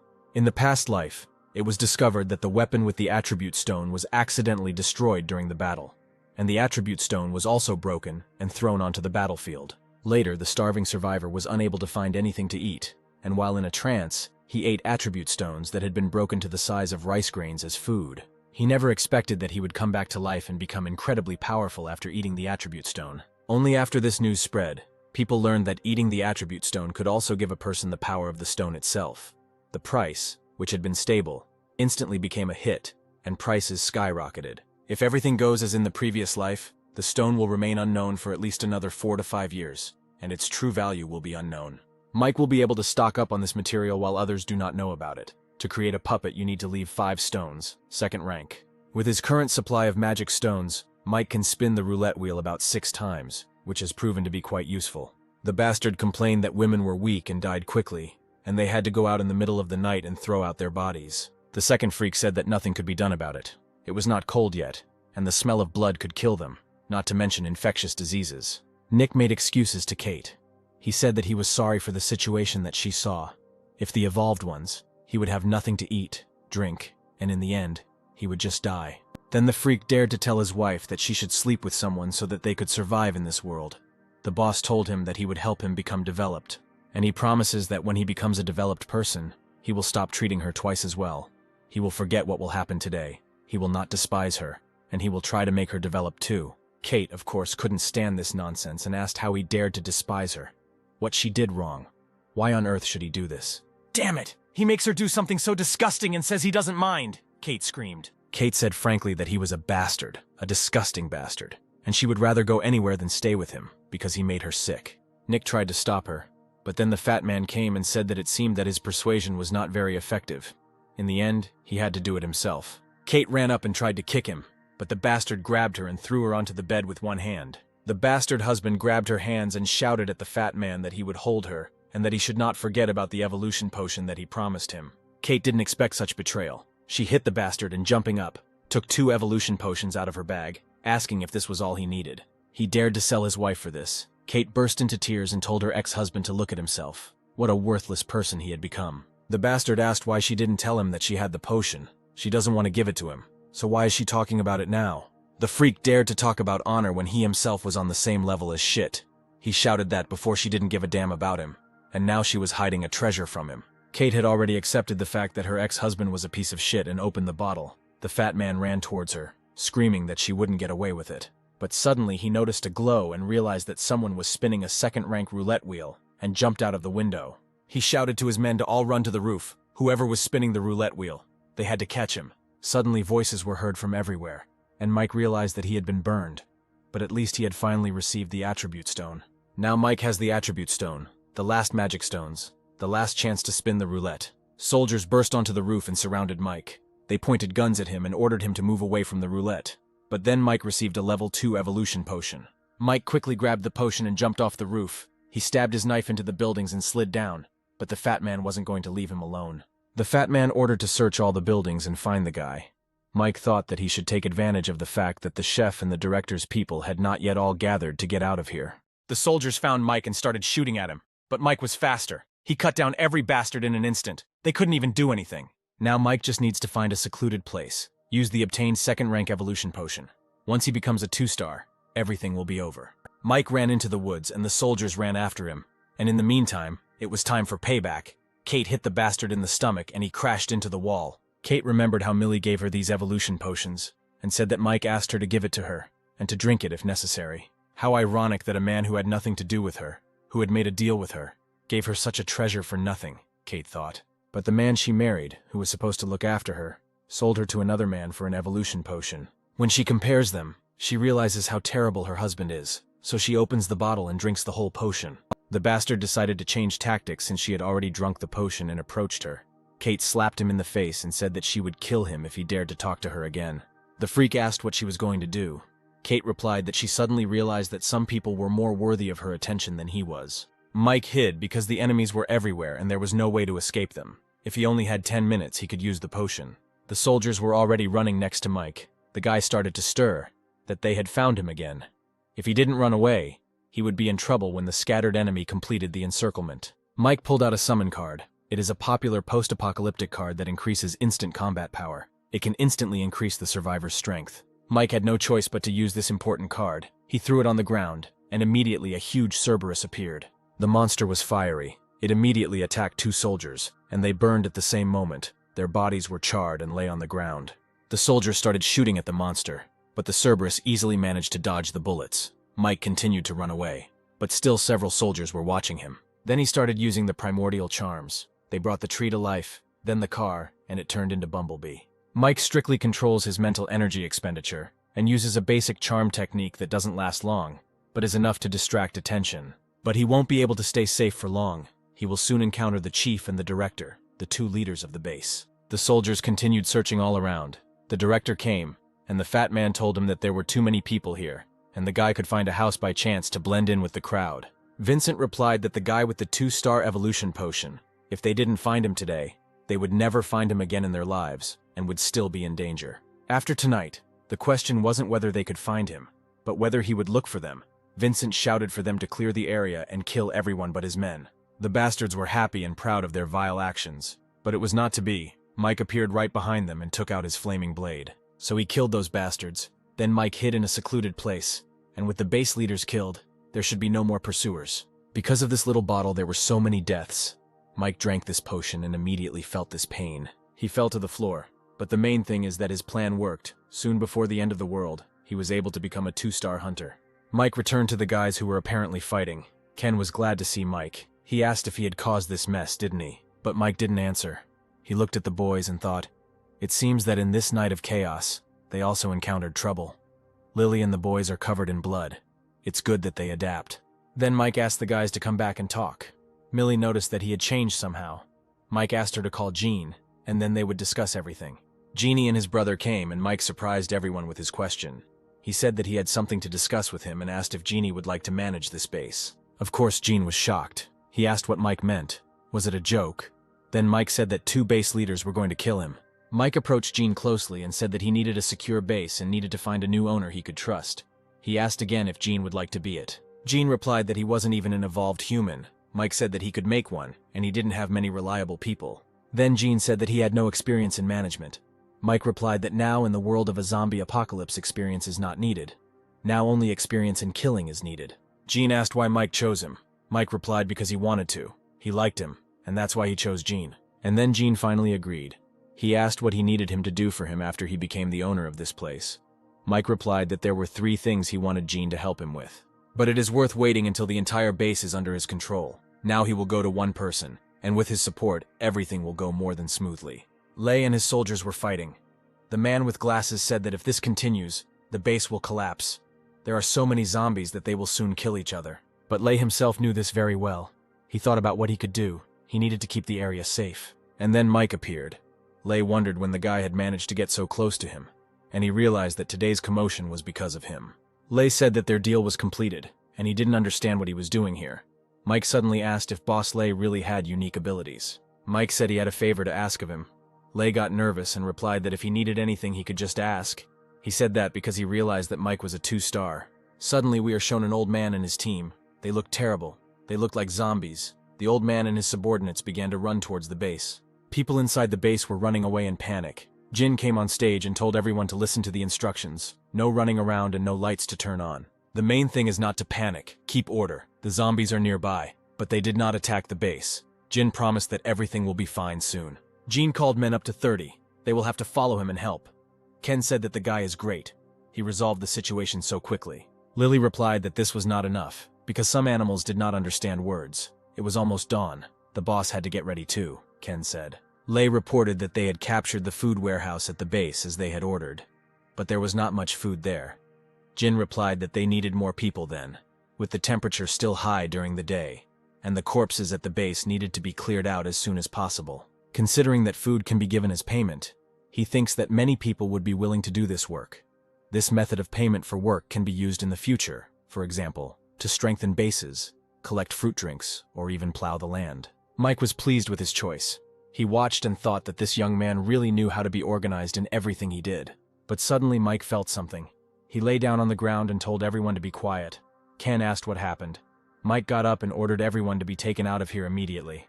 The guys started shaking. Mike shouted that it was too late. He ordered Gene to organize people so that they would immediately go to the southern zone. He ordered Brother Jin to take Boss Lei's men and set up obstacles on the roads leading from the southern zone to the others when the survivors were about to evacuate, or if they saw that the situation was bad, to immediately block all of these roads. Mike asked the boss if he was used to the evolution potion. Lei replied that everything was fine. Then Mike ordered them to follow him. Mike said that a sandworm was approaching. It was up to them to save the base. The sandworm is a mutant that has a single ability, which is that they can quickly make holes in the ground, and the tremors are now destroying the foundation of the southern wall. The foundations of the buildings here are not strong enough to withstand the sandworm and probably won't last long. Ken asked if the walls came down and thousands of monsters came rushing in. They wouldn't be able to stop them when Mike became so kind. Mike replied that he needed this base now. Although the building will collapse, it will also turn into huge rubble that will serve to keep zombies from getting inside. They just need to kill all the sandworms. When the time comes, they can organize their workforce to strengthen these ruins. This base can still be held. But suddenly that same worm burst out from underground. Mike ordered to cut off the central leg first to limit the movement of this worm, and he himself began to run around the monster, cutting off its legs. Then you need to pierce the slightly lighter piece of armor on the back, 2 meters from the tail, and the heart underneath it. It is important to avoid its blood. It is a neurotoxin that can cause weakness in the body. It can take up to 2 days to recover. This is how Mike easily killed this monster. But there was no time to rejoice at this small victory, because several worms immediately appeared from under the ground. Mike said that he would deal with 2, and leave the rest to the guys. Lei was very nervous. He thought it was a second-rank sandworm, 5 1-stars, and he had recently evolved against them. But Millie, on the contrary, was confident and ready to fight. Millie asked Penny to cover her. Lei asked what they meant. Ken replied that Millie and Penny would hold off the 2 sandworms so they could focus on one. Then Millie said that she heard that the boss was a good shot and asked if he had a gun. Lei said that he did. Then Millie ordered everyone to move out. Lei was impressed that she was able to let him know what to do with just a few phrases, and without embarrassing him in front of everyone. He took out his gun and shouted that he would cover them. Lily used her ribbon and jumped on the monster's back. Ken then threw her a knife, but the monster tried to eat her. But Lei was doing his job honestly. He started shooting the monster in the face, covering Lily so the girl could stab the monster in the back. Penny protected the guys with a diamond shield, and the guys managed to deal with this sandworm. Ken told Mike that they were finished and ready to help him. Only Mike was glad that the guys worked better together than he expected, killing one as quickly as he saw this crowd of zombies behind the wall. He knew that even if they immediately destroyed the remaining sandworms, they wouldn't have time to organize the fortification of the ruins. Ken just walked up to Mike to help him kill the two monsters, but Mike was already sitting on one of them. He told Ken that he had already killed them. Lily asked why they needed to help. They could have handled it themselves. It seemed Lily was covered in the blood of that monster. Mike replied that there was no more time. The boys climbed the wall and saw the crowd of zombies themselves. Millie asked how they appeared so quickly, as if everything was planned. Ken pointed to the side and said, "There were so many worms attacking the same place. The zombies had been gathering here for a long time. Otherwise, there wouldn't be so many of them." Mike himself began to doubt the idea of holding this base. Then Kate told them that she had an idea on how to hold off the zombies. Millie jumped off the wall towards her friend.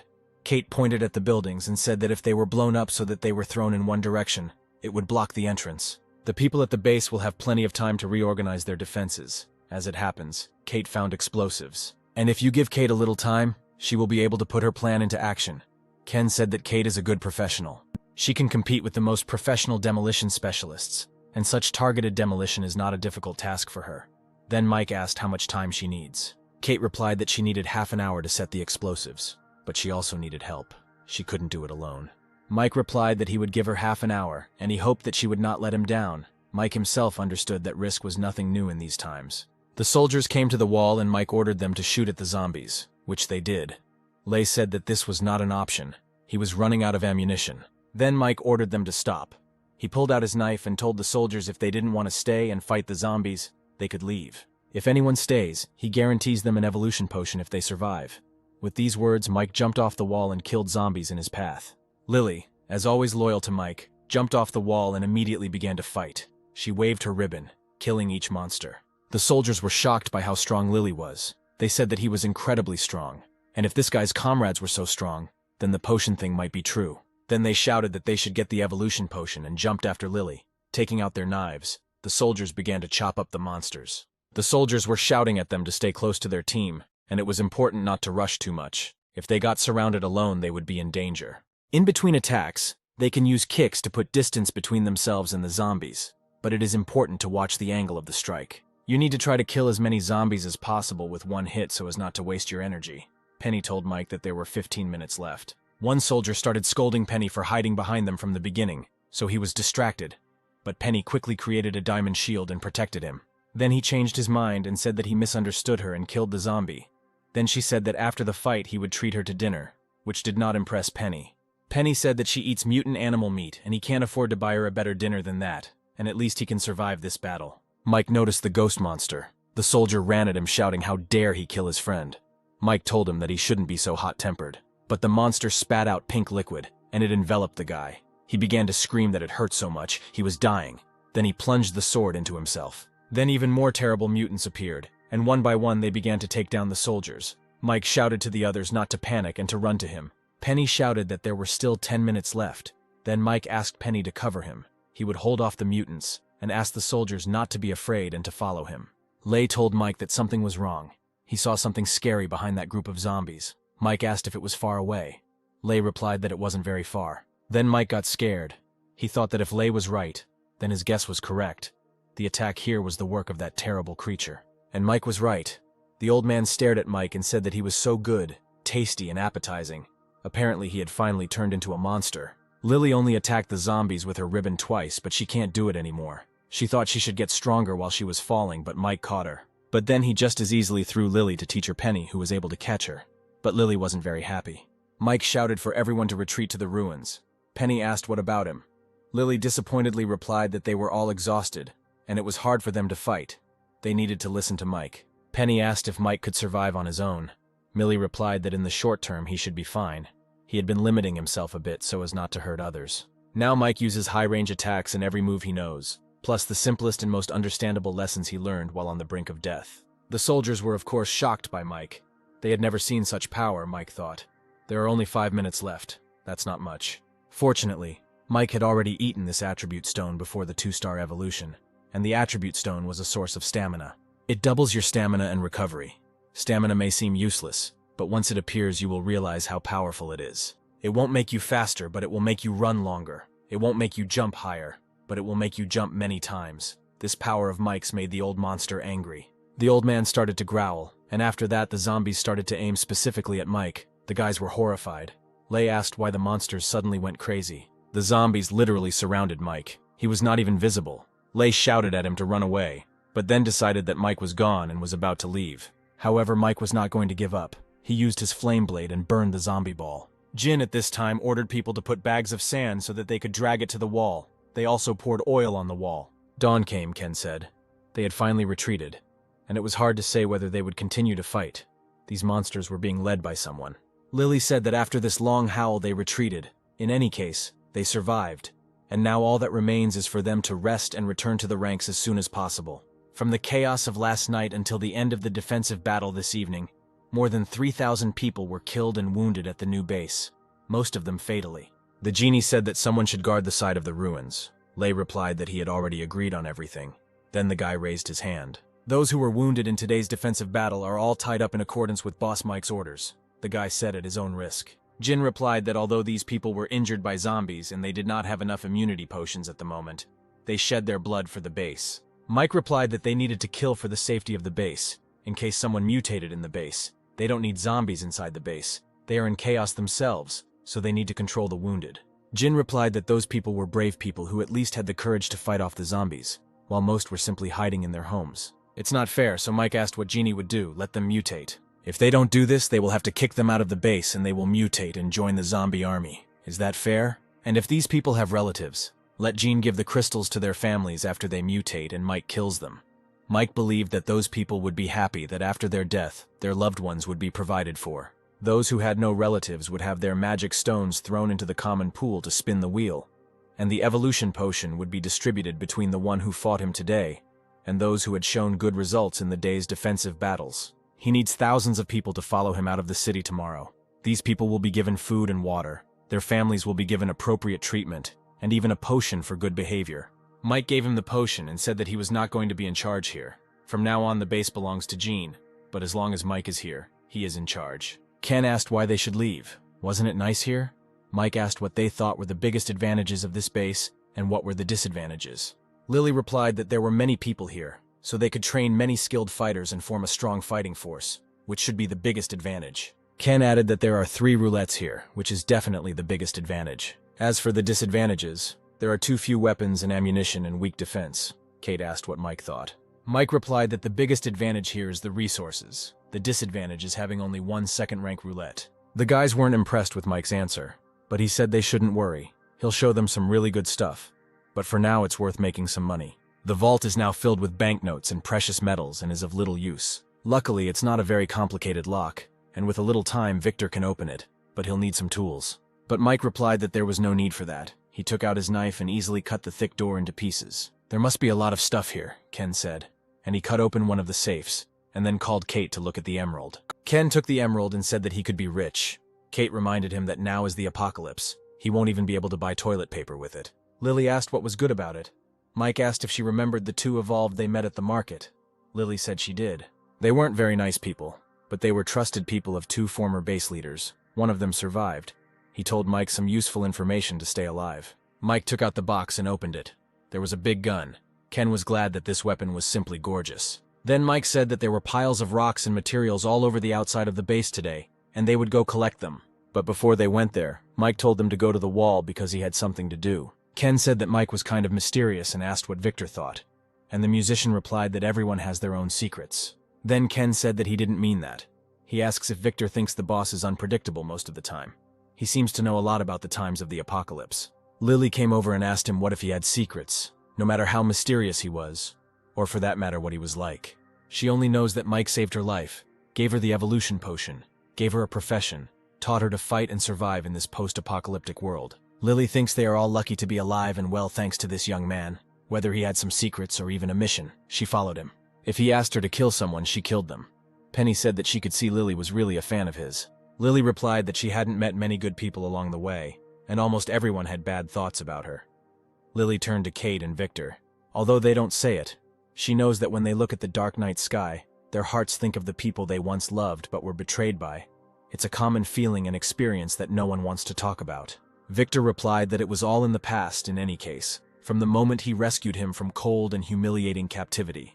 He, like them, owed him, and was ready to give his life for him. Ken said he just asked why the boss was so secretive and they were making him out to be an ungrateful villain. He will also be with the boss, even if he doesn't have the same profession as everyone else. Besides, the boss said that he will take him to training later. While the guys were talking, Mike came to the pit with the corpses and was shocked by its size. In a post-apocalyptic world, it's not surprising to have a place to dispose of corpses, but there are actually so many of them here.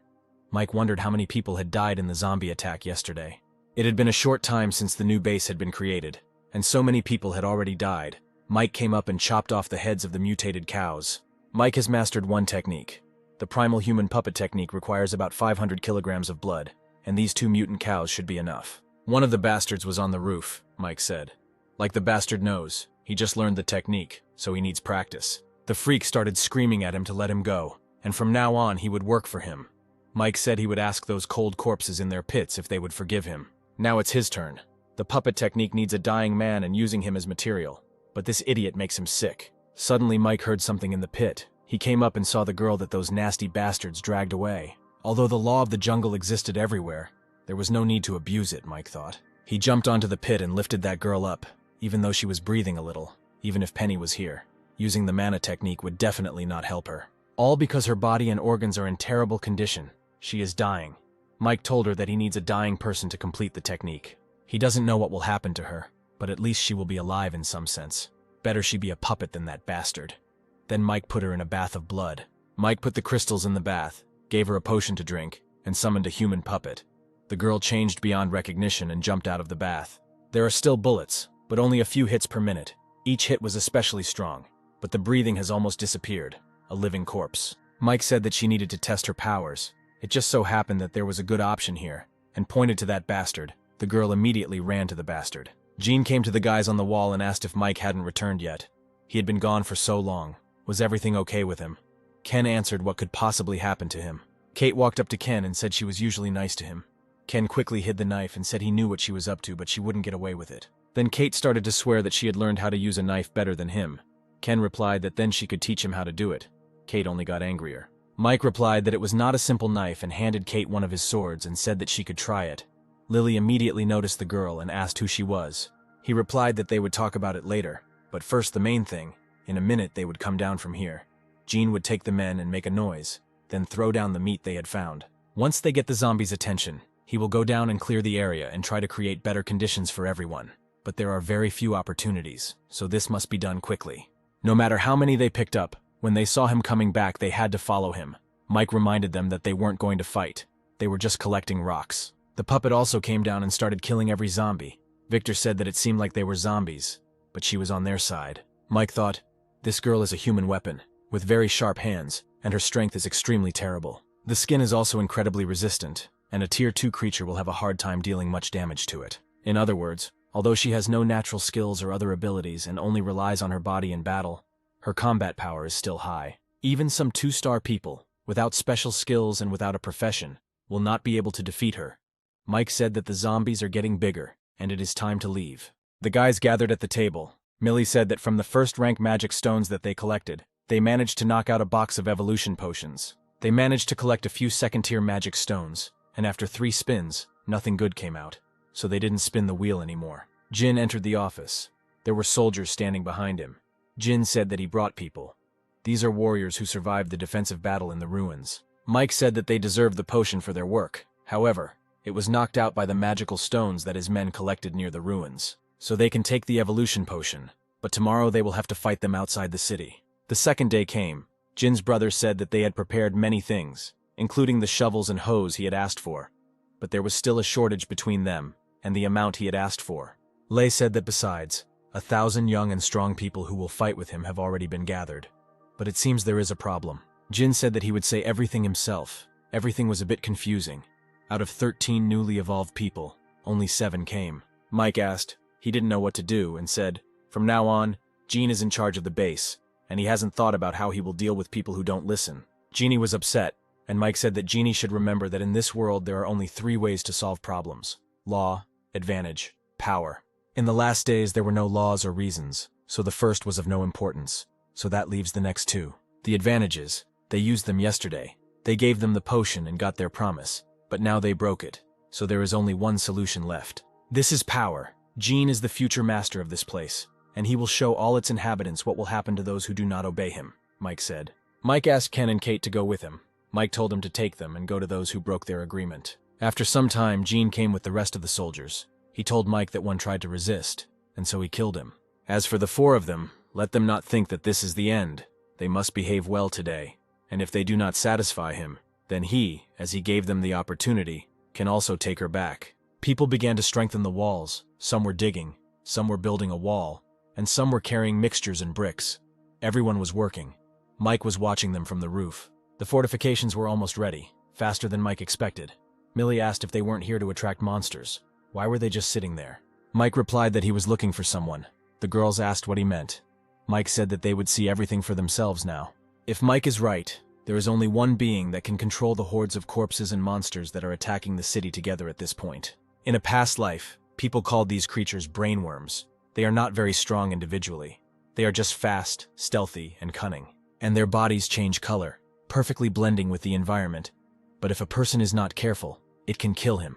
These worms do not kill a person immediately. Rather, he loses consciousness and is controlled by the living, turning into a walking corpse. Their main goal is to control creatures with magical stones. Mike cut his own in the girl's hands. Since Mike has a hard time finding him, let the old man come to him himself. They don't have much fresh flesh and blood, and even if they make a noise, they won't be able to attract all the zombies in this base. Perhaps it would be possible to take only a part of them, but it would be too ineffective, as once it got dark, their fighting power would decrease, while the mutants' lives would remain unaffected.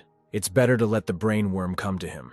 It's the one that controls the zombies and mutated creatures that attack the new district base. The boys gathered. The monsters returned and began to attack the base again. Mike and the girls ran to the others. The first line of defense is under Lily's command. He advised not to rush.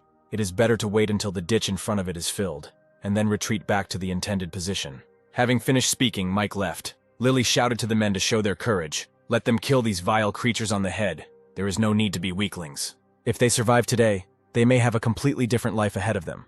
The men were inspired and ran into the crowd. The brainworm seen earlier has appeared in this area. It doesn't attack the base without reason.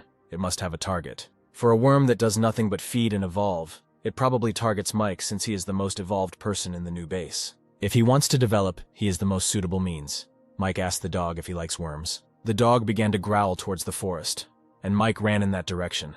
Perhaps no one in the world knows about the existence of brainworms yet.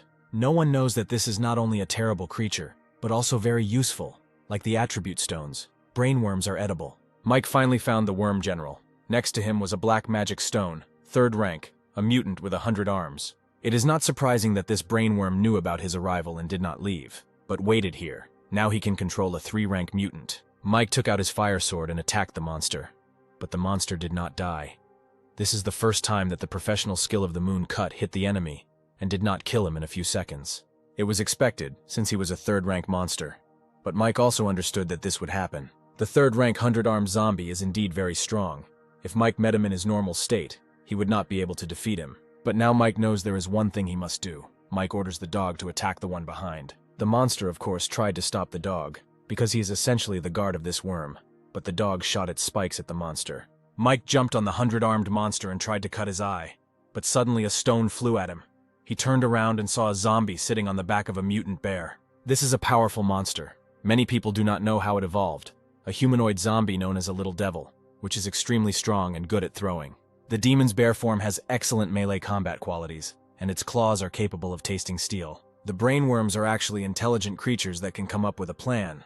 There are still a bunch of mutants under his leadership deep in the forest. Mike told the dog to wrap it up, then jumped on the monster and pulled out his crystal. The guy used his primary spells and summoned a strange monster, which immediately attacked the 100-armed monster. The monster couldn't move, Mike asked. He doesn't understand why he can't move. This metal golem is made of osmium. Osmium is the densest of all metals, weighing up to 22 kilograms per cubic decimeter. The piece of metallic osmium he extracted from the plant was over 50 cubic decimeters in volume, meaning it weighed a ton. So Mike managed to kill the 3rd-rank monster. The second monster ran at Mike, but Mike's monster stopped the bear cub. And the girl killed the general. Mike didn't know if brainworms could parasitize on human dolls, but there was no point in arguing.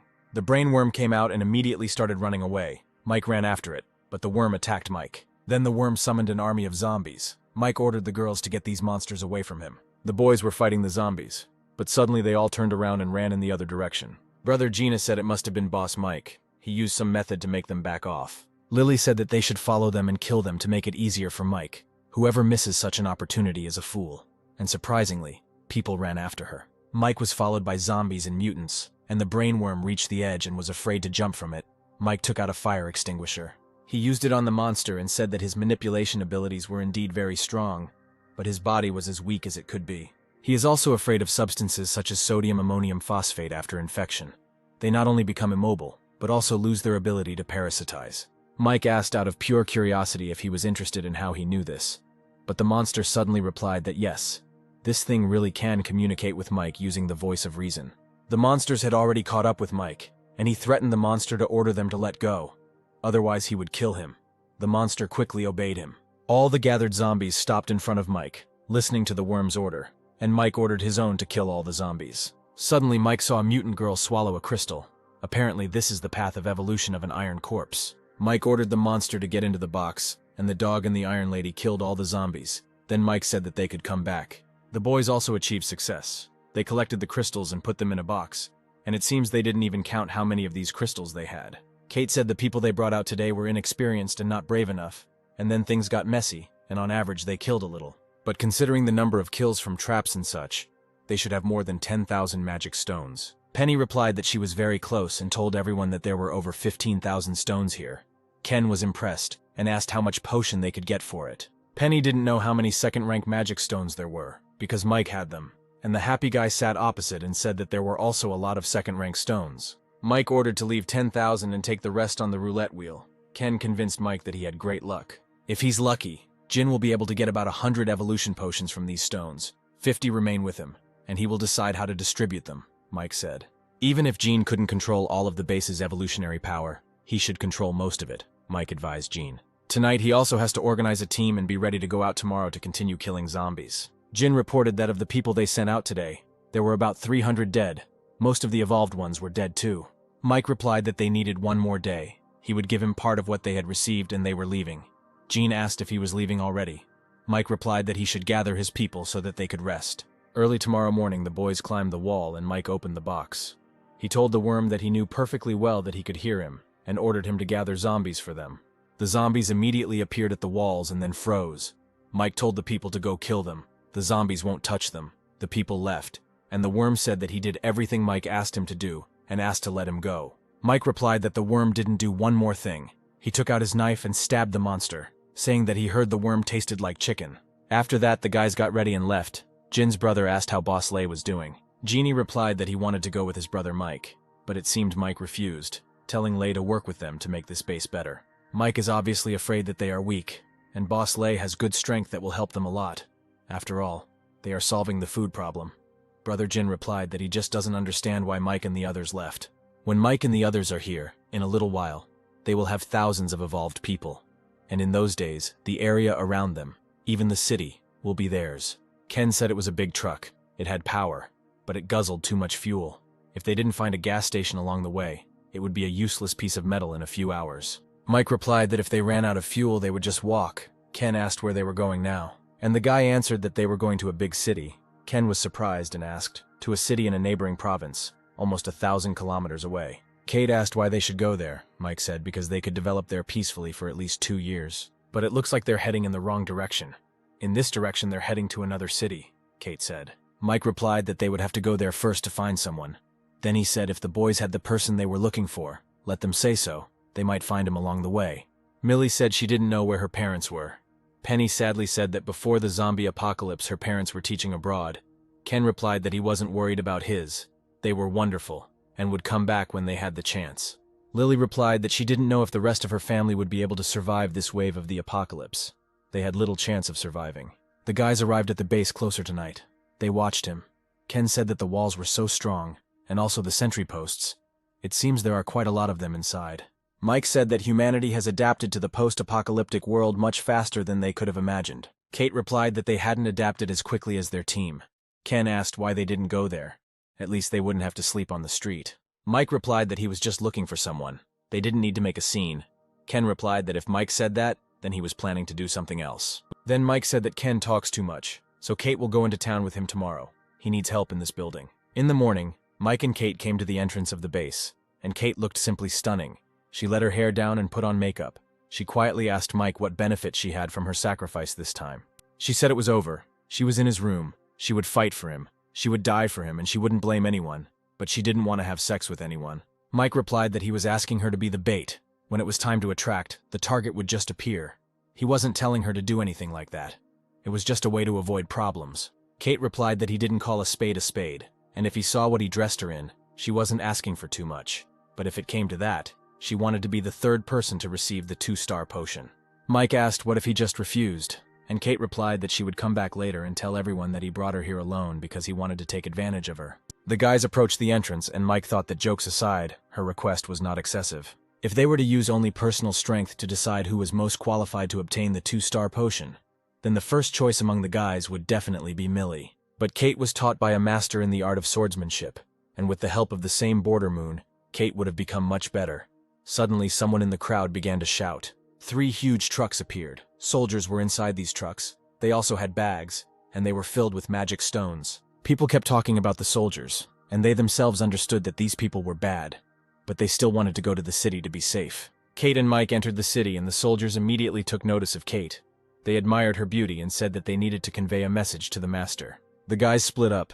Kate said they would go that way and asked Mike to find her later. Mike advised her not to go too far. Kate immediately noticed her pursuers. They ran after her, but Kate told one of them that they were very slow. The man said that she was different from the others. She didn't scream at all. Kate replied that she lured them out, but he still didn't come out. That's when Mike showed up, punched one bastard, then the rest before they could do anything. The bastard immediately wet himself and started crying. All the coolness was gone. He asked Mike if he was a 2-star hunter. He asked Mike not to kill him. Mike asked the bastard where he was keeping Sean. He ordered him to give him an answer immediately. The coward said that he was in the basement of the Southern Grain Storage Facility. "We see 2 soldiers and a woman," the soldier asked. She came again. The woman replied that they can't let him die. The boss hasn't played enough yet. They were discussing the prisoners when suddenly Mike and Kate entered the building. The soldiers immediately shouted at them to get lost. Mike told Kate that they were at her location.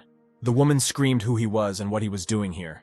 Mike immediately grabbed her by the throat and broke her neck. Mike walked further and saw a man lying on the hay. He was all beaten up. His whole body was covered in bruises, and it seemed he had lost consciousness. In his past life, Mike's main profession was an archer, and he had to work from afar, and Sean is a big man. He was the bravest of them all.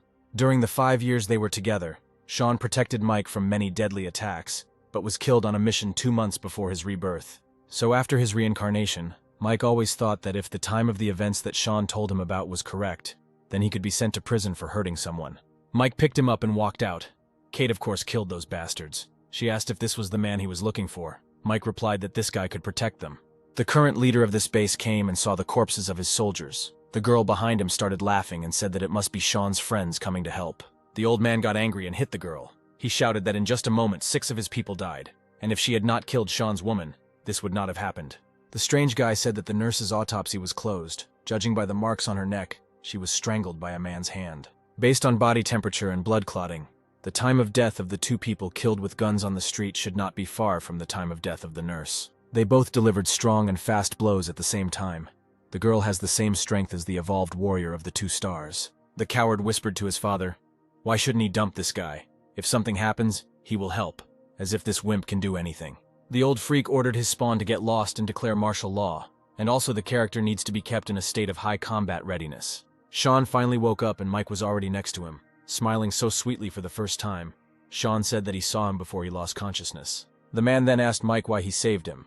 Mike replied that he was going to a dangerous place, and he needed someone to take the damage. Although they were brothers in their past life, they are still strangers in this life. If that is the case, then it is best to exchange mutual interests first. Shock asked if he was going to die. Mike replied that with him he would definitely survive and extended his hand to him. Sean shook it and agreed to go with him. The guys were in the forest not far from the base. Mike asked if Sean was happy with the shield. Sean replied that it was excellent. It was impossible for a giant shield bearer not to have his own shield, so Mike made him one. Sean easily lifted the shield and showed his power.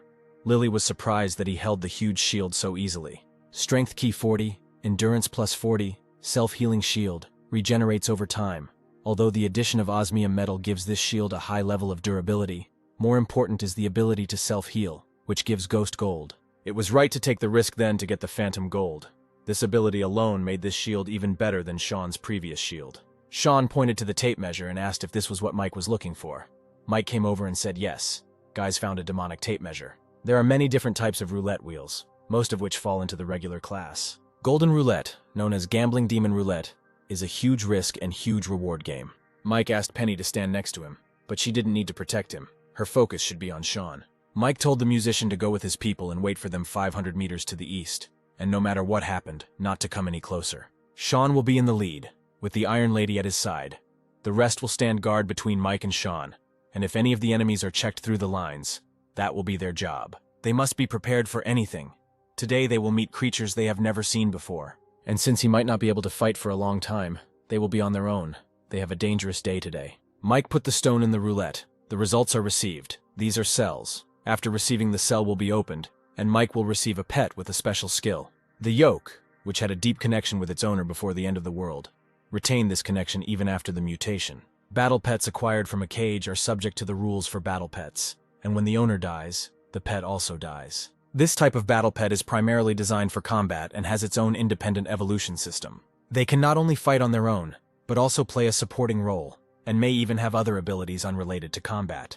In his previous life, he met a powerful man whose battle pet was a mermaid who had no combat power, but had powerful medical abilities. A huge bolt of lightning flew out from the cage, and then a huge fire lion, 3rd rank, appeared from it. Then Mike put in a few more crystals, the roulette wheel spun, and the beetle sign came out, and a terrible-looking spider, also of the 3rd rank, crawled out from under the ground.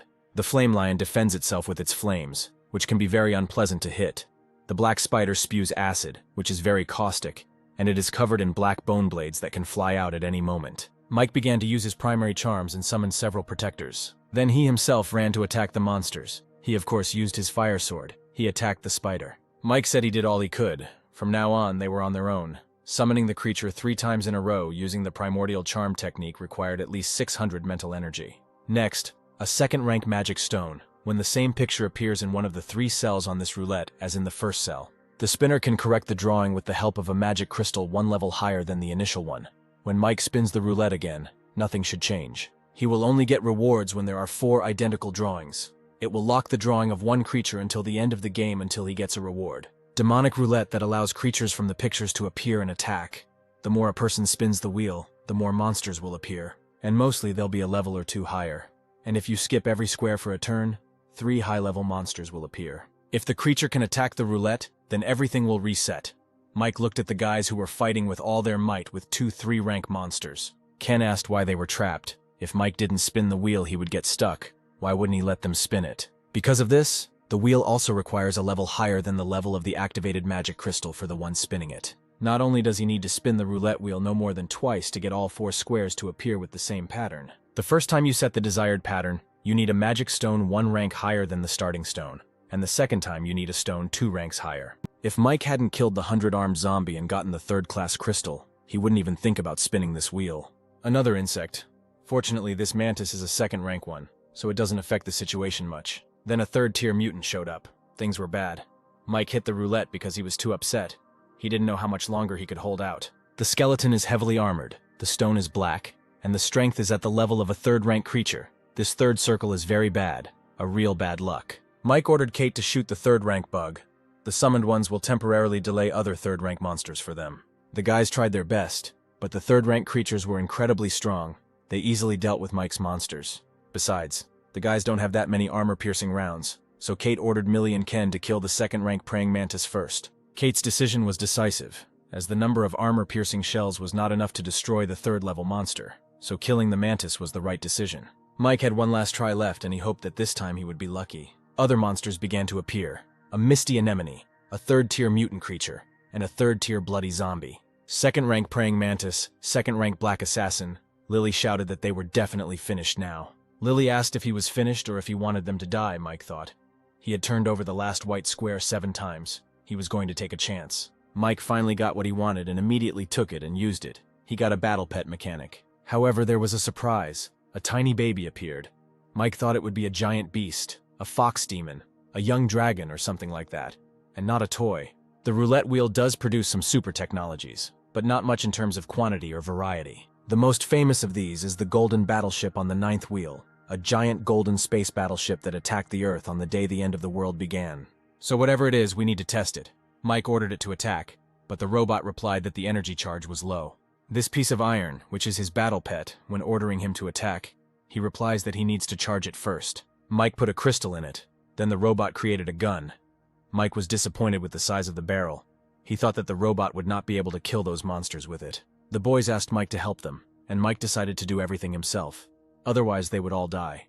But the little robot continued to ask Mike to choose the target of the attack. Mike pointed at the snake just to get it to back off. That snake was corrosive, and it would be hard to maintain the shield. The little robot fired and shot at the snake, and the snake died immediately from the shot. The only thing that can deal such serious damage to multiple rank 3 mutants at once is Mike's slash skill. In other words, this small cannon, powered by a single rank 1 magic stone, could deliver a blow with the same power as a 2-star person. One attack from a first-tier magic stone can seriously injure a third-tier mutated creature, so I decided to insert a second-tier stone. The robot said, 98%, secondary battery, preparation.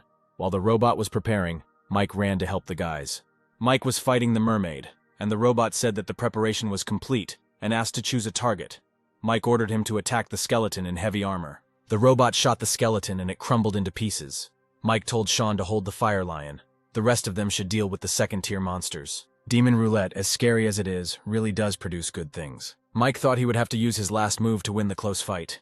But now, he sees hope in the form of this robot. When Mike is holding Naga back, the robot will fire a shot.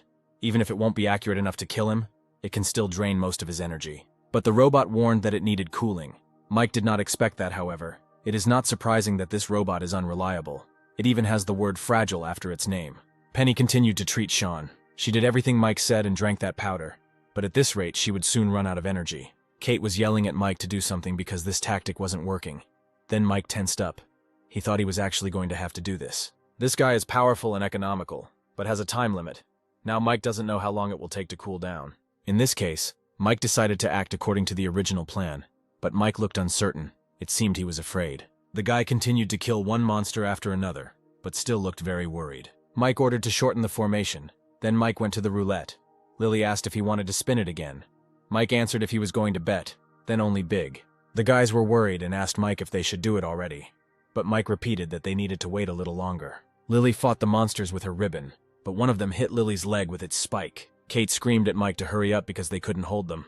Mike had used up almost all of his third-rank stones. The monsters kept coming. Mike finally got what he wanted and threw the explosives to the guys. He told Sean to use his skill. Sean used the skill Motionless Rock. Then several shields appeared at once and surrounded the guys. Lily's wound was bandaged, but it was clear that the guys were exhausted. Mike jumped on one of the shields and fired at the explosives, causing a huge explosion that could be heard throughout the area. They finally managed to kill all the monsters, but the guys were exhausted. The girls were lying under a drip. Ken was bandaging his wounds, Penny was healing Sean, and the Iron Lady was lying motionless. The musician and his subordinates ran to the guys. Mike told him that everyone was alive and well. 4 days later, the boys moved from the forest to the old village. Ken played with the dog, then Mike and the musician went into the yard. Lily asked if the handsome man had found anything to eat. She was already acidic from eating jerky every day. Kate asked if Lily was sure she was tired of meat. Mike asked how Sean was. Penny replied that he was better than yesterday, but still needed rest. Besides, the Iron Lady's wounds were healing poorly. Then Mike said that he would do this for now, and then think about what to do next. And Penny should rest. She had spent too much mana. 4 days ago, Sean went on a difficult adventure with members of his squad. The culprit was explosives left after the targeted demolition of 2 buildings at the base in the new area. It was a very productive experience, but Mike never had time to figure it out. Now that everyone had recovered well from their wounds and food and water were provided, it was time to count and examine the spoils. After the explosion, Mike did his best to destroy all the monsters he could find. To compensate for this, the number of mutated second-tier creatures increased significantly, so the number of stones is quite normal. The real treasure is the third-rank magic stones. There are so few third-rank creatures now, he could do another 15 spins. Maybe if he's lucky he can get a 3-star potion, then there are materials obtained from monsters. In a past life, survivors called it the Soul Pearl, the heart of a heavily armored swordsman's skeleton. Soul Pearls are of little use to normal evolveds, but they can be very useful for certain professions, and are used as a trigger to create certain equipment. Thanks to his skills as a craftsman, Mike has at least a general idea of the value of this item, which is called the Gate of Sacrifice. In simple terms, the user gives something as a sacrifice, and then the sacrificial gate returns something to the user based on what was given. And the most important thing is that this is a gold-ranked item. It's like epic-level equipment. He could become 7-star in the future with this thing. But if he tries hard, it might even become 8-star. Mike put the rock in, but nothing happened. Mike thought maybe he did something wrong and added another rock. Still no change. Wrong sacrifice item, not enough level, or Mike is too weak. Then Mike added a 3rd-level stone, and finally the thing moved. In the past life there was little knowledge about this thing, which means Mike simply sacrificed little. Mike was already pouting because he had donated a lot of stuff and the changes were minor. At this rate, even if he puts everything he has into it now, he won't be able to fill it. It's not bad for gold, but it's too much now. By the time he actually fills it and gets feedback, the value of the resulting items will definitely be high. Mike first decided to explore the robot. It took at least 2 days for the cooling time to pass, which was about 30 hours. But this thing is called a robot mechanic, and this guy's role shouldn't be as simple as building a turret, Mike hoped. Then Mike remembered that he was a craftsman, and this thing was made. If Mike would process it, he would be able to improve it. Then Mike decided to use his skills, but nothing happened, so he tried to improve it again, but failed again. It made no sense. The invalidation of the enchantment only happened when the same material was enchanted multiple times. But Mike didn't know why the works couldn't be improved. Ghost gold is a high-grade material. It corresponds to the work of a mechanic. Why doesn't it work? Mike put gold in the gate, and if he puts half of his gold in the sacrificial gate, he can fill it up just fine. But it was better to forget about it. Phantom gold was hard to get. He had already lost 1 piece, and if this thing ended up giving something less valuable than phantom gold, it would be a big loss. Mike thought that the problem was in the robot itself. He turned the robot over, and there were instructed holes there. In his crafting profession, he collected and refined, forged and enchanted. But there was one more instruction he never used. It is not simply cutting a hole in the gear that allows the gear to directly share some of the properties of the inlaid item. The process of connecting energy, which requires a perfect connection with the equipment. There are only 3 ways to get inlaid holes in the equipment. One of them is that it is created together with the equipment. The second is the skill of the craftsman to create inlaid holes, and the last is the use of precious disposable equipment to create them. Mike put in the ghost gold and used the craftsman profession. Then the robot was updated. To unlock the second strike form, 1 million units of energy is required. 1 unit of energy is a 1st-rank magic stone. Even if it was converted back into 3rd-tier magic stones, according to the conversion rule, 100 3rd-tier stones would be required. The sacrificial gate and the mechanic robot were good things, and the adventure was certainly worth it. But they were also big rock sinks, Mike said sadly. Now Mike needs to cure the Iron Lady. If it were a person, he would already be dead. But she is a doll. Her insides have mutated. Mike didn't know if she was lucky or not, but in his past life, he at least knew some rumors about dolls. Mike gave the doll a pearl and 3rd-rank stones. The guys were eating when Mike came to them. Ken asked where he got the bulletproof vest. Mike replied that not far from here on the National Highway, he found an overturned escort truck. He improved all these clothes with his professional skills. Penny will be able to protect herself from ordinary firearms. Mike did 3. 1 to Sean because he's the protector. Penny is the core of their room, the support. Then Mike asked who wanted the last one. Ken said he would take it. Mike said if he took the vest, he should be in the vanguard. Ken agreed. Mike went to Sean and threw him the vest. Sean stood up and asked if it was possible to fix his shield. Mike replied that there was no need. It would recover on its own. Sean was really impressed by this. Mike told him that with him he would also learn things he never even suspected. Mike asked about the Elementalist and the Vortex Dartmaster. Sean asked how Mike knew everything, since he was from another city. Mike then replied that all of their jobs were to hold back giant shield bearers, and Sean was no match for them. So if he wanted to avenge her, he couldn't do it alone. Sean asked who Mike was. Mike replied that he was his friend. There was no point in asking how he knew everything. All he needed to do was think if he needed his help. Then Sean asked what the terms were. Mike replied that Sean would be his team's shield. The team now has a strong attack but weak defense. They have sharp combat swords, but with only one profession of a doctor, they may be in danger. They needed a meat shield like him so they could attack without fear, Sean thought. And he held out his hand and said that if Mike would help him get revenge, he would follow him. Mike shook his hand and told him to get well. They were moving the day after tomorrow and he should be better within 2 days. Sean asked if Mike was afraid that he was using him. Mike replied that if he was not stupid, he should know that only he could make him better shields. Moreover, with the power Mike had, who was he to use it? Mike asked.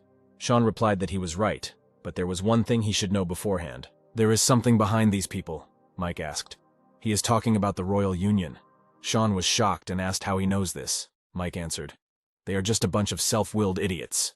The weird guy said that the herd of second-tier mutant goats at the foot of the hill, if they get their stones, they will be able to spin the secondary wheel at least once. The three men began to agree with the strange doctor, but one said that with their powers they could not kill them. Then the doctor said that they need not worry and took out a potion from his suitcase. It seemed to be a second-rank potion. The old man was drinking. The girl came up and said that she didn't think he would want to take part in this, the old man asked. The guys from the Royal Union left.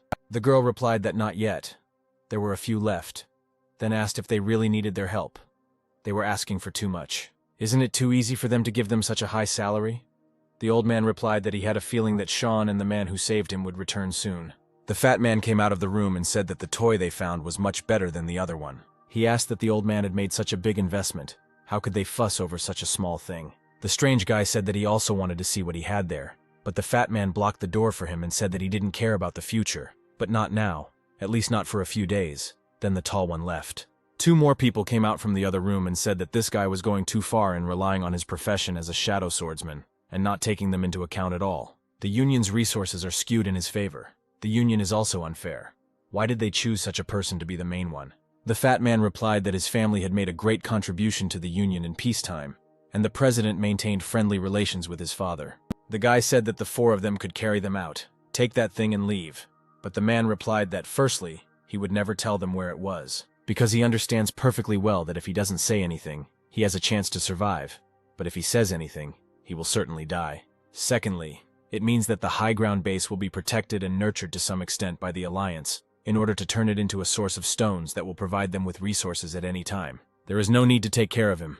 If something happens, the top will naturally cover him. They just need to do their job. Night fell. Sean and the guys came to the base. Two soldiers were sitting by the fire. One ran to tell the leader, but he was immediately killed. Penny asked if the guards really burned another town for the stones. Kate replied that they did it for the stones, despite the fact that over 1,000 people remained alive in the town. The door was locked, but that didn't stop the guys. Mike took out his fire sword and burned the door to hell. The soldiers on the wall started shooting at the boys, but Sean threw the dog right at the wall, and the dog started killing each of them.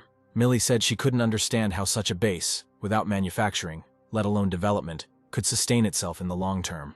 Plunder and exploitation. This so-called base has returned to its most primitive state, with bosses extracting wealth from those who entered the city by offering little protection. A gang of vicious thugs operates here, secretly robbing the inhabitants and the surrounding hunting parties of survivors like a bunch of parasites. Mike told the teacher, Mr. Musician, and Lily that they would go and find out the location of the leader of this base. Previously, they constantly fought with mutated creatures, but that's not all. In these times, they will have to fight with their own kind. Today, in front of them is a group called the Royal Union, which is full of people as developed as they are. And one of the features of this union is that it has many professionals. They're here to avenge Sean, but it's also a great opportunity to train. And if they can get through this today, it means they're truly prepared for the zombie apocalypse. Those who came are their enemies, Mike said, and pointed at these guys. They are also old acquaintances of Mike from a past life. Doc, a professional shadow swordsman, and Mike had a run-in at a bar on base in a past life. Ginny and Chen are brother and sister. They had some kind of perverted relationship, but they died relatively early in the battle between the Royal Union and the warring faction at that time. And Call later became the vice president of this union, and was known as one of the 5 giants of the union before it was reborn, and became an 8-star one. In his past life, Sean took revenge and destroyed the squad with their help. Since then, although the union did not contact their squad, they provoked them many times. Doc said they're really looking for death who don't know how to act, and they need to understand that there are places you can't just walk into. Ken yelled at the strange guy to stop talking and come over to them to kill him. Doc saw that Ken had white-class weapons. The perverts asked Doc to leave it to them. He had such a good weapon that if they killed him, the knife would be theirs. But then the girls also pulled out their knives, of the same level, and then these guys got nervous. The fat man was the most nervous, because he felt Mike's gaze on him. He felt how strong Mike's desire was to kill him. The fat man realized that Mike was warning him with his withering gaze. He says that if he doesn't move, he'll let Doc and his men have a fair fight 3-on-3, and if he moves any further, he'll die. The strange guy aimed at Kate. He used his ability, and Kate did not lose sight of his knife, but Mike told her. And so Kate was able to kill this asshole. Mike said to himself that the strange guy died fairly, because in his past life Mike had to suffer at his hands. The fat man told the twins to keep an eye out for enemies and use their professional skills when necessary, which the twins did. The Mistwalker profession is mainly used to assist in combat, which is not a very good profession. But the profession that suits her is the Void Thief, who specializes in sneak attacks. The guy wanted to show off his sneaky attack, but Ken noticed him and attacked. Mike told him that they were a bunch of smug idiots, so his attack could have been predicted. His sister was also easily killed by Millie. Only the fat man remained. He thought that the group was so strong that they managed to avoid it because no one used their skills. Mike asked who the president of the Royal Union was, and added that this answer could change his life, but the man acted differently. The man tried to kill Mike with his Iron Hands ability, but Mike easily grabbed his hands and broke them, then kicked him, and ordered Ken to collect the dead people's things. Then Sean ran up to them and asked if they killed them all. Does Mike know what kind of organization the Royal Union really is? Mike asked if he hadn't told him that before and said they were just a bunch of smug idiots. Ken came and said that this was a good loot. There were 7 third-rank stones and more than 200 first-rank stones. There was also a white-level willow blade and a gray-level dagger. Penny said she found 3 second-rank stones and 50 or so first-rank stones and bottles of 1-star potions. She said that there will probably be more murders and robberies because even she gets a bad feeling when she sees such things. Mike replied that this was precisely why they needed to get used to it faster. Lily approached Mike and said that they found out where they were. Then the guys came to the musician. He stood up and said that they were hiding inside, completely calm, as if they were waiting for someone. Mike replied that the person they were waiting for would never come. The boss's girl asked if he really wanted to hand it over since it took 4 or 5 people and hundreds of guards to get it from the second-rank wheel. Then she added that she understood that it was her fault. If she had not killed Sean's woman under the influence of anger, none of this would have happened. The man replied that she was responsible, but she was not completely to blame. It's only a matter of time before the people of the Union find out about this, and they need their base to build support for themselves so that they can get help in exchange for it. His son said it would be better if the Union and that bastard Sean's people fought each other to the death, but the old man thought those Union guys were strong, and they wouldn't lose. But then Mike broke down the door and entered with the guys to these freaks. Lily immediately began to attack these freaks. The old man ran up to his son and protected him with a shield. Mike said that an elementalist is a very powerful profession, and he should also have a professional skill, elemental cone. Why doesn't he go out and show it to everyone? The boss's girl threw a couple of darts at the guys, but Penny managed to create several shields and protected the guys. Then it was time for revenge. Sean was beside himself with anger. He ran at that old man in a rage. Ken wanted to help him, but Mike stopped him, saying that it was his business and he would deal with it himself. Sean screamed that he never touched him. In gratitude for his kindness that made him evolve, he gave up his profession as an elementalist to become a giant shield bearer. For the sake of the scroll of the old man's girl's profession, for the sake of returning, he almost lost his life, and he, in gratitude, killed his wife. The old man grabbed Sean and shouted at his son to kill Sean while he was holding him. But before the boy could get to him, the dog ran out and bit him on the neck. Sean said if he felt sorry for his son, he should go to hell with him, and when he got there, he should remember to apologize to his wife. The guys took that precious item and went out. Ken asked what happened to Sean since he was in such a state. Mike replied that Sean needed to let his anger out. He had been holding it inside for too long. It was better to wait for it to come out. Then Mike took out the Staff of Nature. No wonder the Royal Union would spare no effort to help the old man. Kate said it has a white halo, so she assumes it's some kind of rare gear, but what's with the oval-shaped hole? This is where the natural gemstones are to be inserted, and the properties of the wooden staff will change depending on the properties of these stones. Unfortunately, this is a natural staff, and to use its power, you need stones of wind, fire, water, earth, and others, but not stones of light. Mike said that Miss Penny could use it. She could at least double her strength. The boys became inspired, and asked if this meant that the healing effect of the technique could be increased, just like the shield's power. The true purpose of the nature staff is not to use it as a staff after setting a gemstone. The staff has its own abilities, one for each elemental type, that the owner can activate. Since elemental stones are consumables, the skills attached to the staff can be used with varying strengths. In Mike's previous life, Murder Rose Margot held a gold-class nature staff in her hand, but she had a hard time obtaining a high-class elemental stone. Sean finally came out. Penny immediately began to heal him. Mike said that when Sean recovers from his wounds, he will take over the management of the county, and they will repair it for 2 days. Lily and the musician will go in search of the old man's habitat to find out if there is anything interesting there. Millie, Kate, Ken will lead people to set up food exchange points, form teams, and try to collect more stones. Sean and Penny organize patrols around the area to make sure there is no more unrest, and to gather any information they can. The second wave of mutations is coming soon, and they need to be ready as soon as possible. After some time, Kate said, they tracked down and cleaned out the mutants and secured the district. In addition, food and water supplies are being exchanged for the victims in the area, and a total of more than 100 first-rank stones and more than 50 second-rank stones have been collected. The guys took inventory of the warehouse. They accumulated more than 4,000 first-rank and 150 second-rank stones. Penny had nearly 20,000 first-tier stones and 500 second-tier stones in her possession, and there were hundreds of potions in the two-armed trucks. Over the past 2 days, Mike also walked around the area based on the information and collected 2 third-rank stones and some materials. Mike ordered them to pack their things and get ready to leave for their next destination.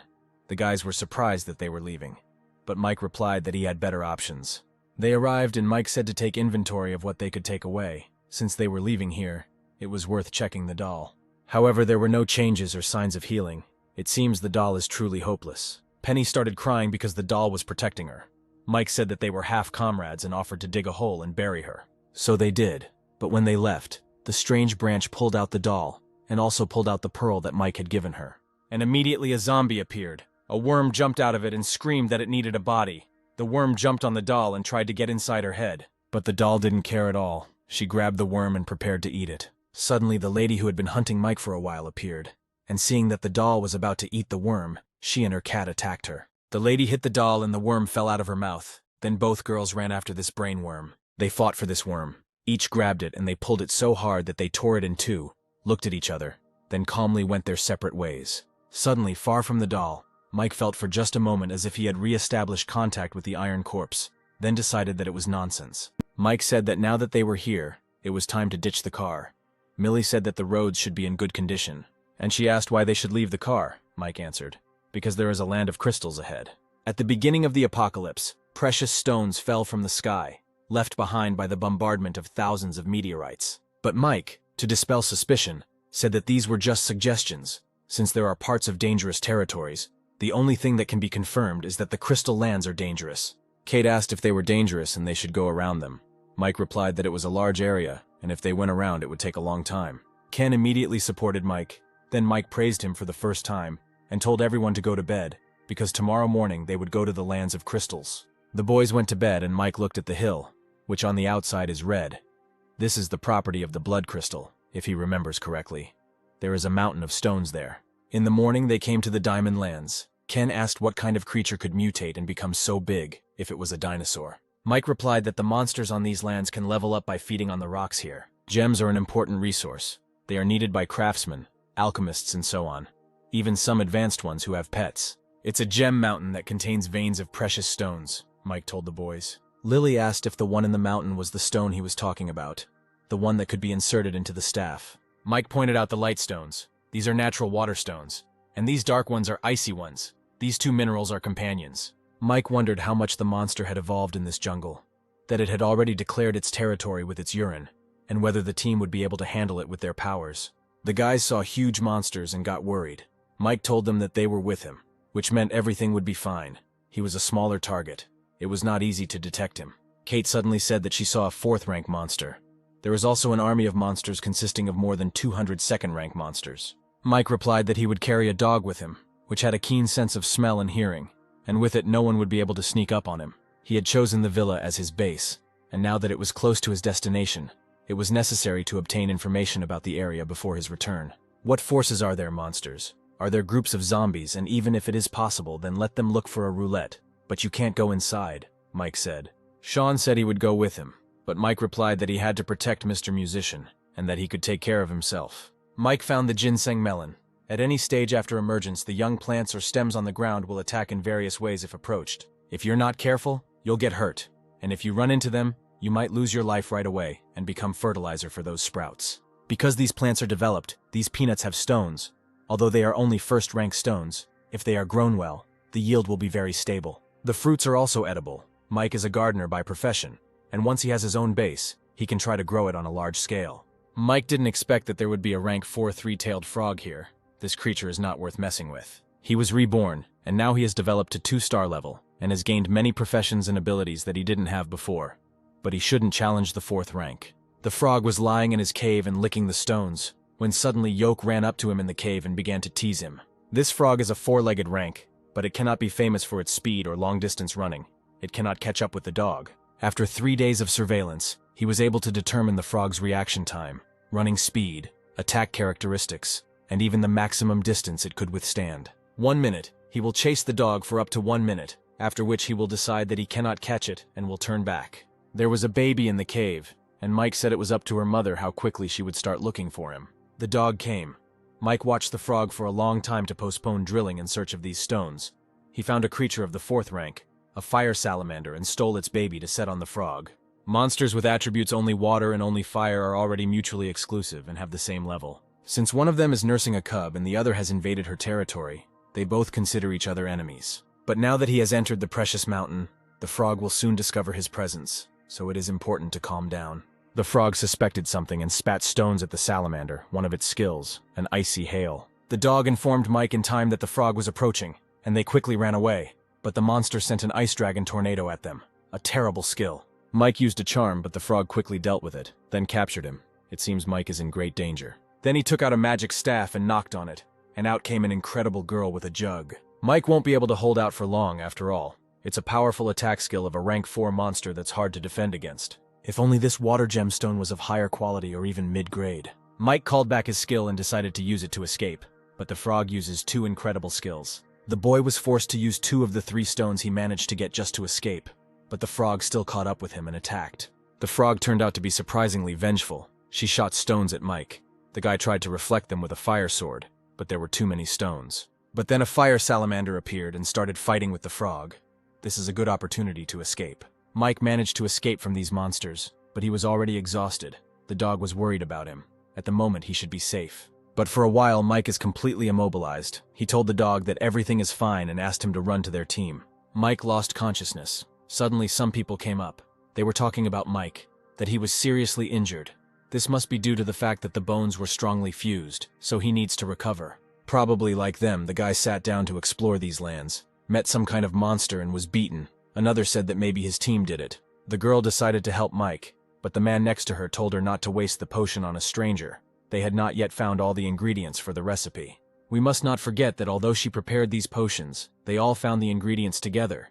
She must understand that their people will need the potion more, because this person may be an enemy for them. Suddenly the girl said that the guy woke up, and so it was. Mike woke up. He immediately looked at all the people. It was a standard hunting group. The man turned around and asked his uncle. He woke up. What to do now? The uncle replied that there was no need to hurry. Mike thought, this girl looks like she's only 15. The green bottle is the symbol of the alchemist, sexualizing a child. What a stupid decision. It's no wonder this squad stayed here to watch Mike die because this little girl didn't leave, and she's clearly the rock of this squad. Mike asked who they were. The man got angry and said that he didn't need to know who they were. He had to tell them everything he was doing here, what his purpose was. The man shouted where his team was, or was he here alone? Mike replied that he was on his own and came here to find good material naturally. Uncle asked if he dared to come here alone. Mike replied that there was nothing surprising about it. The fact that these are dangerous lands does not mean that no one comes here, and he came here according to the map. Mike was still in pain all over. The girl came and helped him and said that he was still not healed. He had to be more careful. Her team called the girl and she ran after them, Mike thought. In this world, people with good intentions, like this little girl, die quickly, but he was grateful to her. Mike didn't know how long he had been lying there, but now he could barely move, even with his 2-star ability to heal. The man said that the guy knew this area. The other added that they had been here for 2 days and had never met him, and he had met some kind of monster. Liam said that the guy was either lying so they could get him out of here while he was injured, or he really did have the map, but for the same reason, to get them to help him get away. The girl asked why they were so heartless. He could help them. They just needed to take him with them. But Liam was still against it. But then suddenly his uncle said that they would take him with them, and ordered them to find the boy a stick so that he could use it as a crutch. Liam asked why his uncle decided to leave him. He is also developed. What if he recovers from his wounds and goes against them? His uncle replied that they are also developed, and there are more of them, so they have nothing to fear. Stella has a good heart, but they also need her to ensure more potions for the future. This girl is not stupid. It is better not to treat her like a thing. Otherwise, there will be trouble. Also, he must have a map. It will take him a long time to recover. Also, if they encounter a monster they can't handle, they will use it. Uncle came up and asked if it was true that he had a map. Liam shouted that he was lying. He didn't have a map, and Mike replied that the map was in his head. Mike was handed a list and asked if he had seen the materials. Mike realized that they were making a paralyzing potion. This guy obviously knows that Mike is not a potion master or an alchemist, so he had the nerve to show him the recipe. He thinks that Mike doesn't understand what these materials are. At night, each of the boys went to bed without any doubt, Mike thought. With such vigilance and such strength, this squad dares to call itself a hunting squad. Mike has recovered well from his injuries, but it looks like he only has 2 days left before he can walk normally. He turned around and pulled out a stone into the crystal, the stone the frog had thrown at Mike when it was frantically trying to hold on to him.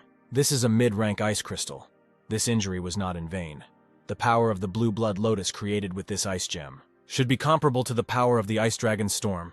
In other words, Mike will have an item that is equivalent to the strongest attack skill of a tier 4 mutant. In the coming days, Mike will slowly try to kidnap this girl to use several alchemical recipes. In the morning, Mike asked the guy if he was Stella's brother. The guy replied that they were half-brother and sister, so they had a small age difference. Mike introduced himself and the guy said his name was Tom. Then Mike said that it looked like Tom was the only one in the squad who wasn't evolved. Tom replied that he gave the potion to his sister, and Mike quietly put the plant into the crystal. Then he said he found the material they were looking for, the tiger tooth plant. Then Liam ran to look at the plant. While the boys were collecting the tiger tooth plant, Mike got lucky and found 2 more useful herbs that fit the recipe. Liam said they found 10 more tiger tooth plants, and just one was enough to make 10 bottles of the potion. Suddenly, one guy started shouting that 2 red-eyed eagle deer of the 2nd rank were running towards them, and everyone started running away. And just as Stella thought about Mike, who couldn't walk yet, her brother pulled her along, saying that these monsters were too strong. They were no match for them. Mike thought that if he were fully healthy, he could deal with those 2 with one finger. But now he had to spend the good stuff again. He took out his staff. Mike had already used up the first 2 starting stones, so he was only using a quarter of the energy from this last one. Uncle asked if everything was here. Liam replied that everything was there, including the tiger's tooth, and Stella added that that guy wasn't there. Tom replied that almost half an hour had passed. Those 2 monsters must have left. Why don't they come back to collect the rest of the materials? They returned and found Mike at lunch. Of course they were shocked, because Mike was not only alive, but he single-handedly killed those monsters. Uncle irritably asked Mike where the deer's magic stones were, and Mike calmly showed them the stones and said that they would not get them. For some reason, this surprised them, although, as Mike said, they don't have rights to stones. The guys started shouting that Mike is disabled, who can barely walk. The freaks started to threaten him, but Stella stood between them and asked them to stop. She whispered to Mike that he had better give them up, otherwise they might beat him up. As befits a child with a kind heart, Mike thought. The best place for her is in the alchemy lab. Liam pushed Stella away and threatened Mike with a sword. Then Mike threw them these 2 pathetic stones. The old man said that he didn't know their rules. What someone found would be common. Suddenly, Mike asked the guy behind. He thought so too. Then he asked another about the same thing.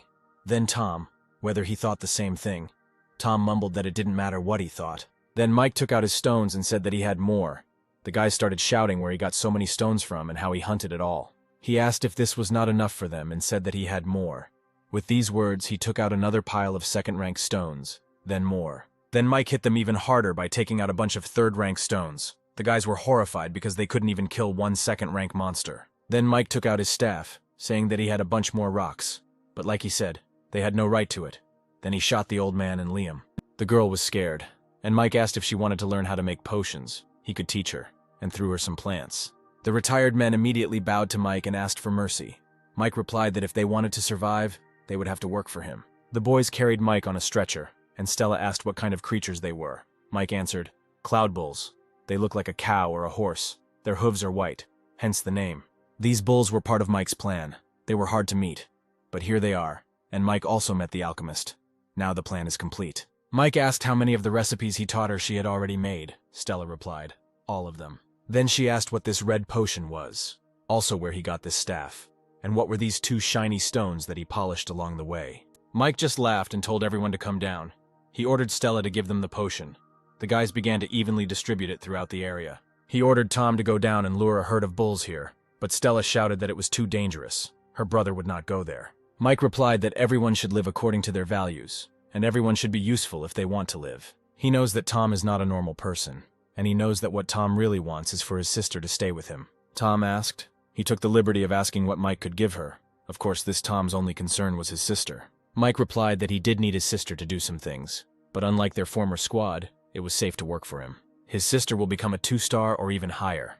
Perhaps she will become a mid-level, advanced, or higher alchemist. Tom asked how he could trust him.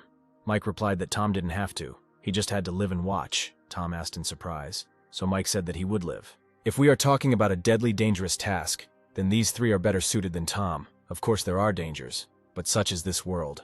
Then Tom agreed to go there, but if anything happened to him, he would have to take care of his sister. Mike threw him a potion as an advance. Tom drank it immediately, which surprised Tom. He thought that Mike was probably testing him. The 3 came and said they were done. Mike ordered them to protect Stella and let her go back. He told Tom he could start when he was ready. Then it was all about the ripening of these plants, sprayed with a red potion. Mike went inside the plants and used his farmer skill, growth. After a while, Tom came running, and a crowd of bulls was chasing him. He shouted to Mike that they were already here, and Mike replied that he saw them. Suddenly, the monsters all stopped at once and started eating the grass sprayed with that red potion. Stella asked why they loved it so much. The recipe is simple and not that widely used. It wasn't a secret until Mike's revival. But this recipe is something that only appears in the rank 3 hand. At that time, the evolutionary level of mutants was so high that the effect of this potion was no longer obvious to them. But for Mike now, the potion would be just right. This potion turned out to be a common aphrodisiac. Tom closed his sister's eyes and asked why Mike needed it. Mike answered that it was simply useful. It's not worth going down there yet.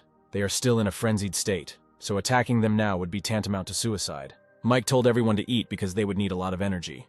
Everyone ate, which meant they had to get to work. They went down. Stella asked if he could walk without crutches anymore. Mike replied that he was not completely cured, but had recovered by about 70%. Tom asked why so many monsters were dead. Mike replied that the potion could make them too excited, which could lead to them killing each other. Mike ordered them to start collecting stones from those who were dead and not to touch the living. But the guy approached a deer that was barely alive. And of course the deer attacked him and killed him. He should have listened to Mike and not touched the half-dead deer. Mike turned around and told the two of them to go ahead and collect rocks, and again warned them not to touch the bulls that weren't dead yet. Stella said that Mike was so cruel. Tom replied that Mike had already warned him, but that guy didn't listen to the advice. The boys collected the stones and at their own risk, saying that this was their share. Mike told them to choose some recently dead bulls. Drag them to the entrance of the valley, then cut their veins and let the blood flow as fast as possible. They did everything and came to Mike, but suddenly Mike killed that guy and took out the stones that he hid. Mike calmly put the crystals down and said that they needed to set up an ambush. The boys hid. Suddenly a huge beautiful bird appeared in the sky. The tempting smell of blood confuses the 4th-rank bird. We are shown Mike's team.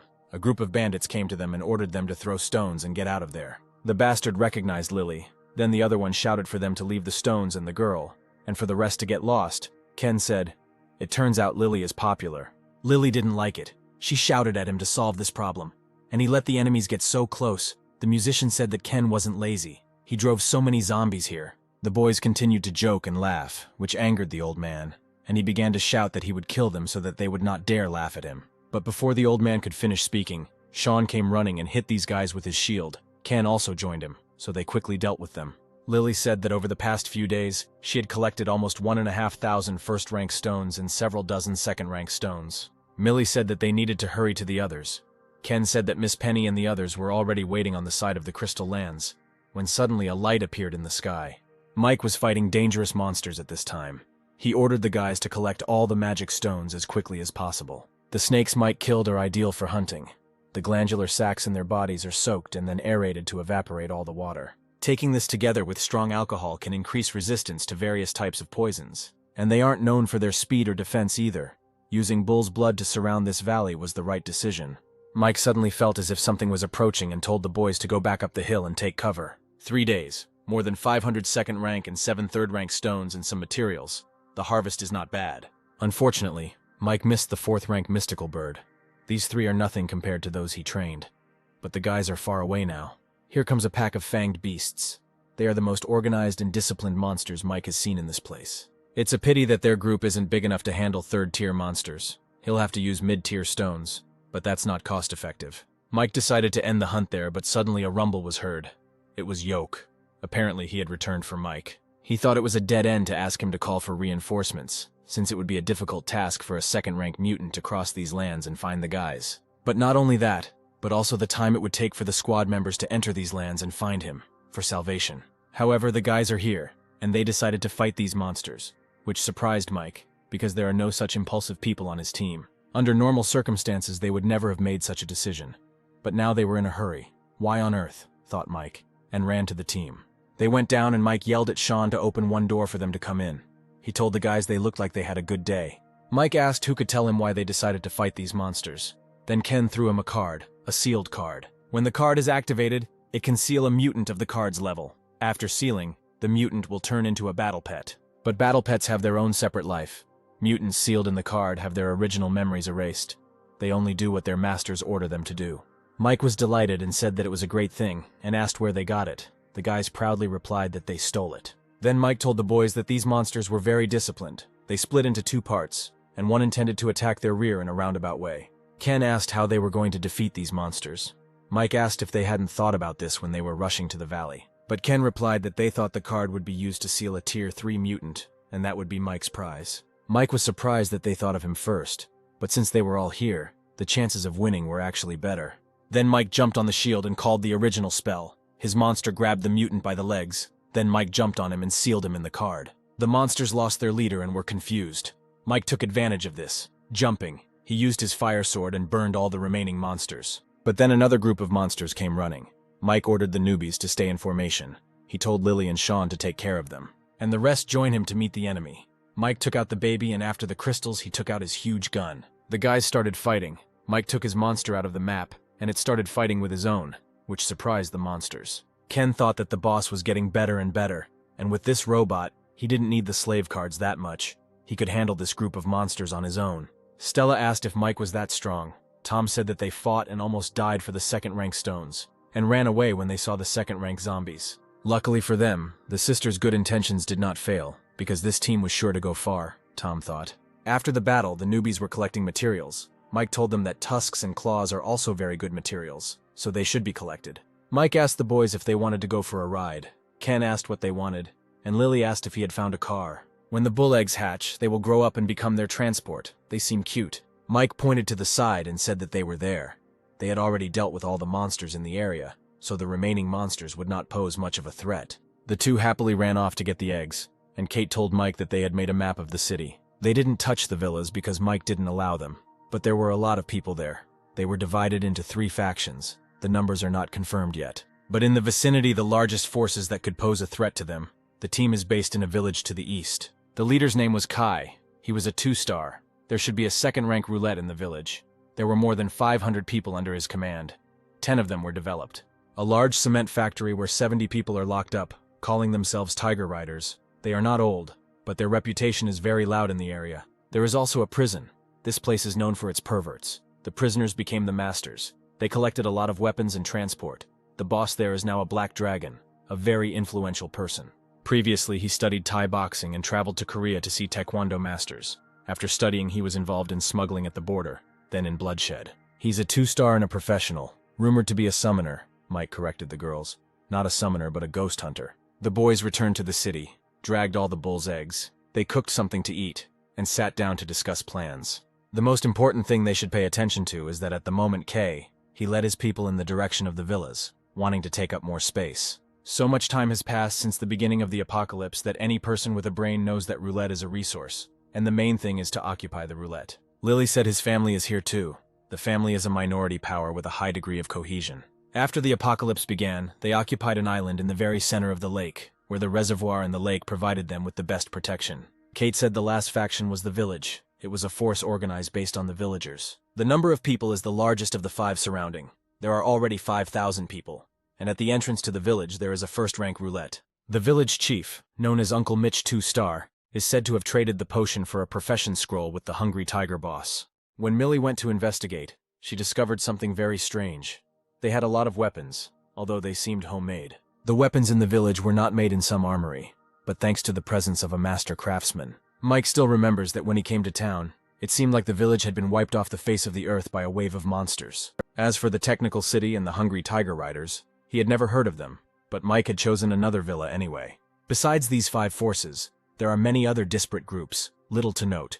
There is only one team, the Black Caravan, and then there is the Zero Chamber of Commerce. The last one made Mike noticeably nervous. Then the girls asked what happened because he didn't react to the others. But Mike didn't answer. He told the guys to rest here, let Ken be on guard, and he needed to go somewhere. At night, at some meeting, the old man was cursing and throwing dishes. He was shouting that he had given him so much time, and this is what he was telling him. The man replied that he knew the old man was upset about the death of a family member, but it had happened recently, while his enemy's people were still alive. They would find them.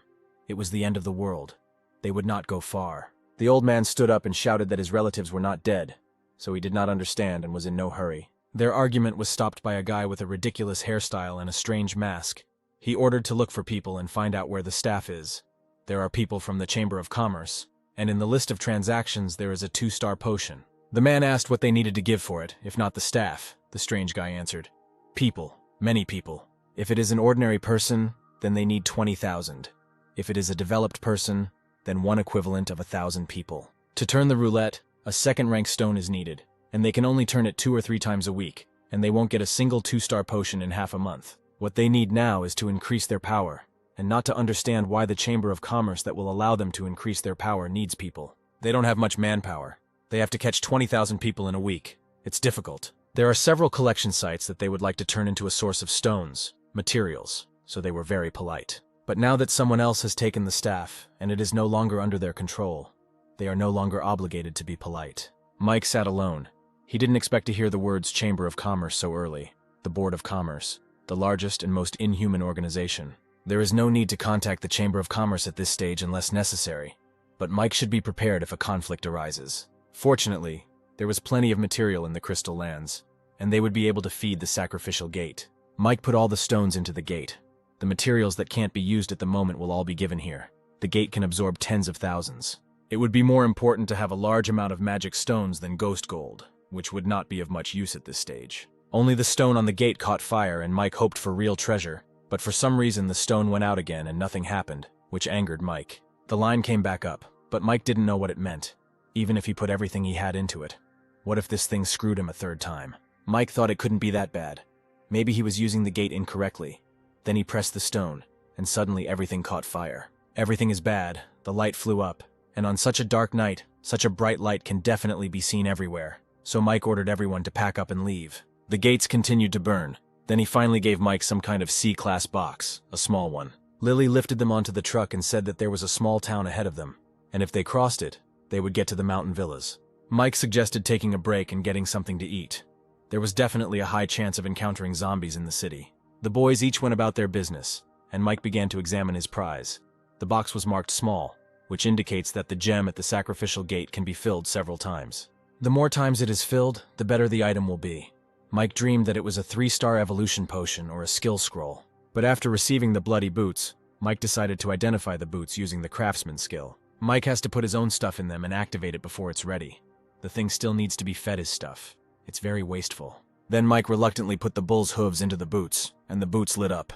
The boots have changed. Mike even received a speed skill. For 3 seconds it increases movement speed by 100%. The recharge time is 10 hours. Then Mike decided to increase it again. The boots changed again, and Mike got a new skill, a punch. There's another chance to invest the material, and only the hooves of a bull and the tail of a lake raised these boots to this level. Mike added some phantom gold to see what would happen, but the boots reported that the gold didn't match the device's specifications. This surprised Mike, because this was the ghost gold that was tied to the body of the ironclad monster. This monster would reach the 9th rank. Then Mike decided to change the material. He put some gold fabric that the little monster had into the boots, and the boots caught fire again. Kate said that Mike was in no hurry for dinner and was doing something.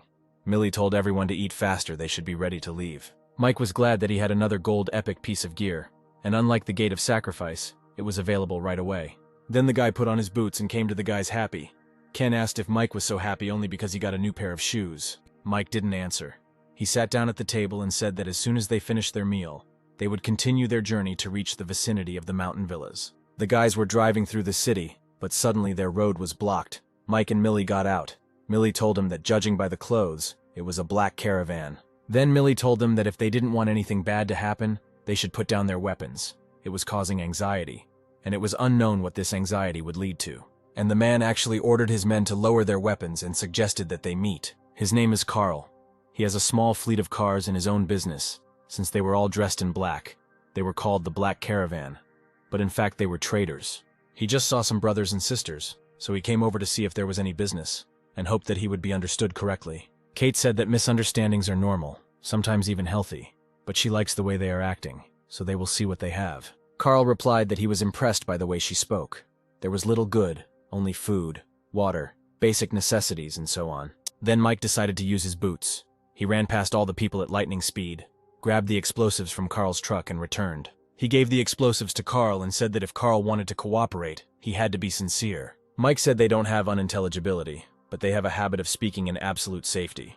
Carl was shocked. He didn't understand how Mike did it. Carl replied that it was his mistake. Not everyone has it easy in this world.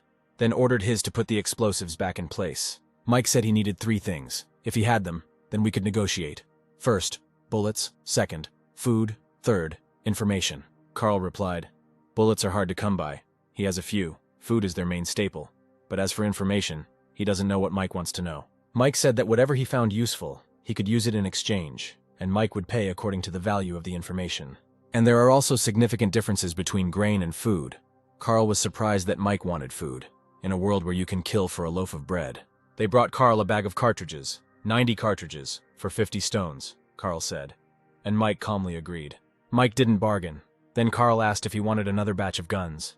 Mike asked how many there were. Carl replied that there were not many of them, about 10. But the quality of the cartridges was guaranteed. There were more than 300 of them. Mike said they were good quality and asked for a price. Carl hesitantly asked for 200 stones, and Mike agreed. Everyone was amazed that Mike so easily agreed to such a large sum. Carl asked if he wanted flour, rice, salt, but Mike naturally refused and threw him a bag of stones. Carl said that it seemed he gave him more. Mike said that there were 500 stones. For this, let him tell Mike the location of the arsenal. Then the two said that they were their enemies and took out the guns. But Carl told his men not to be nervous and asked Mike how he knew about it. Mike didn't answer him. He said that with these 500 stones, if he was lucky, he would have another developed person on his team, which is worth more than the arsenal. Carl thought how he could have guessed that he had found an arsenal. He bought 10 pistols, 300 rounds of ammunition, without bargaining. Then he said, 1,000 stones, and he will tell not only about the arsenal, but also one message about the location of the grain warehouse. Mike agreed, but he also needed specific information about the surrounding forces. The deal was done, and before Mike left, he said that if Carl still wanted to do business, he should bring food to the mountain villas. His men asked why he didn't capture these people. Carl replied that they all knew that he used to work as a bounty hunter and he had no dignity, only accuracy in assessing people, and now he wants to say a few words to them. When they encounter this team in the future, let them not do anything bad. Millie said that strategically it was a good location, on top of a hill with a cliff behind and only one road to cross. This place could also be inhabited by zombies and monsters. If the villas weren't fortified to prevent guests from entering the dense forest on either side, it could have been breached already. The musician said that along the way he made a model and calculated that there were thousands of zombies and mutants here. According to the information provided by the black-clothed caravan, there are actually 4 forces operating in the mountain villas, which is different from their investigation. People from these forces came and went from the villas, making noise and knocking to distract the zombies, and then quickly drove past, almost every time people died. Of course, there are reasons, but in the end, this is information from a past life, and this time it is difficult to say for sure that everything will be the same. The woman screamed that this was not enough. The bald man replied that this was very good, who does not know what is happening outside now. This is what he and his brothers paid for with their lives, so why do they think it's not enough? The girl shouted that he was a bastard who didn't keep his word, but the man only laughed with his fools. They began to offer to give them less food. The girls began to cry, and one of them said that she felt sorry for them, because sooner or later karma would punish them. The man got angry and shouted. He asks to exchange the only thing they have for food and drink, and they want karma to punish him. He called them blockheads dreaming of stardom before the end of the world, and there was no need to talk nonsense about them being in the same company. They better watch how others treat women. If he hadn't stopped her, she would still be here to bargain with him. Then she would have been killed. The apocalypse has come. If they don't want this, then they can leave. Let him do what he's told. Otherwise, next time there will be even less food. The woman was angry, but unfortunately she couldn't do anything. They took the bags and left. The man asked if they would just leave them like that. The bald man replied, "No way. You shouldn't mess with foreigners. Vinny in the office and the old man in the warehouse. On the other hand, there are many of them, but most of them are a bunch of weaklings. But at least there are 3 developed people in the group." The girls returned to the others, and everyone was happy to see them. But then they realized that there was very little food this time, not enough to feed them for 3 days. The blonde screamed. The only thing she needed to do was shut up. These are the things that several sisters get in exchange for their dignity. This time there was not much, only 12 bottles of water and very little food, so we had to cut down on the portions. The woman looked at the view from the window and thought, "Such a beautiful place, but so dirty. What will happen to this place?" Then she went downstairs and went into the basement. She asked how things were, if there were any ideas. The girl replied that while she was within a radius of almost 1 meter, she was attacked. The force of the attack was much stronger than it was a couple of days ago. Then the girl with the ash-colored hair said that if this didn't work, they would do it the old way. She would be the bait, and she would find a way to break the vine. The woman shouted that she would not let her do this because it was very risky. But the girl replied that she was a bad person, but the other girl objected. She considered her a good person. But she insisted, said that she had lived long enough, and if this continued, then one day she might commit suicide. She had to cover her mouth every time, just so she wouldn't throw up. She's had enough. If she can exchange her life for an evolutionary fruit and give her sisters another evolved one, her death will be worthy. The woman shouted that if they received the fruit of evolution, she would become developed. They had to hold out until the end together. They opened the basement and the woman said that the three of them would do it today, and then she would watch how that bald bastard confronted them. They went to the old man and said that someone had arrived from outside and wanted to exchange food with them. The old man asked what the price was. They want to exchange a bottle of potion for 20 bags of rice, 50 boxes of canned goods, and so on. The old man replied that although they control the storage of this mountain, the resources are not unlimited. This exchange ratio is getting worse and worse. Now they have 10 developed, 13 on Vinny's side and 14 on John's side. Half a month ago they had as many developed as they had, and now they have increased the gap. The man suggested that there might be another way to reduce the number of developed people. They will have to go hunting too. It's just a matter of time, so why not take advantage of this opportunity? If they need stones, and there are several groups around the mountain where there are roulettes, they can spend some money to go to them for a spin. Then the old man ordered him to get ready. Mike sat and watched. Surprisingly, it was so easy to get inside. Obviously, with the hill, there weren't many second-rank creatures. Why were they surrounding the villas but not getting inside? But first things first, he remembers the place he was looking for, the basement of some villa, but Mike didn't know exactly which one. Mike made his way between the houses, but someone started screaming in one of them, and Mike decided to see what happened there.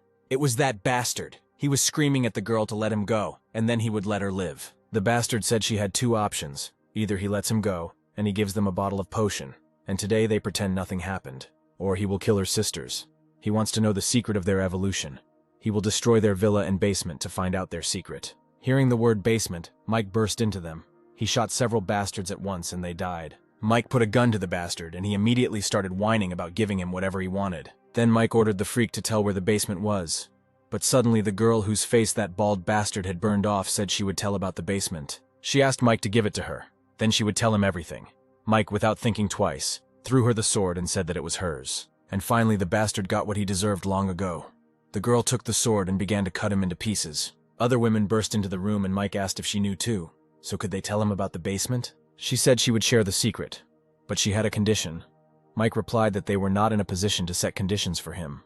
The woman replied that they are not afraid of dying. They have a difficult life, and death is a relief for them. She doesn't know him, but she has what he needs. She will give it, but she has conditions. Otherwise he can just kill them all. It's better than living like this. Mike still agreed to the condition. In the house they started killing one bastard after another. What joy! Mike was waiting for them outside. Their conditions were that all the men in this house would die. The girl approached Mike and asked why he helped her. Mike replied, "Didn't she just say that she was ready for anything?" Then she pointed to her face in a cheerful way, and said that she thought he didn't like her as she was, and that she seemed to be dying. Mike said that she was indeed dying, but if she came with him, she would survive. He needed someone who would be completely subservient to him, who would be covered in the blood of his enemies. The one who would stand in the darkness and hold back his future enemies? The one who would give him his soul? Mike asked if she was ready to become such a person. The girl agreed and they shook hands. Then the woman came out after the successful murders and said that she would take him to the basement. They came to the basement, and there was a ghost tree. You can never tell from its appearance to what extent it has developed, because it covers and hides a magical stone, and on its branches grow fragrant fruits that beckon to be enjoyed. The survivors who eat these fruits will be developed. At first people were almost delighted because of this tree. However, the so-called evolution lasts only a month, after which the body becomes a carrier of seeds. They germinate and take root in the human body. The user becomes its fertilizer, gradually turning into a human tree. A completely new tree is watered from the human body. Mike asked if they were the only three who had eaten the fruit. How long had it been? The woman replied that it had been more than half a month. She was the first one to take it. Luckily, if it had taken longer, it would have been impossible to save her, thought Mike. And suddenly the dog appeared. Together with Mike, the dog entered the basement to this monstrous tree, which immediately decided to attack Mike. Mike used his boots and instantly found himself in front of the tree. With his sword he cut a couple of its branches, and the dog grabbed these branches. "This tree will still have a use," Mike shouted and ran further into the depths of the basement. Mike remembered that those who occupied this basement became 9 star hunters, and that's why there were 4 different roulettes in the basement at once. There is a 2nd rank, 3rd rank, 4th and 5th rank roulette, a real jackpot. Together with the 3 1st rank roulettes scattered all over the outside, there are a total of 7 roulettes in the mountain villas. That is why in his previous life, the enemy took this place as the base for his training and became a 9-star in the future.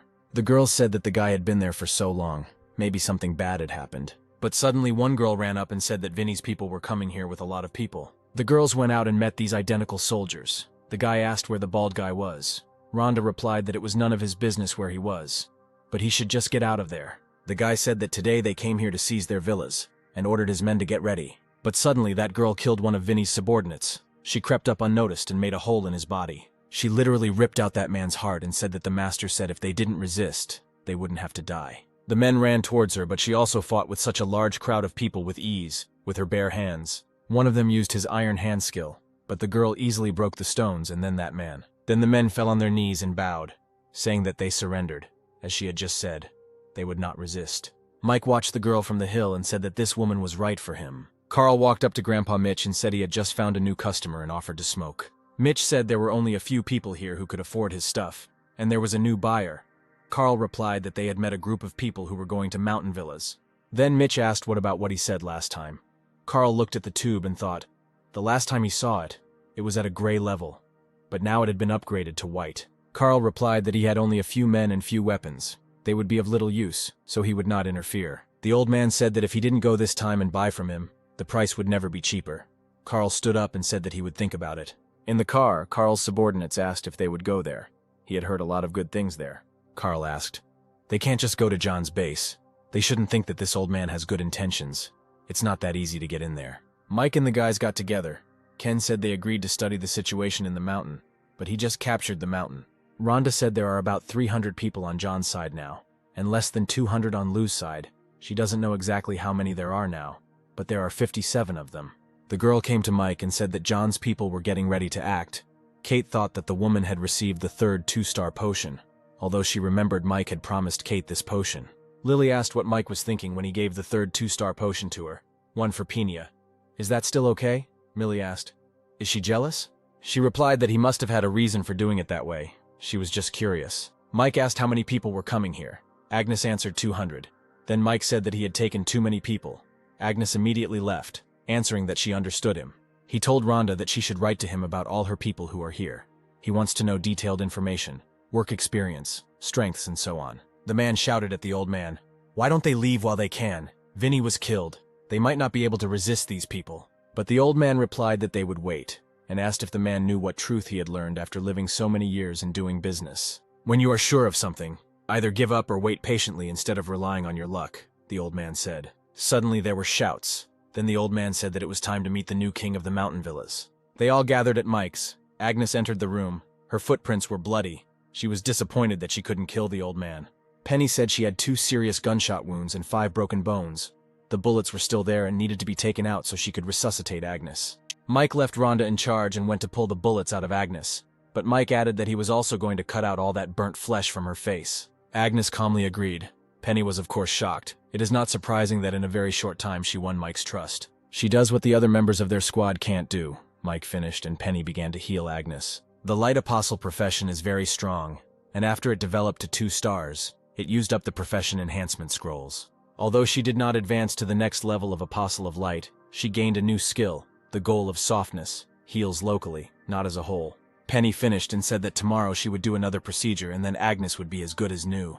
Mike returned to the meeting room and the old man said that he wanted to stay. His family was gone anyway. Although this place was not very good before, it could become so in the future. He brought a drawing from one of his men, a topographic map of the area around the villas, with the villas in the center and it covering the entire mountain. If they want to control this place, this map will allow them to make a clearer and more precise plan. Mike replied, "Not bad," and there was a big fight coming up soon. His men needed to be ready. He went out to the crowd and said, in fact, he didn't need to say anything, just like how others had treated them before. But he doesn't think that this is enough to survive in such a world. They need to realize their potential and do what they are afraid to do. He needs exactly such comrades, and not the living dead who sit and wait for a little dirty food to be thrown to them every day.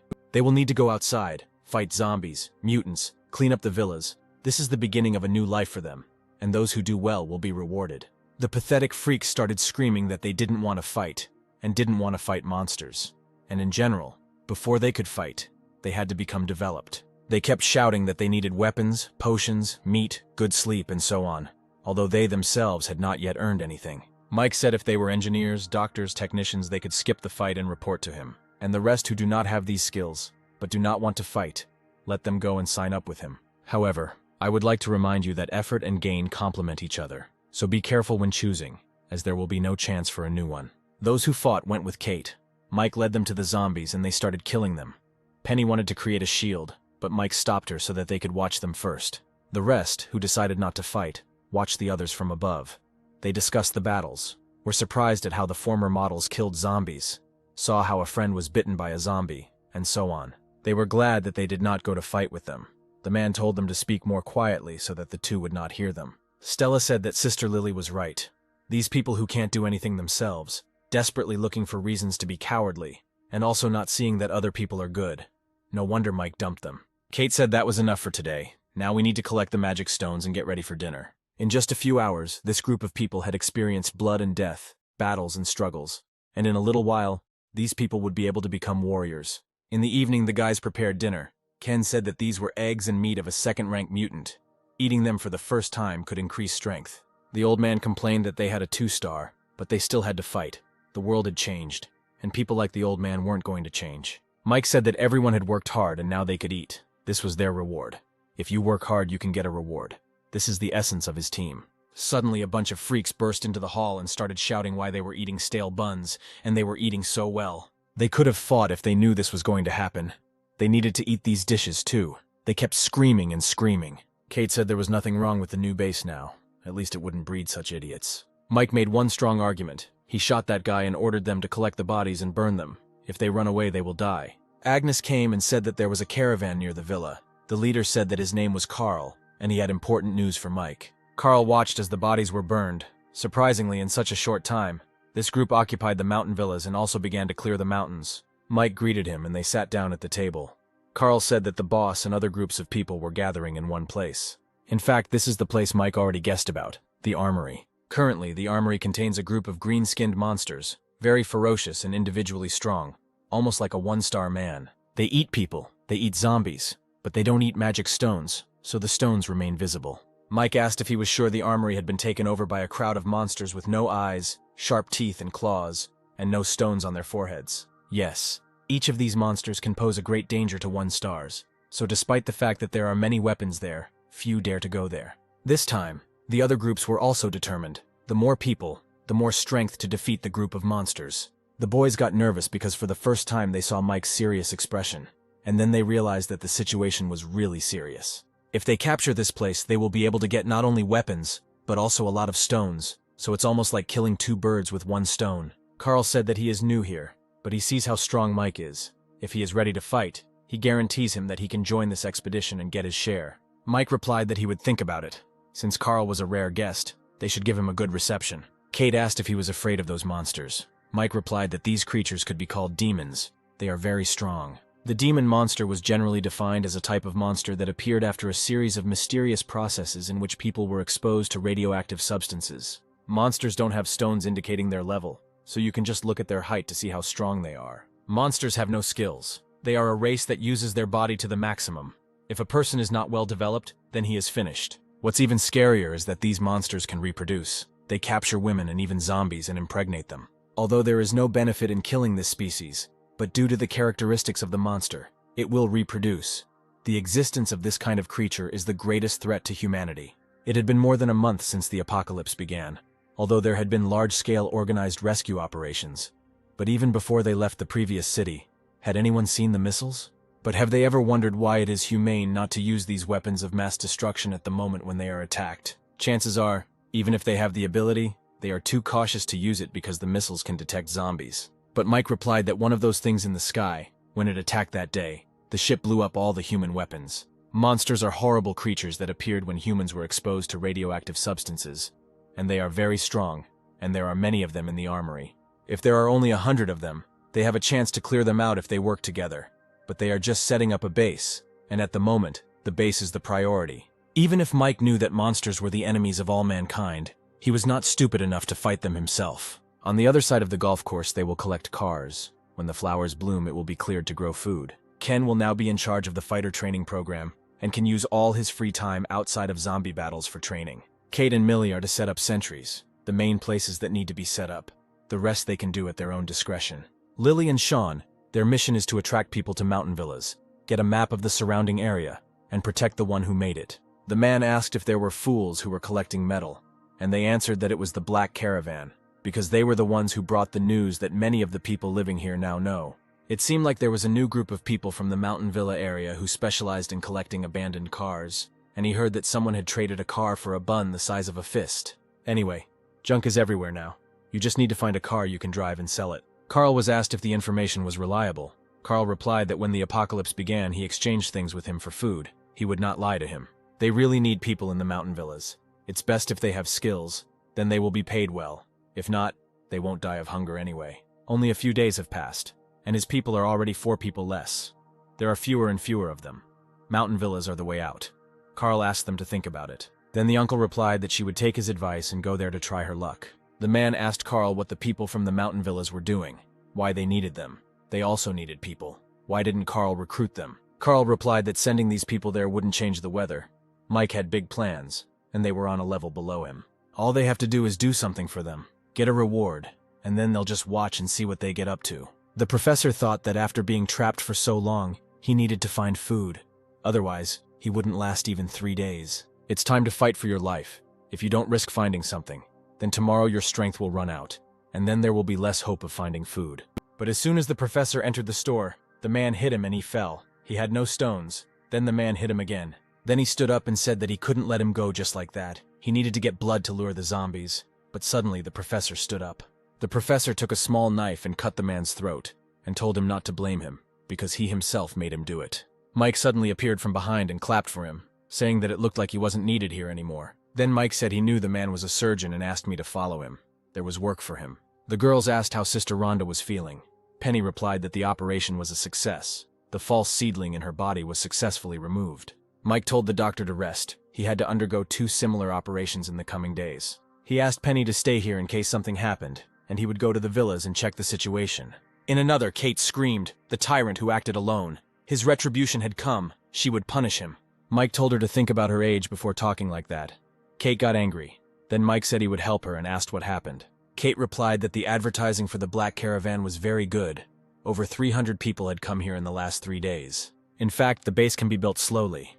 In such a hurry, many problems will arise, the most important one being food. Initially, there was a lot of food in the warehouse, plus they exchanged some for Carl. Keeping the same number of people, it was possible not to go hungry for 2 months. Mike asked what the problem was. Kate shouted that it was a big problem. What would he do when the food ran out? If people start exchanging more, there will be less food. This is only the immediate problem. There are other similar ones, such as the life of survivors, cleanliness, safety, and so on. There are a lot of problems. Mike asked if there wasn't some work clothes in the storage room. Let these people rub them and change. You need to put some first-rank meat in your food to improve your constitution. Let them also clean up around the villas. They will start building walls soon. We can't stop buying cars. This is the material from which he will make knives. Let them hurry up with training with Ken. Suddenly Lily came running and said that a group of people had arrived at the entrance who wanted to deal with them. There were a lot of them, and they were armed. Mike decided to meet them and asked if they said which side they were on. Lily replied that they didn't answer, but it seems they were from prison. The bald man swore. Mike went out and thought that he had never heard of such a person in his past life, which meant he was small fry. Then the bald man came down and said, "He has 40 cars of junk, 150 people. How much will he pay for it?" Mike replied, 100 kilograms of rice, 50 liters of water. But the bald man didn't like it. He started shouting in discontent. But Mike brushed his hand away from himself, and the bald man realized that Mike was stronger than him.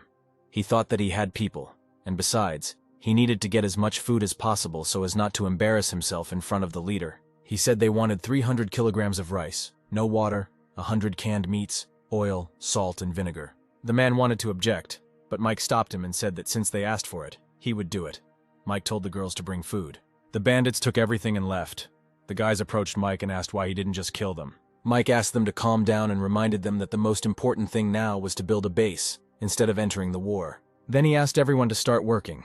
The musician said that they were still too young to understand what he was trying to do. That man has more than 500 men under his command, while they only have 50. If they win now, they will win in battle, not in war. Mike replied that when everything else in their plan went smoothly, sooner or later he would give that bald guy a great show. A week later, outside the city, people gathered, Uncle Mitch and his men, and bikers who call themselves the Hungry Tigers. Suddenly another group of people on horses arrived, and the man, seeing everyone, said that they had arrived early. Mitch came to greet Lou, and the biker approached the girl and sweetly said that he hadn't seen his sister Lena for a long time. He asked if she wanted to come to him. He had a lot of new things. Lou said he wanted to introduce them to Ben from the Chamber of Commerce, which the guys weren't happy about and said that wasn't the plan. Then Lou replied that this gentleman was just an observer. He would not take a step, nor take part in the division of the results of the battle. Mitch still doubted, but still suggested proceeding to capture the military base. Ken informed Mike that the groups were heading to the military base. Mike replied that they were ready to attack, and this time their target was a grain silo. If this operation is successful, then you won't have to worry about nutrition for at least a year. The guys continued to build the wall. Everyone tried to help in some way. The back part of the fortification was already ready. The front part depended on Mike. Mike and the others fought. There were too many zombies, but weapons could not be used, because the noise would bring even more zombies. One guy fought bravely, but one zombie injured him. Then Mike praised him and gave him a potion so that he wouldn't turn into a zombie. Mike said he knew many of them were fighting for the first time, but they had to win. They had no room for error. Those who do well like him will get the potion after the battle. He is Mike. He will never break his promise. The girls were driving a car and luring zombies with pieces of meat.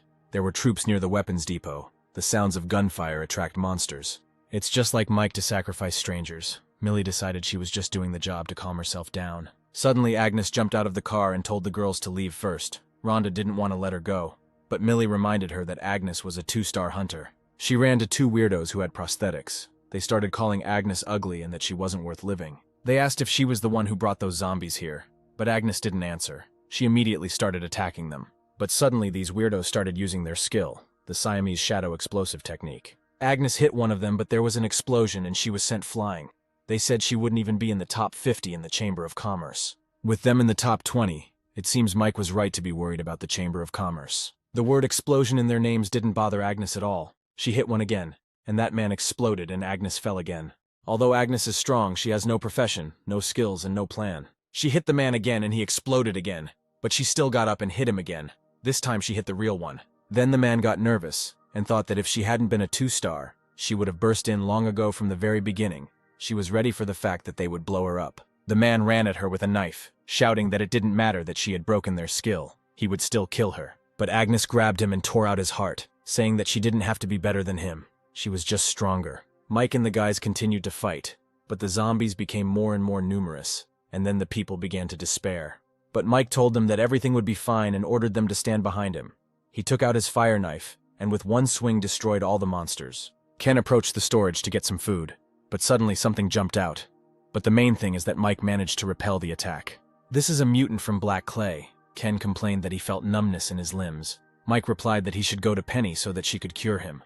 Mike went into the vault and there was a mutant there, very strong, and compared to the others, he causes a lot of problems for the survivors. These black muds are not only very sticky, but also contain psychotropic toxins, so that the prey loses its ability to resist, and the mutant consumes the victim alive. A 3-star monster. Mike really didn't expect to encounter such a level of mutant when entering the grain storage facility. Inside the vault, Mike can't use his fire sword or everything will be lost, and the monsters kept climbing into the vault. The monsters seemed to be protecting that dirty monster. Mike decided to use his boots. But even so, Mike was still bitten a couple of times by monsters.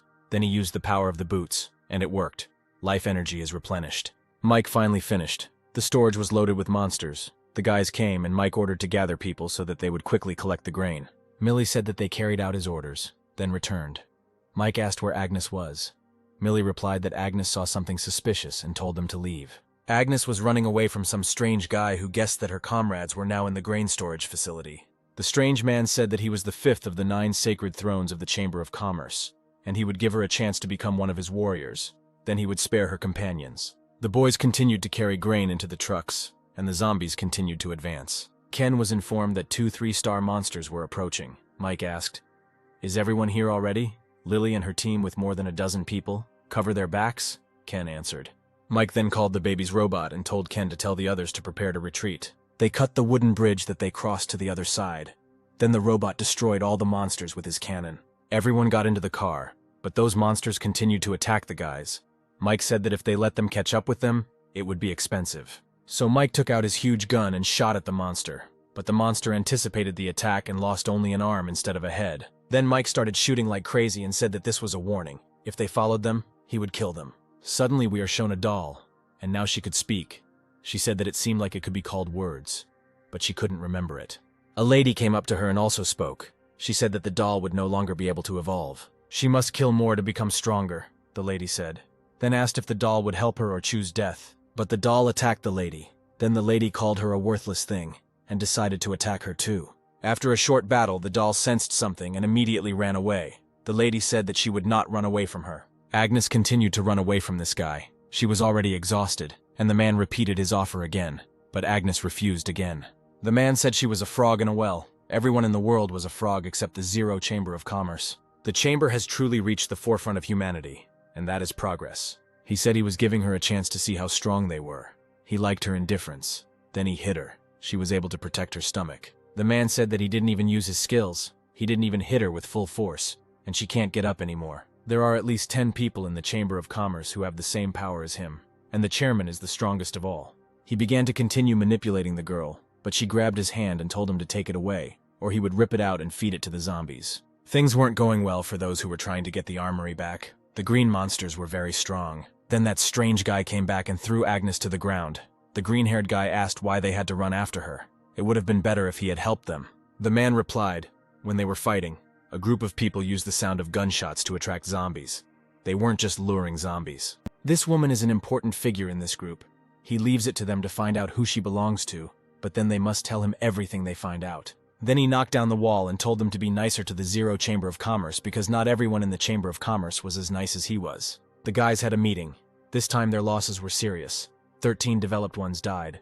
45 regular fighters died. Mike said that the seriously injured would be given simple tasks that they could perform once their condition improved. As for replenishing the number of developed ones, they must carefully select those who are suitable to become developed. Rhonda said that a lot of time had passed and there was still no news from Agnes. He then told the hunting party that when they went hunting, they should add a quest to find Agnes, and let them offer a reward, 5 bottles of potion and 5 bottles of immunity potion for information about Agnes.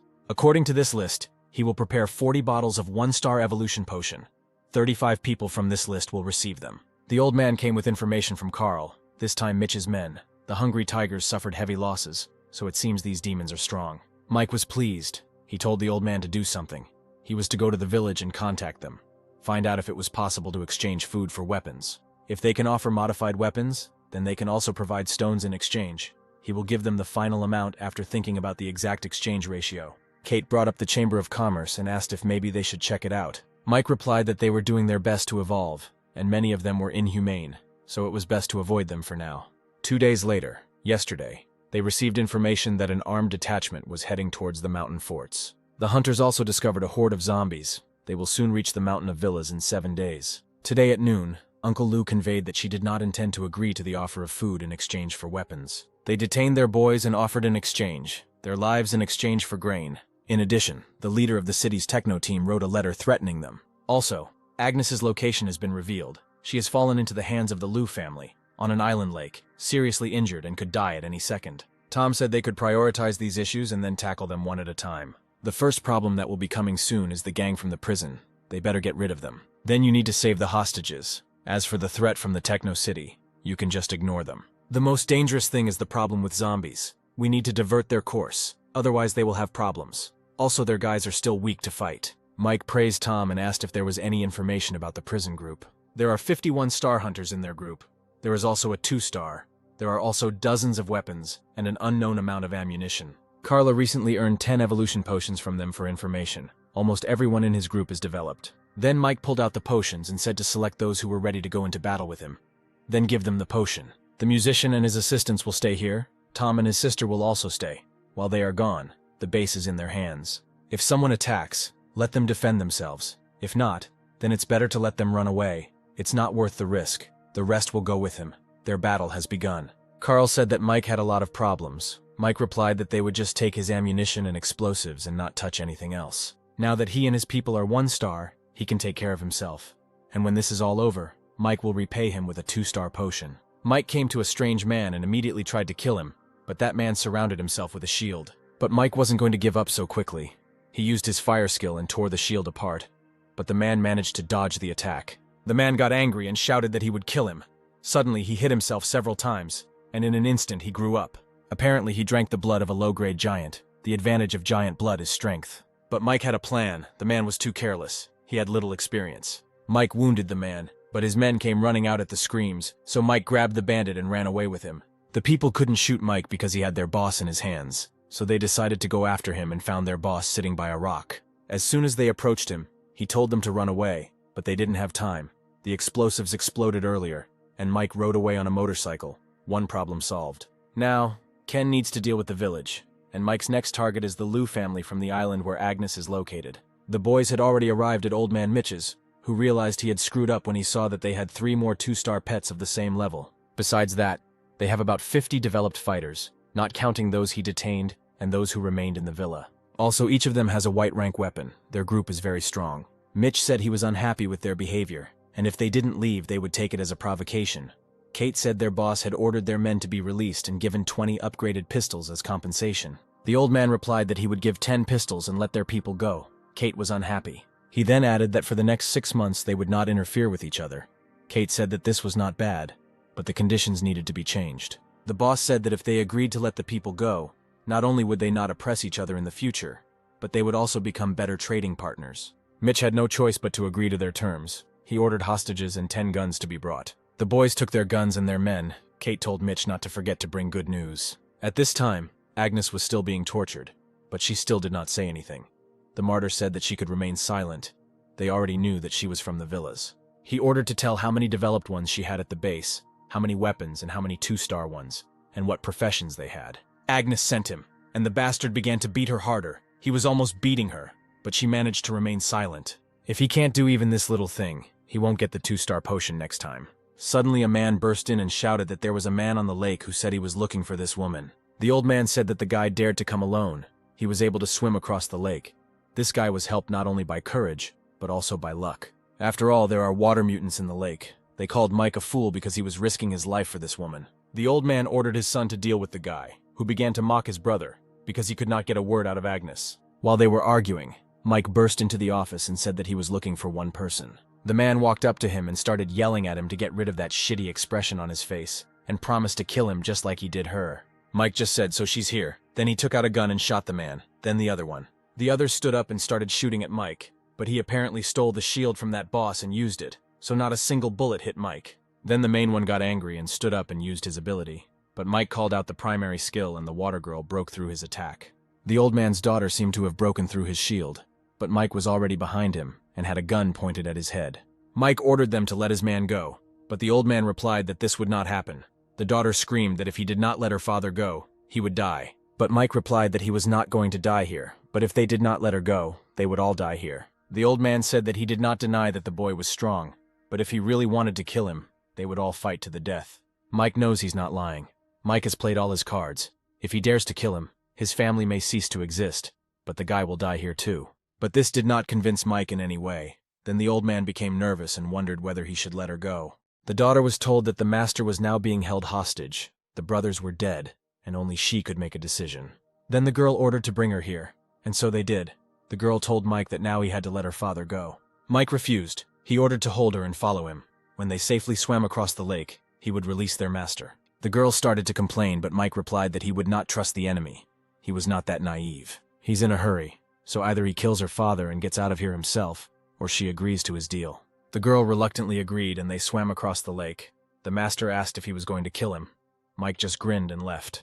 The old man realized that this facial expression indicated absolute confidence that even if he attacked him, the guy would win anyway. The smell of Agnes's blood attracted a lot of zombies, but she used it to her advantage. The healing skill is really strong. Mike told her that she would have to endure at least 3 more hours to regain all her strength. But Agnes knelt down and said she knew the master was in trouble and she was willing to help. Then Mike said that she was returning to the base on a motorcycle and asked to organize a convoy to this warehouse to transport things. And those shoes, when she is completely healed, she will give them to Mike. Agnes got on the motorcycle. She promised to cut off the guy's hand and feed it to the dogs. Mike replied that soon they would feed the Chamber of Commerce people to the dogs. By killing those bandits in the forest, you can temporarily get rid of the British prison's thirst for an attack on his villa. Even if the prison wanted to strike back, they wouldn't be able to do so quickly. So that leaves the last problem: the zombies. Mike came to the armory.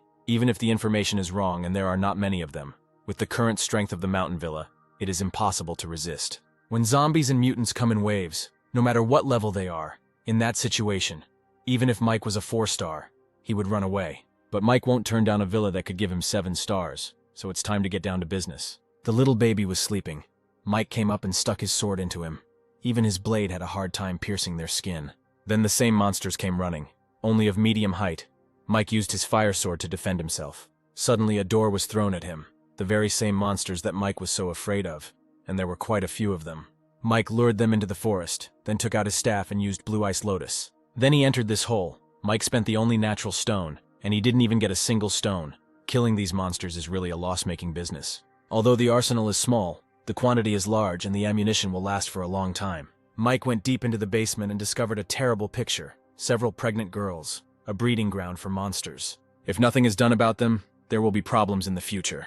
Mike took out a knife and stabbed it into the girl. Suddenly a strange girl came out and told Mike to let go of the gun. She felt uncomfortable. Mike replied that at least he felt comfortable.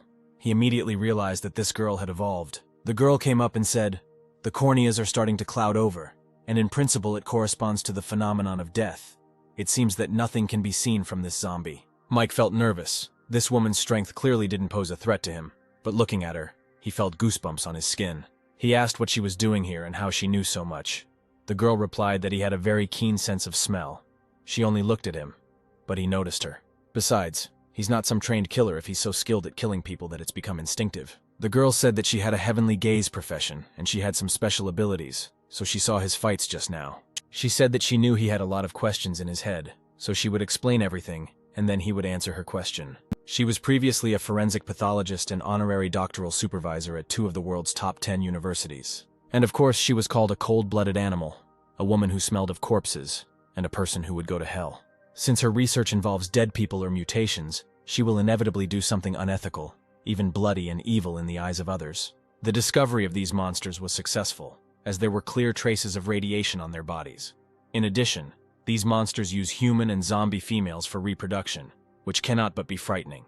Mike asked her name. The girl reluctantly gave her name Lucy, which surprised Mike because she is a famous scientist. She could be called a villain. Lucy said that from his expression she can see that he has already heard about her. She is the creator and the embodiment of absolute evil, even in the eyes of many of the murderers who survived the apocalypse. Not only did Lucy forcibly combine humans and mutants into horrible monsters, but she was also extremely cruel to humans, causing a lot of bad news. She approached the girl, but Mike said that even newborn monsters could not be defeated by a 1-star person. Lucy replied that he would kill her anyway, so she wanted to see the offspring before she died. Mike pushed her away and killed the girl. Lucy said that he was wasting a good sample and research subject. Then he said that in the future she would understand that in some exceptional cases all survivors come to an agreement. This girl is just crazy about science, so Mike said that he would provide her with the appropriate conditions so that she could go with him. She asked if he wanted to make her his subordinate, but she didn't think he had what it took to make her follow him.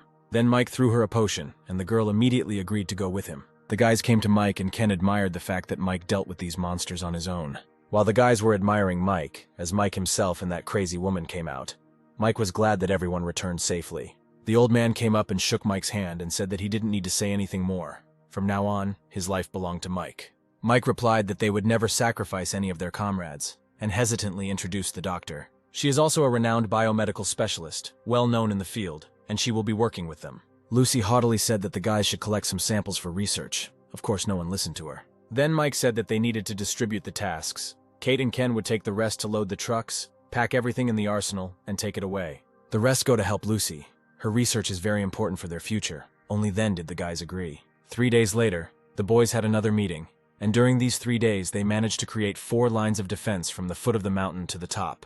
The 5th and final line of defense was the main gate of the base. In addition, they built 4 concrete pillboxes in front of the base gate. Ideally, this is where the zombie wave will be eliminated.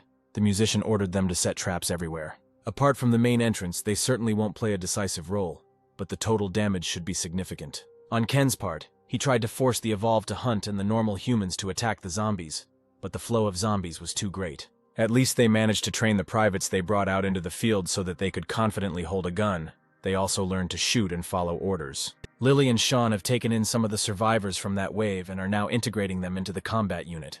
Mike praised everyone for their work. Carl asked loudly if the 2-star potion would be given out after the battle with the zombie wave was over. He hadn't said that before. Mike replied, when it's over, so it's over. It will be after the zombie wave is over. Then Carl asked for some bullets. He has no supplies now. There are no bullets in the pistols, so going outside is always uneasy. Mike of course asked what Carl would give him in return. Carl asked him not to behave like that. He was an old friend who supported him. But he still handed him the piece of paper, saying that he could pay with this. Mike asked what it was. An invitation. There are a few other groups on the mountain that come and go, and they don't do much good. If Mike can pet them or destroy them, it would be better. Sid's battle team is a large group. Each one is developed. There are more than 100 of them, this time among the invited powerful teams, and it took Carl a lot of effort to get such a ticket. At the very least, it suggests that the team that made the invitations could generate their own power and operate a large printing press.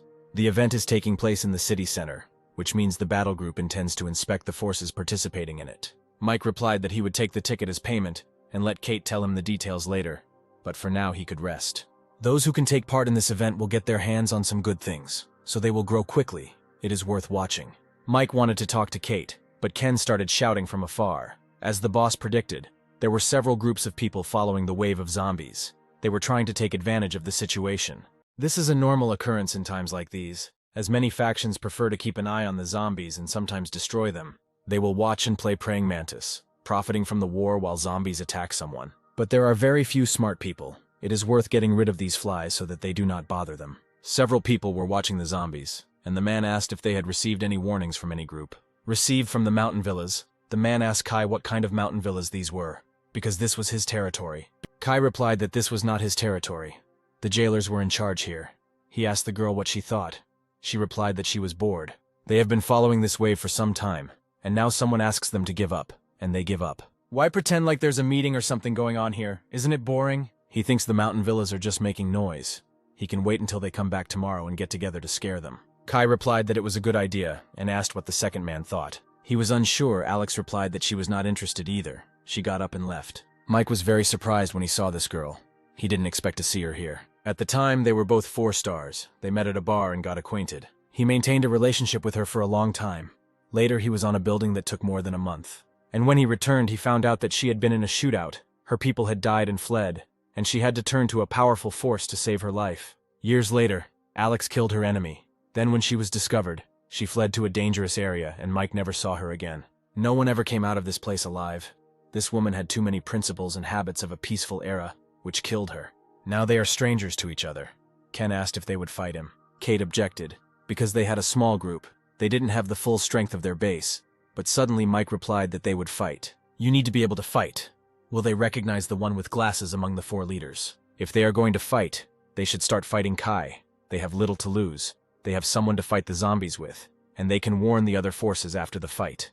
Mike said there was a job for her to do, and if he did it right, he would be rewarded. Kai was in his tent, counting his stones. He collected about 200 stones, and was convinced that following the wave of zombies was profitable. Just as he began to plan the hunt for tomorrow, he heard the cries of his people. They said that they were under attack. Kai ran out and took out his weapon. He asked who dared to attack them. Then Kate ran out and attacked Kai. Apparently she had completed Mike's tasks. Mike and Alex were watching everything on the mountain. She asked if it was his guys who defeated them. Mike replied, the Knights of the Hungry Tiger, the boss of which is Kai's enemy. Then Mike asked if she was ready to talk about cooperation. Suddenly a truck pulled up. Kate and Agnes got out of the car, and some man, he extended his hand to Mike, greeting him. Mike shook his hand and said that he had just spoken with Ms. Alex about cooperation, and invited him to listen. Alex asked how he wanted them to work together. What would it give her? Mike replied his target was this wave of zombies. They could help in defense. In fact, they don't need to worry because the villa is his. He will lead the people to defend themselves, and they see that the situation is bad. There are certain risks, and once his villa fails, they will not be able to get any benefit. If they can guarantee the number of evolved participating in the battle, then after the battle he will give everyone 10 bottles of the potion. In addition, for every 10 developed, he will give 1 more bottle of 1-star potion, and for every 30 weapons, 1 more bottle of potion. The guy replied that he could agree to these conditions, but he didn't need so many potions. 5 bottles would be enough. But the weapon that Mike took from Kai after his death, he needs now. So Mike took out the weapon, and he gave it to the guy, who took it and said that he would do everything possible for him. Alex asked how confident he was that he could destroy the stream of zombies. If he was even half confident, then she agreed. Mike was surprised that her demands were so low and extended his hand in thanks for her cooperation. Later, he came out to the guys and said that they successfully destroyed 2 groups that followed the stream of zombies and tried to use them to their advantage. He hopes that after today's battle, thanks to their bravery and hard work, more of them will get a chance to develop. Everyone drank the potion, and Mike said that today they needed a group of people who could fight and asked if they were ready to fight. People started shouting that they were ready. Millie and her men were shooting at the zombies with their huge guns, Millie telling them to shoot the zombies in the neck. There were too many of them to increase the accuracy of the hit. Millie started shooting at them when they were 100 meters away. Ken shouted that second-tier mutants, Black Phantoms, had appeared, with zombies with shields at their forefront. And immediately, terrible mutants appeared, throwing huge stones at the boys. Black Phantoms that are fast enough to disrupt their formation. Then mutants with shields that can cover their own. And then giants that can strike from a long distance. All kinds of mutants working so well with each other, it's weird. The giants started throwing stones covered with thorns. Mike got scared. These were explosion demons. People came up and offered to run away. That guy started shouting that he would fulfill his promise even if his life was at stake. In fact, he was afraid too. But none of them had left the mountain, and if he ran away, he would be disgraced. Millie screamed for everyone to remain calm. Normal people retreat to the second line of defense. The advanced ones remain. Ken reported that the zombie wave was 10 meters away. Mike replied that when the wave entered the perimeter, they would retreat to the second line, and he would break their rear. And so it happened. Everyone ran to the second line, and Mike blew up the road along with the monsters. On the second line, Mike asked what the results were so far. Millie replied that the losses were small. The wave size is too big, and they only killed 3,000, even if you add in the ones Mike burned. On the one hand, their fighters are still undertrained, their shooting skills are unsatisfactory, and they lack weapons. After firing weapons, there is close combat. If they deal a powerful blow to the wave and then retreat, the effect will be completely different. The guy and his mate were eating. He was thinking how rich Mike was. So many cartridges, 2 boxes, and a bunch of potions. Moreover, if they win the battle, they will receive no less than 20,000 first-rank stones, hundreds of second-rank stones, and even third-rank stones. Mike gave Millie orders on how they would conduct the rest of the fight. The girls watched the zombies from the sidelines. Alex's people talked about stones and bottles of potion, and began to suggest other plans. Alex turned around and said that in the future they should remember to keep their promises and not think like that. She pointed to the dog and said that it was that guy's pet, and of course it had great strength. And this woman had a hand in the destruction of Kai's camp. None of them will be able to repeat this. Even though it is an apocalypse, they must be respected. It will bring unexpected results, and asked them to believe her. Ken said that 20,000 zombies was more than the stadium could hold, but Lucy corrected him, saying that the stadium could hold 19,000. Lucy said that there were about 10,000 zombies now. Suddenly, Kate shouted that Mike was calling her. Millie told Mike how things were on each line of defense. There were more than 300 second-rank zombies. There were even third-rank zombies. When the third line was lost, the Evolved were forced to stay behind, losing a total of 137 fighters. Kate brought Dr. Lucy, Mike asked, according to the time she gave. Everything should work now. Lucy answered just in time so she could begin. Closing her eyes, she called upon her abilities. She is a celestial seer, one of her skills that allows her to see over great distances. Unfortunately, the duration is somewhat delayed. She was already observing the armory, and the skill's cooldown has only just ended. White 367, white is the second rank, black 42 is the third rank. Green 1. There is already a fourth rank zombie there. If it weren't for supervision, they wouldn't have known about it until the most critical moment of the battle. Lucy said that she saw his zombie diary, according to his diary. This zombie is a fourth rank flexible jaw. The monster's 2 tentacles are very flexible and strong, and during combat they will continue to fly in circles above their head to wrap around the opponent's neck. He also has a skill, Golden Body, which will make his entire body turn into gold, and his defense will instantly increase to an extreme level. The musician said that now it was clear how they had made it all this way. The wave of zombies had set off all the traps, and apparently they would be here soon. Mike offered to fight. He would take care of the fourth-rank zombies and let them do what he said. Millie said they were managing to suppress them with fire so far, but if this continued, they would soon run out of ammo. Alex reported that her men were flanking the zombie wave, and Mike thanked her for keeping her word. Suddenly, Agnes brought the dog in her arms. Mike became nervous and asked what happened to him. But Millie turned it around and pointed to the creepy monster, the exorcist and his dogs. Mad Dog Power is one of the natural abilities of an exorcist that can increase the speed and strength of his comrades. He had no idea that there was such a rare monster in the zombie wave that when it evolved, it would become incredibly strong. Mike ordered to shoot at them, then handed over control to Kate. It turned out the dog began to evolve. He carried him to the shelter and handed him to Stella, saying that he was fine and needed to get some sleep. Lucy said that she is much stronger than many people, so she doesn't need to deal with logistics. The guys continued to fight the zombies with all their might. Everyone did everything they could. They shot at them, threw grenades, but there were still a lot of them. Suddenly, the monster that had been hiding in the crowd all this time appeared. The monster was giggling contentedly, sitting on the shoulder of the monster. The main figures of this wave, the most powerful monsters, began to appear. Mike aimed at the exorcist and the flexible jaw. But the lack of hands to protect the head is the biggest weakness of the exorcist. He has the skill of protection, using pets. Mike was able to kill this monster. Now it's time for the next monster. Only he remains. Lily and the girls were fighting this creepy, multi-armed monster. Lily took out her ribbon and started attacking it. She was able to make a small cut. Millie told her to tangle it up and she would collect the zombies. Millie ran and lured the zombies. Then Lily jumped really high and performed her new skill. The goiters died immediately, but the third-rank mutant was still standing on his feet. But suddenly something happened and he fell. It was Ken. Millie said to get everyone together and kill as many as possible. Mike won't be able to hold out for long. The whip that he perfected is very powerful. He even has a skill, the blade of the wandering wind. Mike was still fighting that monster. Even he was having a hard time. Kate asked Mike to hold on. At the moment, there are less than 5,000 zombies left in the battle, and combat losses amounted to more than half. So the key to victory is now in Mike's hands. But then the monster thrust its tentacle into Mike. The monster continued to giggle, but then Mike grinned confidently and said that the monster had fallen into his trap. Then the little robot took out his huge gun and fired straight at the monster. But what Mike was so afraid of happened. The monster used his skill. His whole body became covered in gold. People started complaining that Mike had forgotten about them, and it seemed like they would die here. But the guy replied that he would die here but would kill the zombies. Alex's people also asked her to leave. The man said he would cover for her. They could go before it was too late. Alex asked if they thought they were fighting over those few bottles of potion. No. It was now a battle between humans and zombies.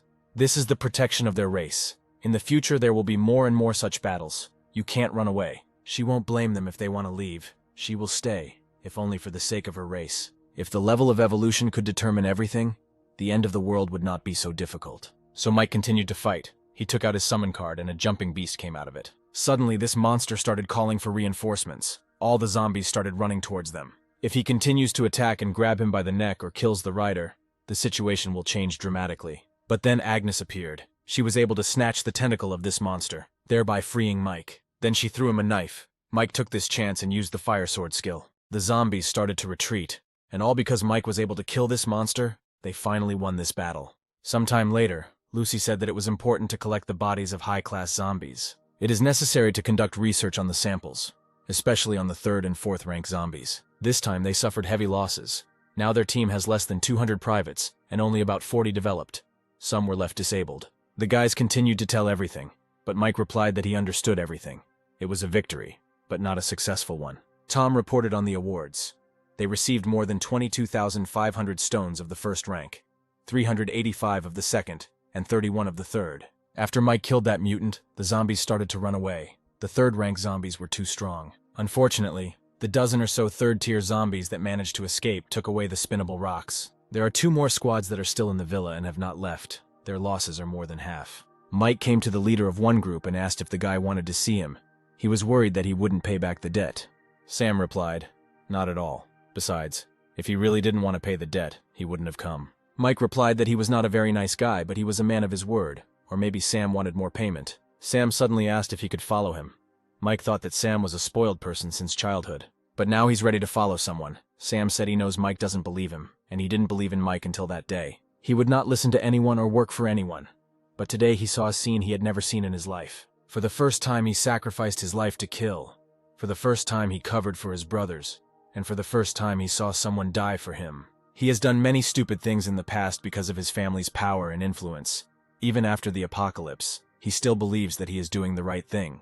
But today, when he was cutting down zombies, he suddenly remembered those things that had happened before, and he hated himself. Today, he suddenly had a strong desire to fight side by side with him, and even if he died later, he would feel proud. He wants to be on his own. Instead of being a parasite, he wants to work for him. Then Mike put his hand on his shoulder and said that he would have to get a haircut.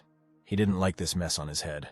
Sam was delighted, and Mike said he had a great place for Sam. It would be perfect for him. Mike went into the basement. The tree had grown, so Mike cut off a couple of its branches. Then he came to the roulette to spin the 3rd rank roulette. If he was lucky, he would get a 3-star potion. But Mike was met with failure after failure, so he kept putting stones into the roulette wheel. And finally he got a 3-star potion. Now he can become a 3-star warrior. Mike returned back to base and stopped Lucy from dismembering the monster. Lucy said that he said she could let her research the monsters. He couldn't go back on his word. Mike replied that that's not what he meant. And who did she borrow the knife from? She replied that Kate borrowed it, and that meant he became a 3-star. Then Mike replied that she could take zombies of all 3 ranks, but she should leave the 4th rank zombie. He promised that there would be many more opportunities in the future. Then Lucy asked if he would give her a 2-star potion. Mike replied that she could create the potion herself. Lucy replied that she was confident in herself, but who the hell was he? She studied the improved formula for the 1-star potion, but she didn't understand much. But one thing is for sure, it can't be developed in 2 months. Moreover, he has recipes for potions with 2 and 3 stars, Lucy asked. Helping him, she is not helping him destroy humanity. Then Mike responded angrily. If she knows who created this apocalypse, she should tell him. If he doesn't kill him, he won't be called by his name. Mike took out a functional luck card that can open a shortcut to extract skills. Even though it is a one-time card, this mutant has 2 skills and has a chance to get a golden body. And he succeeded. Mike was able to obtain the skill of the golden body, that monster. Although the golden body is strong in defense, it also reduces the speed and agility of the body. It has blood boots that have high attack and agility. Sean's position on the team would be a good fit for this map, but his job has him using a shield, so it doesn't suit him.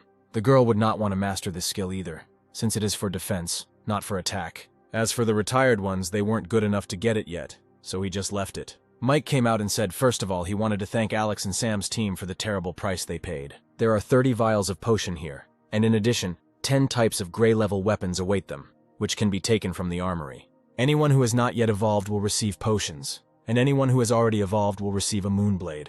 Mike brought the 2-star potion to his friends who followed him all this time. The team's shape change helped increase the centripetal force of all members, and Mike thanked Rhoda for the great work she had done.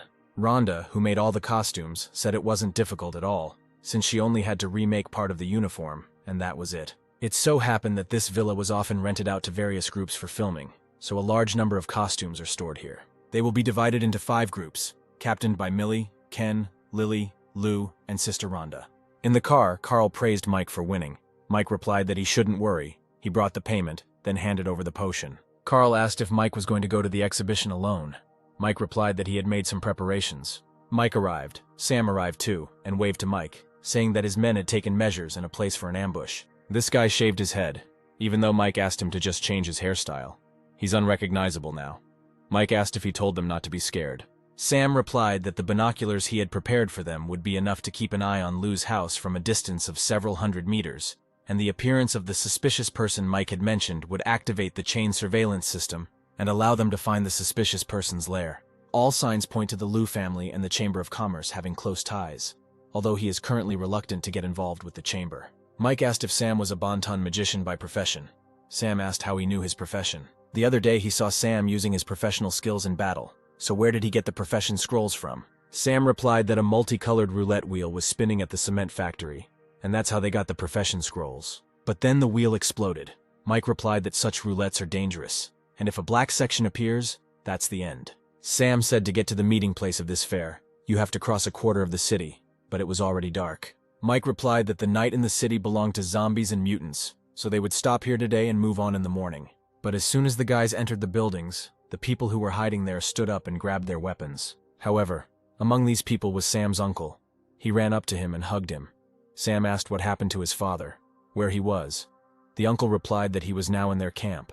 Then a big man came up to them and asked if this was his relative. The uncle replied that this was his own nephew, and gave him 1 crystal. Then Leo said that he could take them, but he had to explain the camp rules to them. Otherwise his uncle would get in trouble. Besides, they will be camping here today, so Uncle should look for food for them. Uncle bowed to him. Sam was naturally angry, but Mike told him to calm down and to find out more information. Uncle asked how Sam was doing. He and his father were very worried after the end of the world. His father was very worried. It seemed like half of his hair had already turned white. Sam replied that he was fine, alive and well. Mike told them not to go outside. It was too risky to go out at night when there were zombies. They could eat what they brought with them. The boys returned. Then Leo took their food and said that his uncle was a good man for sharing his food, and left. Sam got angry, but Mike asked him to calm down and follow him. They went to the roof to eat. Sam said that he could easily deal with them. Mike replied that they would follow them to the camp and find Sam's father. Then he could sort everything out. There was no need to enter into conflict with them yet. Then Mike asked Uncle Sam to tell him about the current situation in the city. Uncle agreed and began to tell that there were 4 most powerful groups in the city. The strongest is the Ren group. all members of which are developed. Their boss is a 3-star, and he is also a professional. This is almost the same as what Carl said, so it seems that the authenticity of this invitation card is reliable. Although the other 3 groups were not as strong as Ren, they were also very strong, and they all had 3 stars in their ranks. At first, for the sake of the 3-star potion, the entire city turned into a bloody storm in these 2 weeks. Whoever can find a 3rd-rank mutant will receive stones. Every time a rank 3 monster is found, it is a battle between humans, not monsters. If we talk about forces, then there are still people in the city who have compiled a rating. In first place is the Ren group, in second place is Meng, in third place is Leo. In the past, similar rankings have appeared in a variety of areas, especially as survivors gained more contacts. Morning came and the boys followed this group to the camp. The uncle said that he and Sam's father lived in the garage. He and his father take turns hunting, and if they're lucky, they can get 1 stone for a few days of food, which is not bad in this world. A fight broke out in the crowd and Sam's father was being beaten by 2 men. Sam, of course, couldn't take it anymore and ran up to them and hit one of them. Uncle came up and helped Sam's father, then asked Mike to help Sam, because he could die if he fought alone. Mike replied that there were only 2 1-stars and a few ordinary people. Everything would be fine. While Sam was fighting, one of the men took a gun and ordered the others to beat him to death. But Sam beat up everyone who attacked him, then shot the man with his skill and killed him. The father ran to his son and told him to run away before it was too late. Sam replied that they would leave together, but first they had to drink the potion. Suddenly a man came out of the crowd and pointing at the boys ordered the people to kill them. Mike asked if it was too much to ask to kill someone from his own camp for no reason. Before his men could reach the boys, Mike grabbed their boss's throat and squeezing it, asked if he thought he could kill him. Then a man from the crowd asked Mike to spare him and apologize for his son, promising compensation. He suggested that Mike come to him and discuss everything. Then Mike threw his son on the ground and agreed to talk. The man said that Mike was apparently a 3-star and it was their fault. Then he apologized again for his son. Then he said to give Sam's uncle and father a potion at his expense. This was his compensation for the fact that he had offended them today. While eating, Mike asked what had happened to him, and the man replied that one of the groups had done it. By a lucky chance, they got a bottle of 3-star potion. They think they have the right to participate in the exhibition, and came to collect their ticket. The man shouted that if the great elder brother were alive, he would not have let them get away with it. Mike asked who the great elder brother was. The man replied that it was his second son who was called that. The other day, his people discovered a building over which flying monsters constantly fly, and in the corridors there are many strange plants, each of which, in addition to the trunk, has a crown that is a gray capsule. It turned out that those flying monsters were born from these trees. There are mutants from the 1st to the 3rd rank. They went there to try their luck, but their elder brother died there. Then Mike said that Bill could apologize without giving him the potion. He could just lend him his team. The guys came to the building. Bill did not expect that this guy would be able to lead them here in the dark. Sam said to wait for the boss's signal, and when a bright green light appeared in the sky, he shouted that they were starting. Everyone lit their torches. A monster flew out of the building. Bill ordered to go across the road to that bank. The monsters that eat Bill's eldest son are called ghost swallows, a very peculiar kind of monster. They were even called a living plague. Where there is a nest of these monsters, there is usually a mother plant that produces a hallucinogenic gas. When life appears within the gas's radius, it uses the gas to summon swallows. Then the mother plant gives birth to these monsters. The swallow is small in size but fast, and has a suburban skill called sonic attack, which slows and stuns a person. However, their defense is very low. After the nest produces enough individuals to defend itself, it produces its own kind.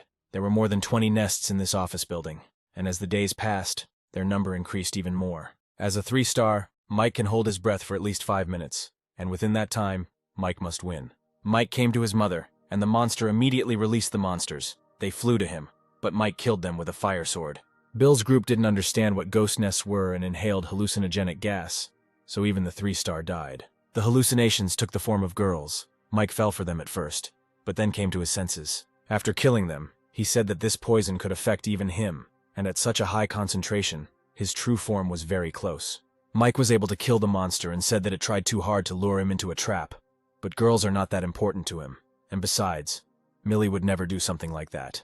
The guys came to Mike and he praised them for their work. Bill was angry at this monster because it killed his son. He cut the monster open and thanked Mike for allowing him to take revenge, adding that all the loot belonged to Mike. But Mike replied that he had done his job, so he could take all the first-rank stones. We are shown a group of people. A guy runs up to them and says that they haven't seen each other for a long time. The flying guy's name was Dean. He was the leader of the young mercenaries, and the long-haired guy's name was Bob. Some crazy guy tied people to his bike and rode to the roof. This boss's name was Lin. Before the end of the world, he was a car mechanic, but now he got the profession of a driver. There were also silver tigers there, Dean heard, most of them from provincial and city trampoline teams. The meeting place was a department store in the center, surrounded by zombies and mutants, for the teams to demonstrate their capabilities. Alex was also here with her team, which surprised the guys because there are top 20 groups here. Bob said that after today's ranking update, her team is in 20th place. Then Bill came in with his team and people started talking about how they were doing and their gear. Mike entered their group.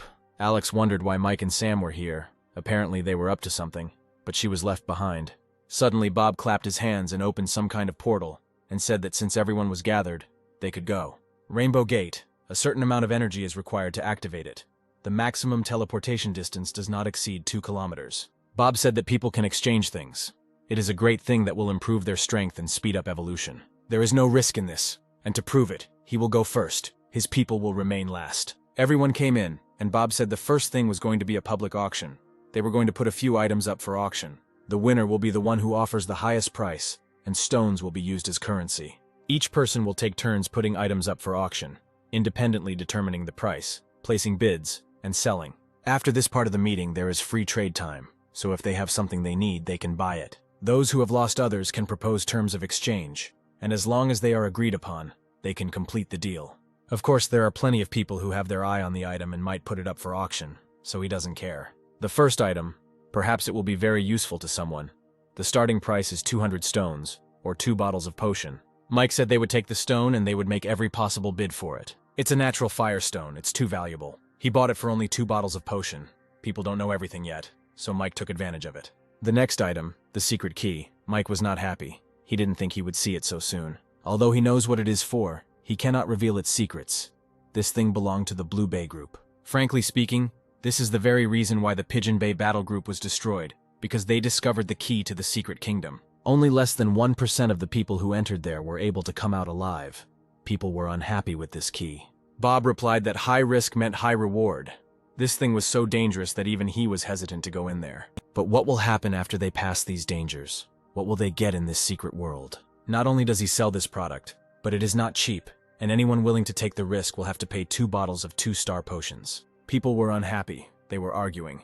But suddenly Mike raised his hand and asked if he could buy it for 1-star potion. Bob said he needed 2-star, but 1-star would do. But he needed at least 30 bottles. Mike agreed. The whole crowd was shocked. They looked around and asked where this guy was from. The third item is white class gear. That seems to be pretty much all there is. There aren't many good items at this point. Then it was time for free trade, so everyone came down and started offering their stuff. Mike came down and suddenly heard that the old man was selling a professional scroll for 1 bottle of 2-star potion. Bill asked if it wasn't Yun from the kingdom. The Peaceful Kingdom dropped out of the top 10 from 6th place this semester because of this scroll. The people were unhappy because he was selling the potion at a high price, so they all left. Mike asked if it was possible to exchange the scroll for 2nd-level stones. The old man asked for at least 100 stones. The man asked if that was all. The other replied that they had received an astrological report. They know the reason for the change in the location of the chamber. As the evolutionary level of these people increases, they become more difficult to control. They are at about the same evolutionary level as them, and they still kill them as easily as dogs. He knows the guy is upset that the area wasn't given to him. But while there isn't a huge metropolis in this part of town, there are several interconnected urban gangs, and he can continue to play with them. The guy left and told him not to die. Mike found another good find, but he didn't know who to give the Golden Body skill card to, so he'll trade it here. He announced the card, started telling about its advantages. Alex did not understand why he was giving away such an important thing, and people became interested in the card. Bob came over and asked what the price was. Mike said he would see what they could offer. If he was satisfied, he would tell him. The guy offered 1 bottle of 2-star potion, but Mike replied that he didn't need the potion unless it was 3-star. The man offered Mike a white-level sword, but Mike didn't need it because he already had a lot of weapons. Then Bob said he had a profession scroll. Mike asked how many. Bob got nervous and asked if he wanted several. Mike replied 2 scrolls. Bob replied, "Just 1, that's a fair price." Mike replied again, "Either 2 scrolls or nothing." Bob then said he would add another scroll, but his 2 items were worth significantly more than his, so he would have to come up with something. Mike said he would add 5 1-star potions. Bob demanded 10 bottles, and Mike agreed. Suddenly that same man burst in and killed one man, Bob. With him were several people and some mysterious dogs. The man started demanding that people give him all the items. Then Mike ran out of the crowd with his knife. One of the dogs attacked Mike, but he killed it. Then the man asked him to kill the guy himself. That person will become an 8-star, the de facto controller of the underworld in this city. Mike told everyone in the back to fight too, but they shouted that Mike had just killed any chance of peace talks. This made Mike laugh. He said that they were from the Zero Chamber. They call it pig farming. If they were caught today, they would be pigs. They will feed them to the zombies they control. Then they will detonate miniature bombs planted in the zombies' heads. By killing them, they get stones and spin the roulette wheel to evolve. Then people got scared and cried out pitifully. Mike said he didn't care what he wanted to do because they were all going to die today and jumped on him with a knife. When Mike didn't even have a thought to defeat this man, because he is a 9-star, personifying blood, horror, and power.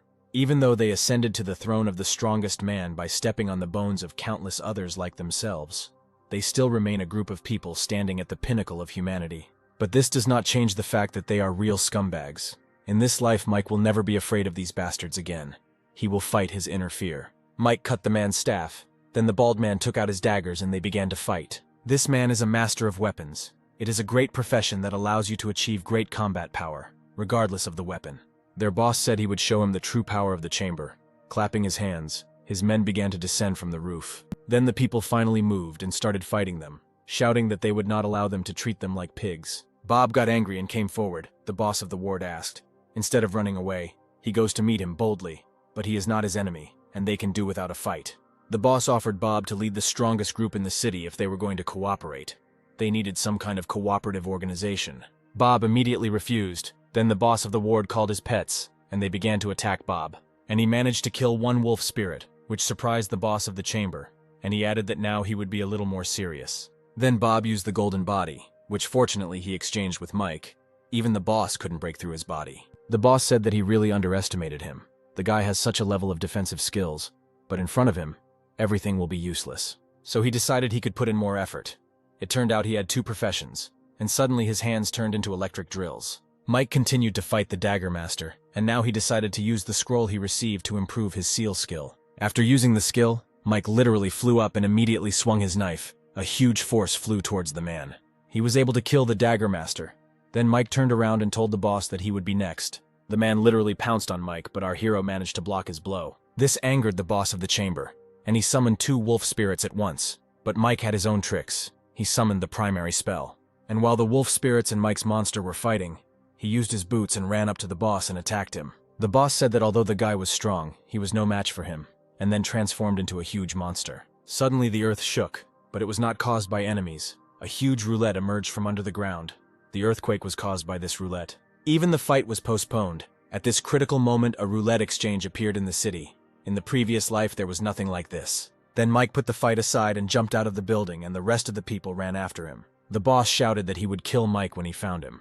Mike thought that the boss should be grateful that this tape measure saved his life. After a random spin of the roulette, not fixed items are selected, but a wide category, such as weapons, potions, etc. Once a certain category is defined, the wheel above the items in that category can be freely exchanged. The price you want to choose will be displayed. But every time the roulette wheel turns, a dark red liquid pours out of it. This liquid is deadly attractive, and those who eat it will receive enormous energy. In addition, this disc is huge and cannot be deployed secretly.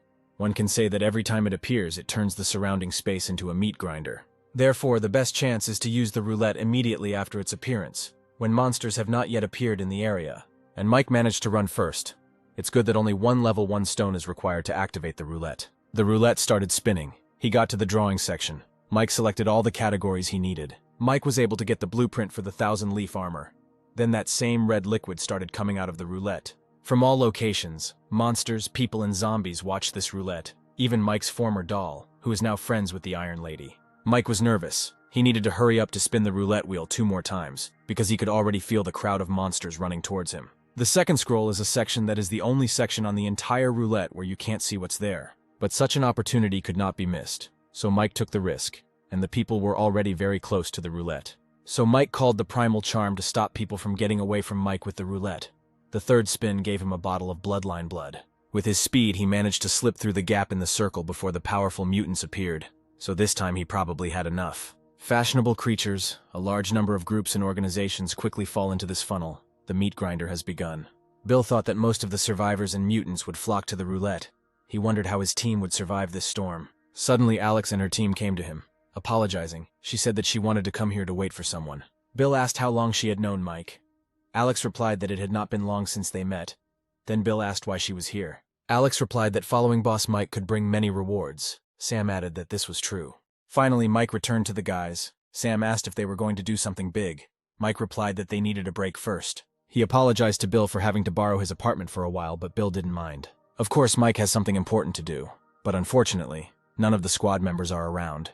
Bill and Alex have not yet won his trust. So Mike told Sam that what he would do could lead to his death. Was he willing to go with him? Despite this, Sam of course agreed. Of course, Sam's father and uncle were very much against this idea, and his father began to shout that he should not dare to do anything like that. To appease his father, Mike gave Sam items, a 2-star potion and a profession scroll. Sam was touched that Mike did not treat him like cannon fodder, and that Mike really wants to train him. Mike put his hand on Sam's shoulder and said that Sam needs to get stronger. Mike approached Alex and asked what happened.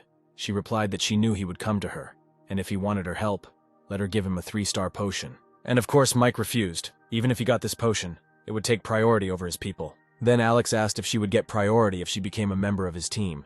Mike asked if she was alone. The girl replied, "Of course not. We need to look at the situation with the loss of her team." Then Mike agreed.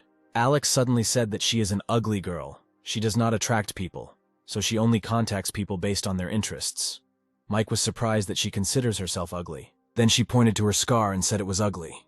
This one would look great if it was on Mike. Suddenly, Mike let it slip that she had another scar above her belly button.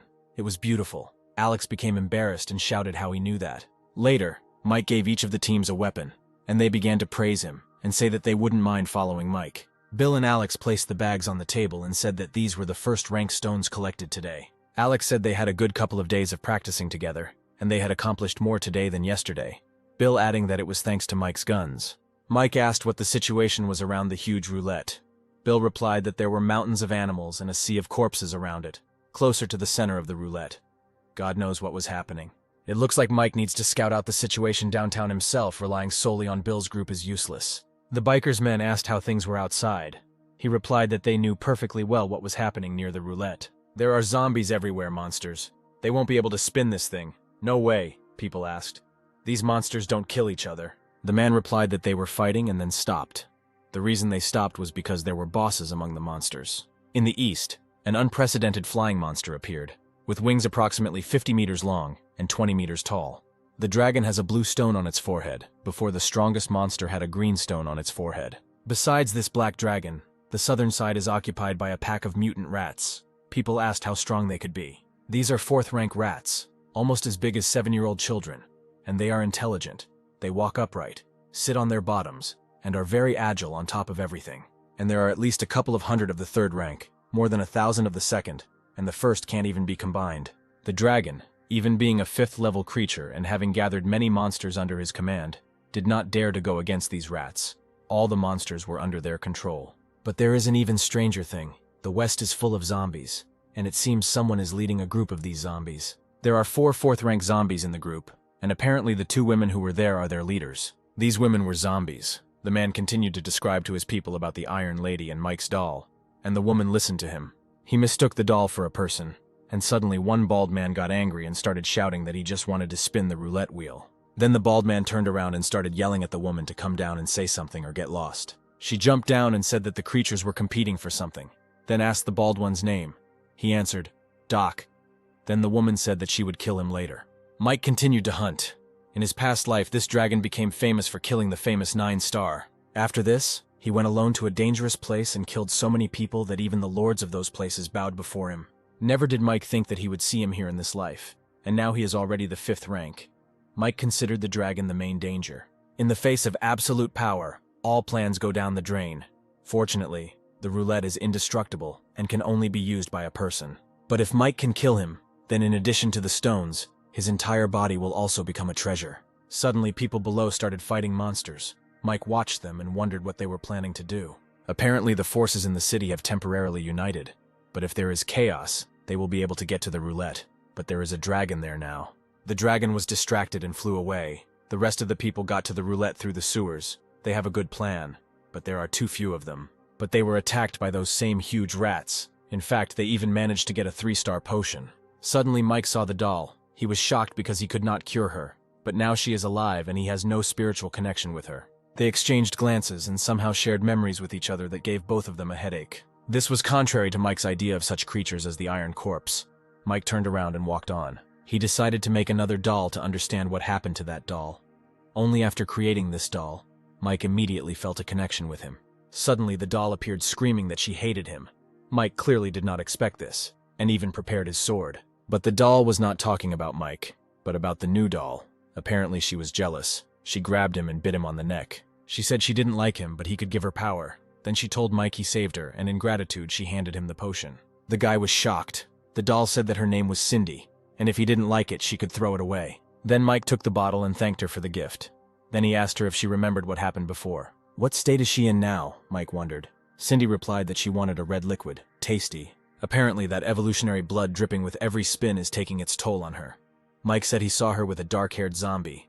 Cindy replied that she also wants the red thing and likes it. It seems that the doll and that lady felt the effects of the evolved blood on them, and therefore are eager to cooperate. The mutants allow people to spin the roulette, but when they do, they kill them. They are not afraid that people will find out about their schemes, because the roulette is so attractive. Not only do they get the highest quality human evolutions, but they also get blood.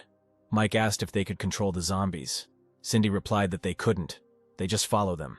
It seems that even they, who have extremely strong psychic abilities, cannot force zombies to do their bidding. He then asked if she could exert some influence on the hordes and, if necessary, throw them into a state of short-term confusion. Cindy replied that maybe she could. Then Mike said that if that was the case, then she could help him. It was the 5th day of the exchange roulette's appearance, and people were still talking about the roulette and the teams that wanted to get to it. Alex, Mike, and the others stood on the stage. People, of course, did not know Mike's true strength, but they understood that he was stronger than them. Bill started by saying that it was clear why they were all gathered here. If they were here, it meant they had agreed to take part in this operation. But they know just as well how difficult it is to act. Those 50 teams haven't done anything yet. They're weaker than them, so they have to figure out a way, and at the same time, everyone has to obey. People started shouting that they would follow him, but Bill replied that they should follow Mike, not him. The name may not be familiar to them, but they must know the man who spun the roulette wheel 3 times in a row on the very first day that roulette was introduced. Mike said that he didn't need to say much. First, he would announce one thing. Everyone who participates in the operation can buy potions and equipment from him at a favorable price. People were surprised and started saying that Mike turned out to be a good person, but they certainly went too far with the good one. Someone asked Alex if it was true what Mike said. He really has so many things, and he sells them so cheaply. Alex replied that he has a lot of secrets. Of course, since the amount of potions and equipment in his hands is limited, each team will determine the amount of purchases depending on the number of people. If we take 10 people as the basic unit, then rounding up, every 10th can buy 1-star potion, gray equipment, every 20 can buy a white-level sword. People were happy, and Mike thought that he could use the advantages to bind these people to himself, also make a small profit, and this could increase their power in a short period of time. Mike said he couldn't guarantee the surgery would be successful, but they knew they were all fighting for their lives every day. But he, Mike, guarantees with his life that anyone who takes part in today's operation, who helps him, will henceforth be his friend. From now on, potions, equipment, and supplies can be purchased from him at equally low prices, and they can turn to him for help. Alex told Mike that even if he didn't spin the roulette wheel, he would become the strongest in the city. Although these small forces do not have strong warriors, their ability to gather information is very high. The man told Mike, "The guys are moving more and more. They look like they are about to make a move. Maybe it would be better to wait until they make their move." Others thought so too, but Mike said they would make the first move, and then people got worried. These monsters and zombies care about the evolutionary blood that falls from the roulette. They can't get it themselves, so they need the help of people. They will not ignore those who come to spin the roulette wheel, just as they will not leave it without spinning, even though they know that it is dangerous. So the real danger is not that they will spin the roulette, but that the blood is created as a result of the spinning, at which point they need to retreat. Bill asked how they would retreat. They wouldn't be able to withstand that many mutants. Mike replied that he was not going to risk his life or theirs. After all, he wanted to spin the roulette wheel. It was the most dangerous position. He was not looking for death. This group also came up with their own plan, but then a man burst in and told them that there were a lot of people near the roulette. They all went out on the roof and watched Mike through binoculars. They called them crazy, and said that the zombies would eat them in a second. The guys finally came to the roulette. It was surrounded by mutants, zombies. Mike told them not to hesitate and stick to the plan. Then the guys stood in a row and took out their shields. All the monsters stood patiently nearby and waited for the people to start spinning the roulette. A drop of blood fell on Mike's sword. He threw it to the other man, ordering him to stick to the plan. Then the guy threw his sword with blood right at the rats. Mike was right. During the previous alliance of the different creatures, the monster camp pushed back the zombie camp and reached an agreement for the rat side to get the first drop of blood. The dragon was confident that his level was high, so he couldn't let a drop of blood fall into the hands of the Rat King. When the rat camp and the zombies unite, under the siege of so many creatures, it will be impossible for the dragon to stably control the entire situation. The dragon and the Rat King have actually started fighting each other. Mike needs to hurry up to spin this roulette. Alex reported that a wave of mutants was moving towards them. What to do? Mike replied that it was all part of the plan. Mike got the weapons section, and he got a purple ranked weapon, which made the guy very happy. The people watching Mike were shocked. They discussed what level he could be and why he didn't run away, but they were ordered to shut up, which they did. The old man said that the strength of the people in this squad was not very strong. That guy was only a 3-star, and although they managed to force the two camps to fight, the conflict was not that out of control. As for the zombie camp, several kings have already rushed towards this team, and they will not be able to stop them. Therefore, the best choice at this point is to allow the three camps to return to the previous confrontation situation to escape. Dean replied that he still managed to do so. The mutants fought, but how was he going to get his team out of there? Mike was thrown a rat. He told the creatures not to be impulsive, otherwise his hand would shake and the rat would eat it. The monsters really froze. Mike said he needed a little more time. He would spin the roulette again. The people on the roof were shocked. They started asking why the monsters were frozen, and one of them said that he could read lips, and that guy would spin the roulette again. At this time, Mike received a profession scroll and he gained another drop of blood. Then he asked the dragon if he thought that since he had the highest level of evolution, he could behave like this here. He admits that the dragon is the biggest threat, but that doesn't mean he's afraid of it. Apart from the first drop of blood, Mike is not going to give the other 3 drops of this goodness. Hearing this, the dragon went berserk. Then he pointed to the mutants and called them cowardly losers who had joined forces, but who did not dare to do anything. And dirty rats, let them not think that because they walk on their feet and use their asses, they will become people they envy. After all, they are fucking pests. And he really thinks that he is a real dragon. He is a flying lizard who must return to the house so that they don't skin him. Mike continued to tease them, saying that they would all die and he would show them his pet. Golden Diptera Python. Mike had a huge rank 5 pet. People were shocked and wondered who this guy was. Mike was angry. He told the dragon that he needed his horns, blood, flesh, and of course his stone. Maybe if he meets a higher level necromancer, he can turn him into a bone dragon and bring him back to life. The baby got scared and just took off and flew away from Mike, which Mike didn't like because it was different from what he had planned. Even the other monsters were really scared and started running away. Then Mike thought he could spin the roulette wheel again. But suddenly Mike said that they were leaving. Alex did not understand. She asked why they should leave, because even the dragon had left. But Mike repeated that they had to leave, and she agreed. Thanks to Mike's clever plan, the royal python scared away all the monsters, and people were afraid of the mysterious power that this man possessed. After some time, Sam returned. He could barely stand. He told Mike that he spent his potions and scroll. Mike praised him. He used the scroll of changeling. The skill of this profession is that it allows the owner to transform, but it does not give power. However, once you find the species you transformed into after the shapeshifter, kill it, suck its blood and take the stone. The shapeshifter will live up to its name. The rogue shapeshifter can only go up to 2 levels, which is why he gave him the 3-star potion that Cindy gave him. That was why he was able to create a 5th rank evolved life form, but he didn't expect the dragon to be afraid of him. Mike thanked everyone and advised them to rest. Mike spun the wheel 8 times, and the circle of evolutionary blood was already half gone.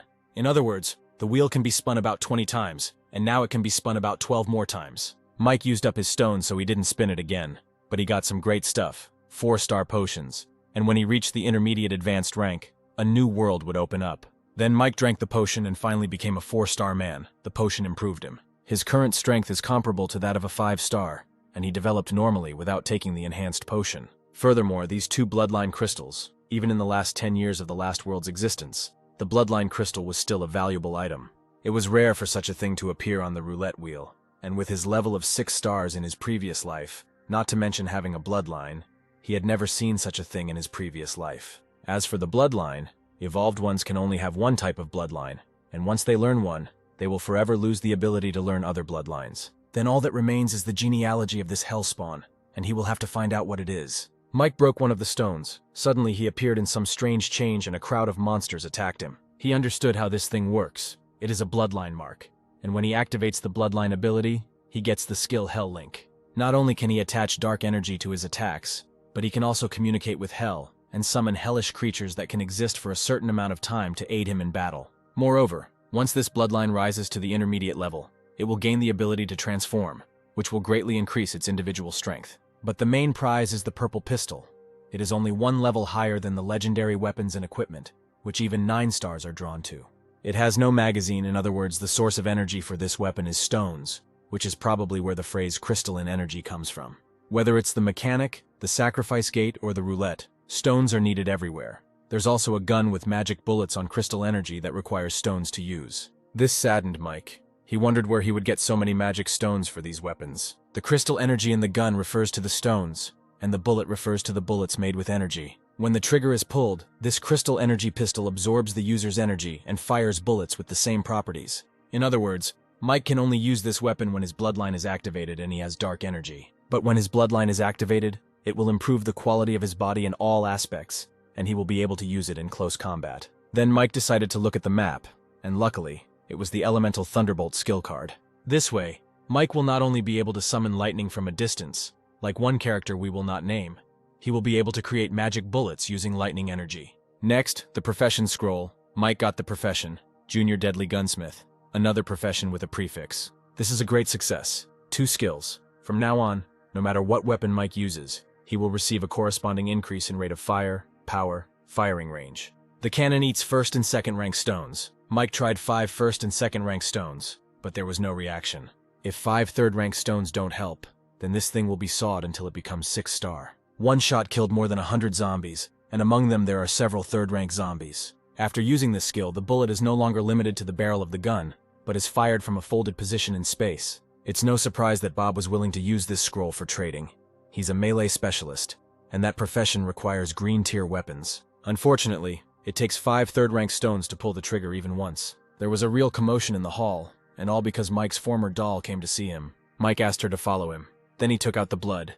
The doll was unhappy with 1 drop. Then Mike asked how much she wanted, and added that the lady should get out, otherwise he would do it himself. The lady came in and said that they helped him, and for this they demand blood. Mike asked what they did.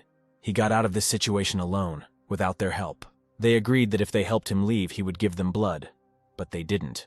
So why should he give it to them? He gives this drop for a 3-star potion. The lady tried to prove that they helped prevent him from attacking, but somehow uncertainly. If they have any wisdom, Mike said, they should know that in the big picture it doesn't matter much. Suddenly the lady said that Mike's pet was a fake and she could feel it.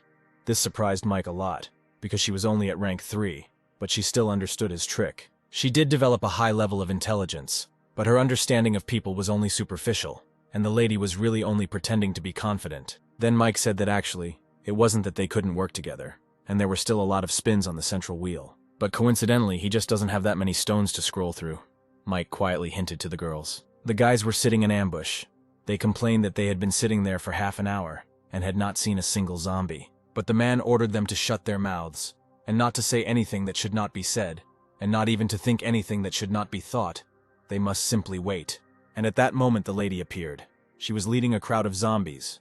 Then people jumped out of the ambush and started killing them. The others watched this on the roof. Alex said that this was the 5th time this morning.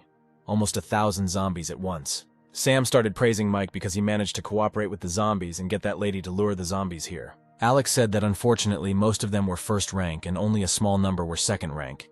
Mike just said that they needed to speed up. Since the lady was able to figure out that the battle pet was a fake, it meant that the dragon would soon come to its senses, so they should hurry to spin the roulette. Dean was angry at this time. He hit the table and shouted that they were all dead.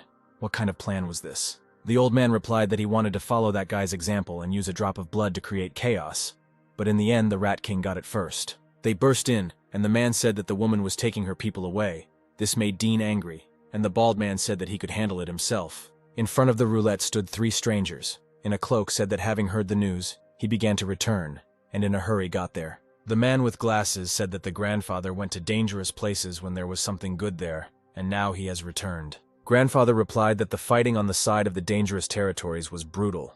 It was hard to imagine that those of them who were informed in advance had such a hard time. The guy said, "Grandpa wants to find out the secrets of the end of the world.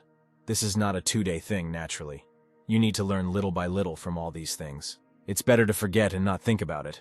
Then the guy asked why they were joining forces this time. Mike taught his people to leave a message for the next person behind them. "You shouldn't get into a fight and you shouldn't give up if someone gets bitten," Mike added, then told them to follow him. The men ran and killed every zombie in their path. One of them stopped to get some stones, but was shouted at that it was not his job, and he had to run on. He replied that he was used to collecting stones after a wave of zombies. The man asked when their group had been so good at killing monsters. The man gestured to the left front, and they all ran, following the directions. Mike was already at the roulette wheel. No matter how well and bravely the groups of survivors fought, and no matter how well they showed themselves in battle, there were still too few of them. He needs to do everything he can to hold off the Rat King and his main mutant army so that the stone-hunting frontline alliance can benefit. The rat evolved and started to attack Mike, but he didn't just stand there doing nothing. Mike took out a fire sword and attacked him. It wasn't easy, but Mike managed to kill a few rats. It was almost night. Unfortunately, the Rat King was still too cunning. No matter how much Mike provokes him and shows him weakness, the king will not retreat far from his army. Given a chance, he was 70% sure he could kill him. But at least they had achieved their strategic goal. Mike came back and Bill said the results of today's battle were very good. They collected more than 6,000 first-rank stones, 500 second-rank stones. In fact, they killed many more. But in order to avoid being surrounded by monsters, they did not collect all the stones. And they lost only 60 men, before in a similar battle they lost half. Mike praised them and asked them to prepare for tomorrow's battle. We need to take about 20% of today's stone harvest, distribute it among everyone, and another 10% to compensate for the loss of labor. And the third-rank stones should be given to Mike, the guys agreed.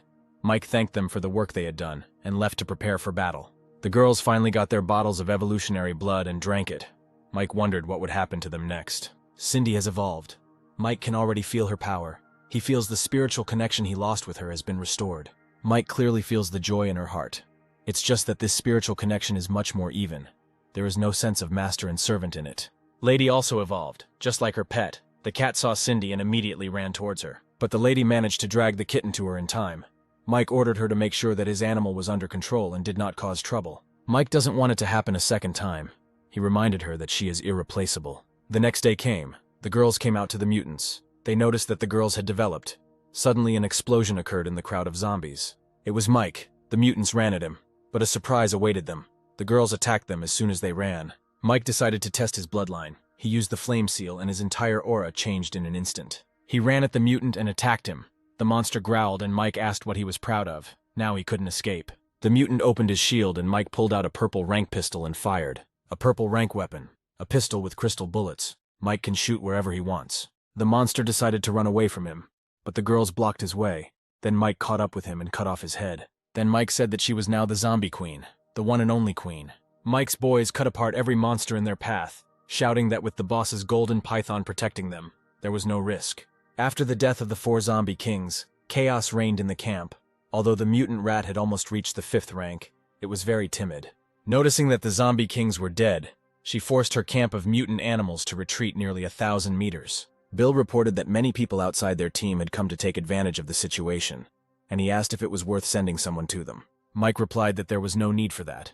They couldn't kill them all. There were only 1,000 of them. Unfortunately, Cindy was not a zombie, and although she could mentally influence zombies, she did not have the stone and the zombies would not recognize her. When Mike activates his bloodline, he can almost reach the 5th rank, but the hellish life caused by this connection can only be lower than his actual level. In other words, he can only reach rank 4. Mike told the guys to retreat. It's a pity, but the guy's spiritual strength is almost at the bottom.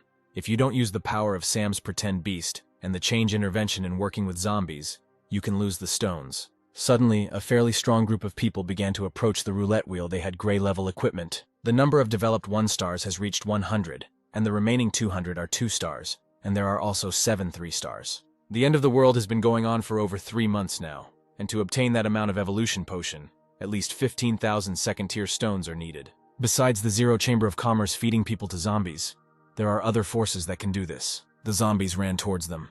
The man killed these monsters with just one look. Even Mike was scared. This person is a 4-star. Besides the mysterious chairman of the trading board, him and the red-haired one, there is still someone who can achieve 4-star evolution. Sam, who was barely standing after playing the 5-star monster, shouted that those people were taking advantage of the chaos they created. Under normal circumstances, no one would be able to obtain so many evolution potions in just 3 months after the end of the world. There must be some kind of secret within this group of people. Mike asked Sam not to rush for now and just watch them, and he himself thought that these people had obviously come to the battlefield a long time ago, but were hiding in the shadows.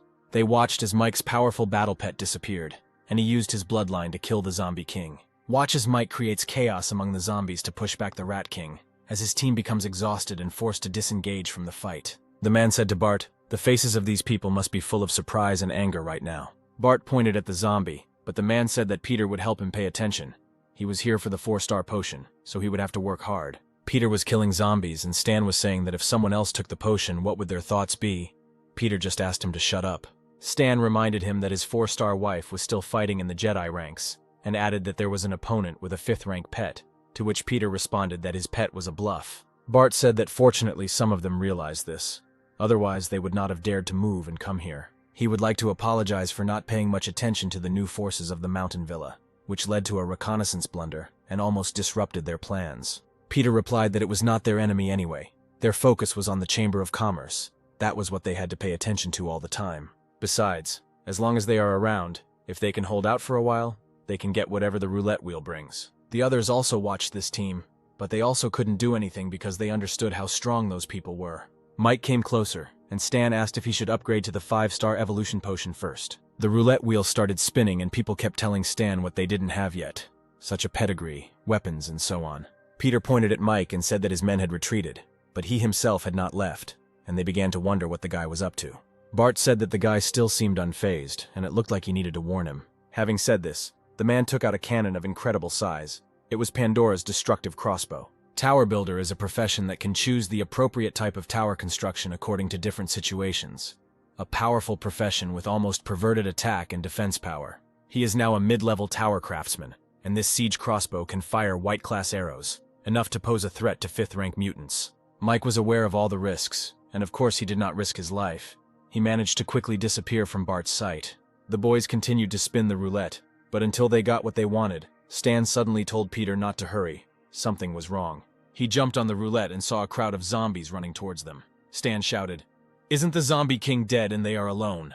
And all thanks to Cindy, who lured all the zombies. She had a vial of evolutionary blood in her hand. Bart noticed Cindy and realized that she had lured these zombies with blood, so he ordered his men to retreat. But Peter replied that they couldn't retreat. There were too many zombies. Stan said that Bart should use his Pandora's crossbow. Bart said that he knew it himself. He thought that once he killed her, she would stop suppressing the surrounding zombies, and the blood would be eaten instantly. Without evolutionary blood, the zombies will again lose their purpose and retreat, the man fired.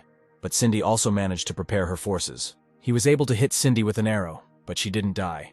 Cindy took the bottle and opened it and drank the evolutionary blood. Mike at this time found his target. He went down to the Rat King and told him to listen to him and get out of here. Otherwise, he would kill him. The boy advised the rat to be obedient. Otherwise, the same miserable fate would await him. Mike incinerated all the rats that stood behind the king, and this scared him. This Rat King is really not brave, but he is also too smart, so he thinks too much, and this can make him paranoid. In fact, Mike has already used his bloodline, and the stones in his hand are only enough for 1 or 2 shots, and if he can dodge his attack, it will be almost impossible to kill him. Besides, even if he could kill him, what could he do if his mutants lost their king and went crazy? Suddenly the lady came up and said indistinctly that she needed to grab the tape measure, and she could grab these people for 1 drop of blood. Talking to such intelligent creatures was a real salvation, Mike thought. He was glad that she offered a deal. He himself wanted to talk to her. The lady said 1 drop was too little, 5 were needed. Mike replied 2 drops maximum, otherwise he would let Cindy escape, and he had a way to make her a 5th rank. Then she said discontentedly, 3 drops of blood, and from that moment they are friends, and extended her hand. Mike agreed and shook her hand. Cindy was able to pull out the arrow. She was unhappy, and suddenly began to growl, after which all the zombies went crazy and began to attack even more strongly. But suddenly they parted because Mike appeared. He calmly walked between the crowd of zombies, which amazed all the people. Mike said something that seemed impossible to them. Still exists in this world. It turns out Mike knew this group, which also surprised them. Bart figured that they were focusing on the Jedi now. There shouldn't be any big leaks in the cities. Mike said how he knows about them doesn't matter. What matters now is that what surrounds them can become their grave. If they want to get out of here alive, what they got from the roulette, they must leave to him. Stan got angry and wanted to attack Mike, but Bart calmed him down. If Mike hadn't seen this Bart, he wouldn't have been able to understand for a long time who they were. The Yang army had never occupied a city in its previous life, but it had a terrifying number of troops that could bring order to any place. At that time, Bart was only an 8-star. He was strong enough to withstand individual relatively weak 9-star powers. If he and his 7th division were together, the 9 stars would have to retreat. These people in front of them are probably the future prototype of the 7th division. In any case, they have already contacted the Chamber of Commerce, so it won't be that bad to make another enemy. However, The Yang Army's reputation in their previous life was not bad, and as long as they knew what was good for them as people, there was no need to make things worse. Bart said he didn't want to ask how Mike knew about his army. He would only admit that they underestimated his mountain villa. But he does ensure that from now on, Mike and his team will be the focus of the Yang Army's attention. And since the guy knows about the Yang Army, he must know how powerful it is. A friend is better than an enemy. If they become their friends, they will know how good it is to have a friend like them. And if they become their enemies, they will know how terrible it is to have such an enemy. Mike asked if he was finished. Bart added that there was no point in saying too much. The choice was his. Then Mike declared that now not only the things obtained from the roulette, but all their things must remain here. Mike's impudence greatly surprised the boys, because not only did he not back down, but he even went further than he should have, although Bart made it clear to him that making them enemies was a bad idea. Mike added, "One more piece of crap, and they'll leave their weapons. If they keep talking nonsense, all their stuff will stay here." Bart got angry and asked if Mike thought he could beat them. Mike answered honestly yes. Then Bart shot up saying that no one dares underestimate them. Then he asked, "Does he know what this means? All the groups in the city will unite and be on his side. Does Mike see that he will have to deal not only with the overwhelmingly powerful Yang Army, but also with 1/3 of the city's surviving troops? If they don't get out of here, Mike's people, his friends, and everyone who lives in the mountain villa will die." But Mike amazed them again. He said he knew it was just an excuse and he knew the trick. Suddenly Stan informed Bart that Star America, Battle Group Ren, and other forces in the city had gathered to surround their army. Mike asked if Bart could see that he wasn't the only one who was constantly on the defensive, and asked if he thought his plan would work if his army was fighting both zombies and humans. Bart replied that he didn't think they could trap them completely and threw a magical steel glider, white level. For the survivors of the past life, it was nothing, just a piece of flying equipment, depending on the level and size of the function. The effect is also different. It can only be useful at a certain time. Bart and Stan hurried to get on the plane, but Peter was not going to run away. He told the soldiers that he would stay with them. As long as brother is free, even if they die, he will avenge them. Moreover, they will not have to die because the army of Yang is invincible, Peter shouted. Mike just said that the guys were very good at making things difficult for him. Bart wondered if Mike had something up his sleeve. Mike then admitted that he didn't know they had this flying thing. The defense was highly effective and stable, and even if long-range weapons could penetrate it, it wouldn't have much of an impact on the flight. And Mike added that he was a little offended that they were forcing him to use it. He took out a grenade. He added that the one in the white coat reacted quickly. Mike praised him and offered to test his boss. There was an explosion. Peter could not immediately understand what happened. Peter began to look for the team and his comrades. Bart asked what was going on here, why they all looked like that, and how many people they had lost, when Stan suddenly pointed to Peter's feet. Peter lost his legs after the explosion. This was too much even for Mike. Peter started to panic, and Bart was angry. Mike asked if he wanted to fight him now. Bart wasn't in the best shape. He ordered to pack his things, take Peter, and run away. People started shouting that they could fight him. Bart yelled at them and ordered them to listen to him. Stan ordered them to take off all their things. Mike disgraced the team. They left their treasure and took Peter and left. Mike thought that this Bart can make effective decisions. He is a real hero. The weapon made of magic stones is truly an invention of the new era. Such a crude crystal grenade has incredible power. This guy really deserves to be called the father of magic weapons in the future, and he was able to personally make 2 prototypes based on simple information from his head. Then Mike suggested going back to roulette using the magic stones of the Yang Army. After Mike spun the roulette wheel about 5 times, the wheel suddenly began to move, then fell into the ground. The lady growled at the zombies and all the zombies followed her back. Then Mike's temporary team ran to him. Alex asked if he really got everything on that wheel. Bill added that the wheel that started the carnage was finally gone. Mike replied that one day she would appear again and once again provoke the most direct mortal battle between humans and mutants. Sam asked what to do with these things, Mike replied. As usual, they would sell it for cheap. Although they had a great harvest this time, they also encountered problems with many forces, especially the Chamber of Commerce and the Yang Army. The Chamber of Commerce doesn't matter. He has no conflicts with these animals.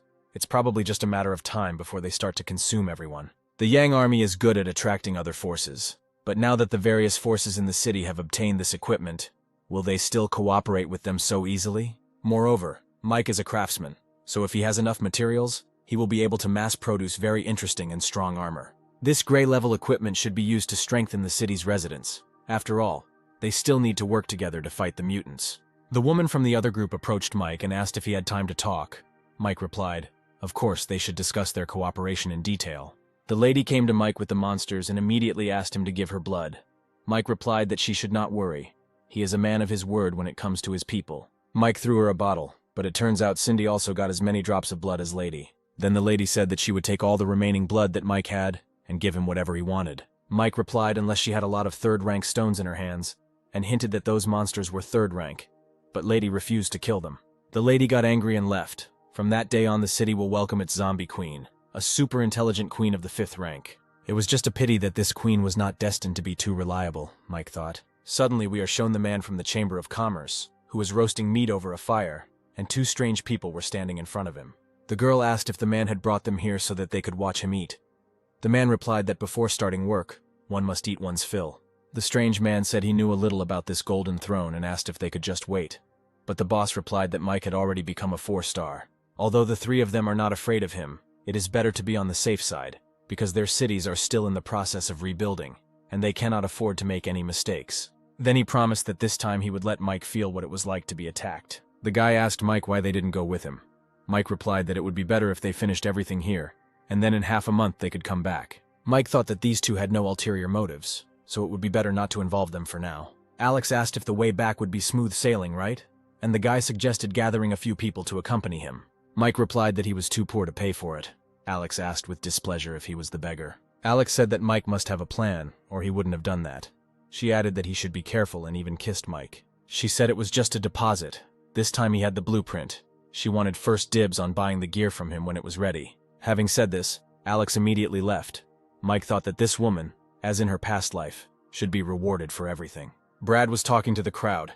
They might not have known what was going on, but that's okay. They don't need to know everything. All they need to know is that today they are dealing with a man who poses a serious threat to them and knows their biggest secrets. False benevolence will do nothing but accelerate the extinction of the human race, and they will prove to the whole world, even the universe, that they are right. Then the man brought out a huge mirror, and Brad said that before that he would show them a good show. Suddenly Mike appeared in the mirror. He was calmly walking along the road.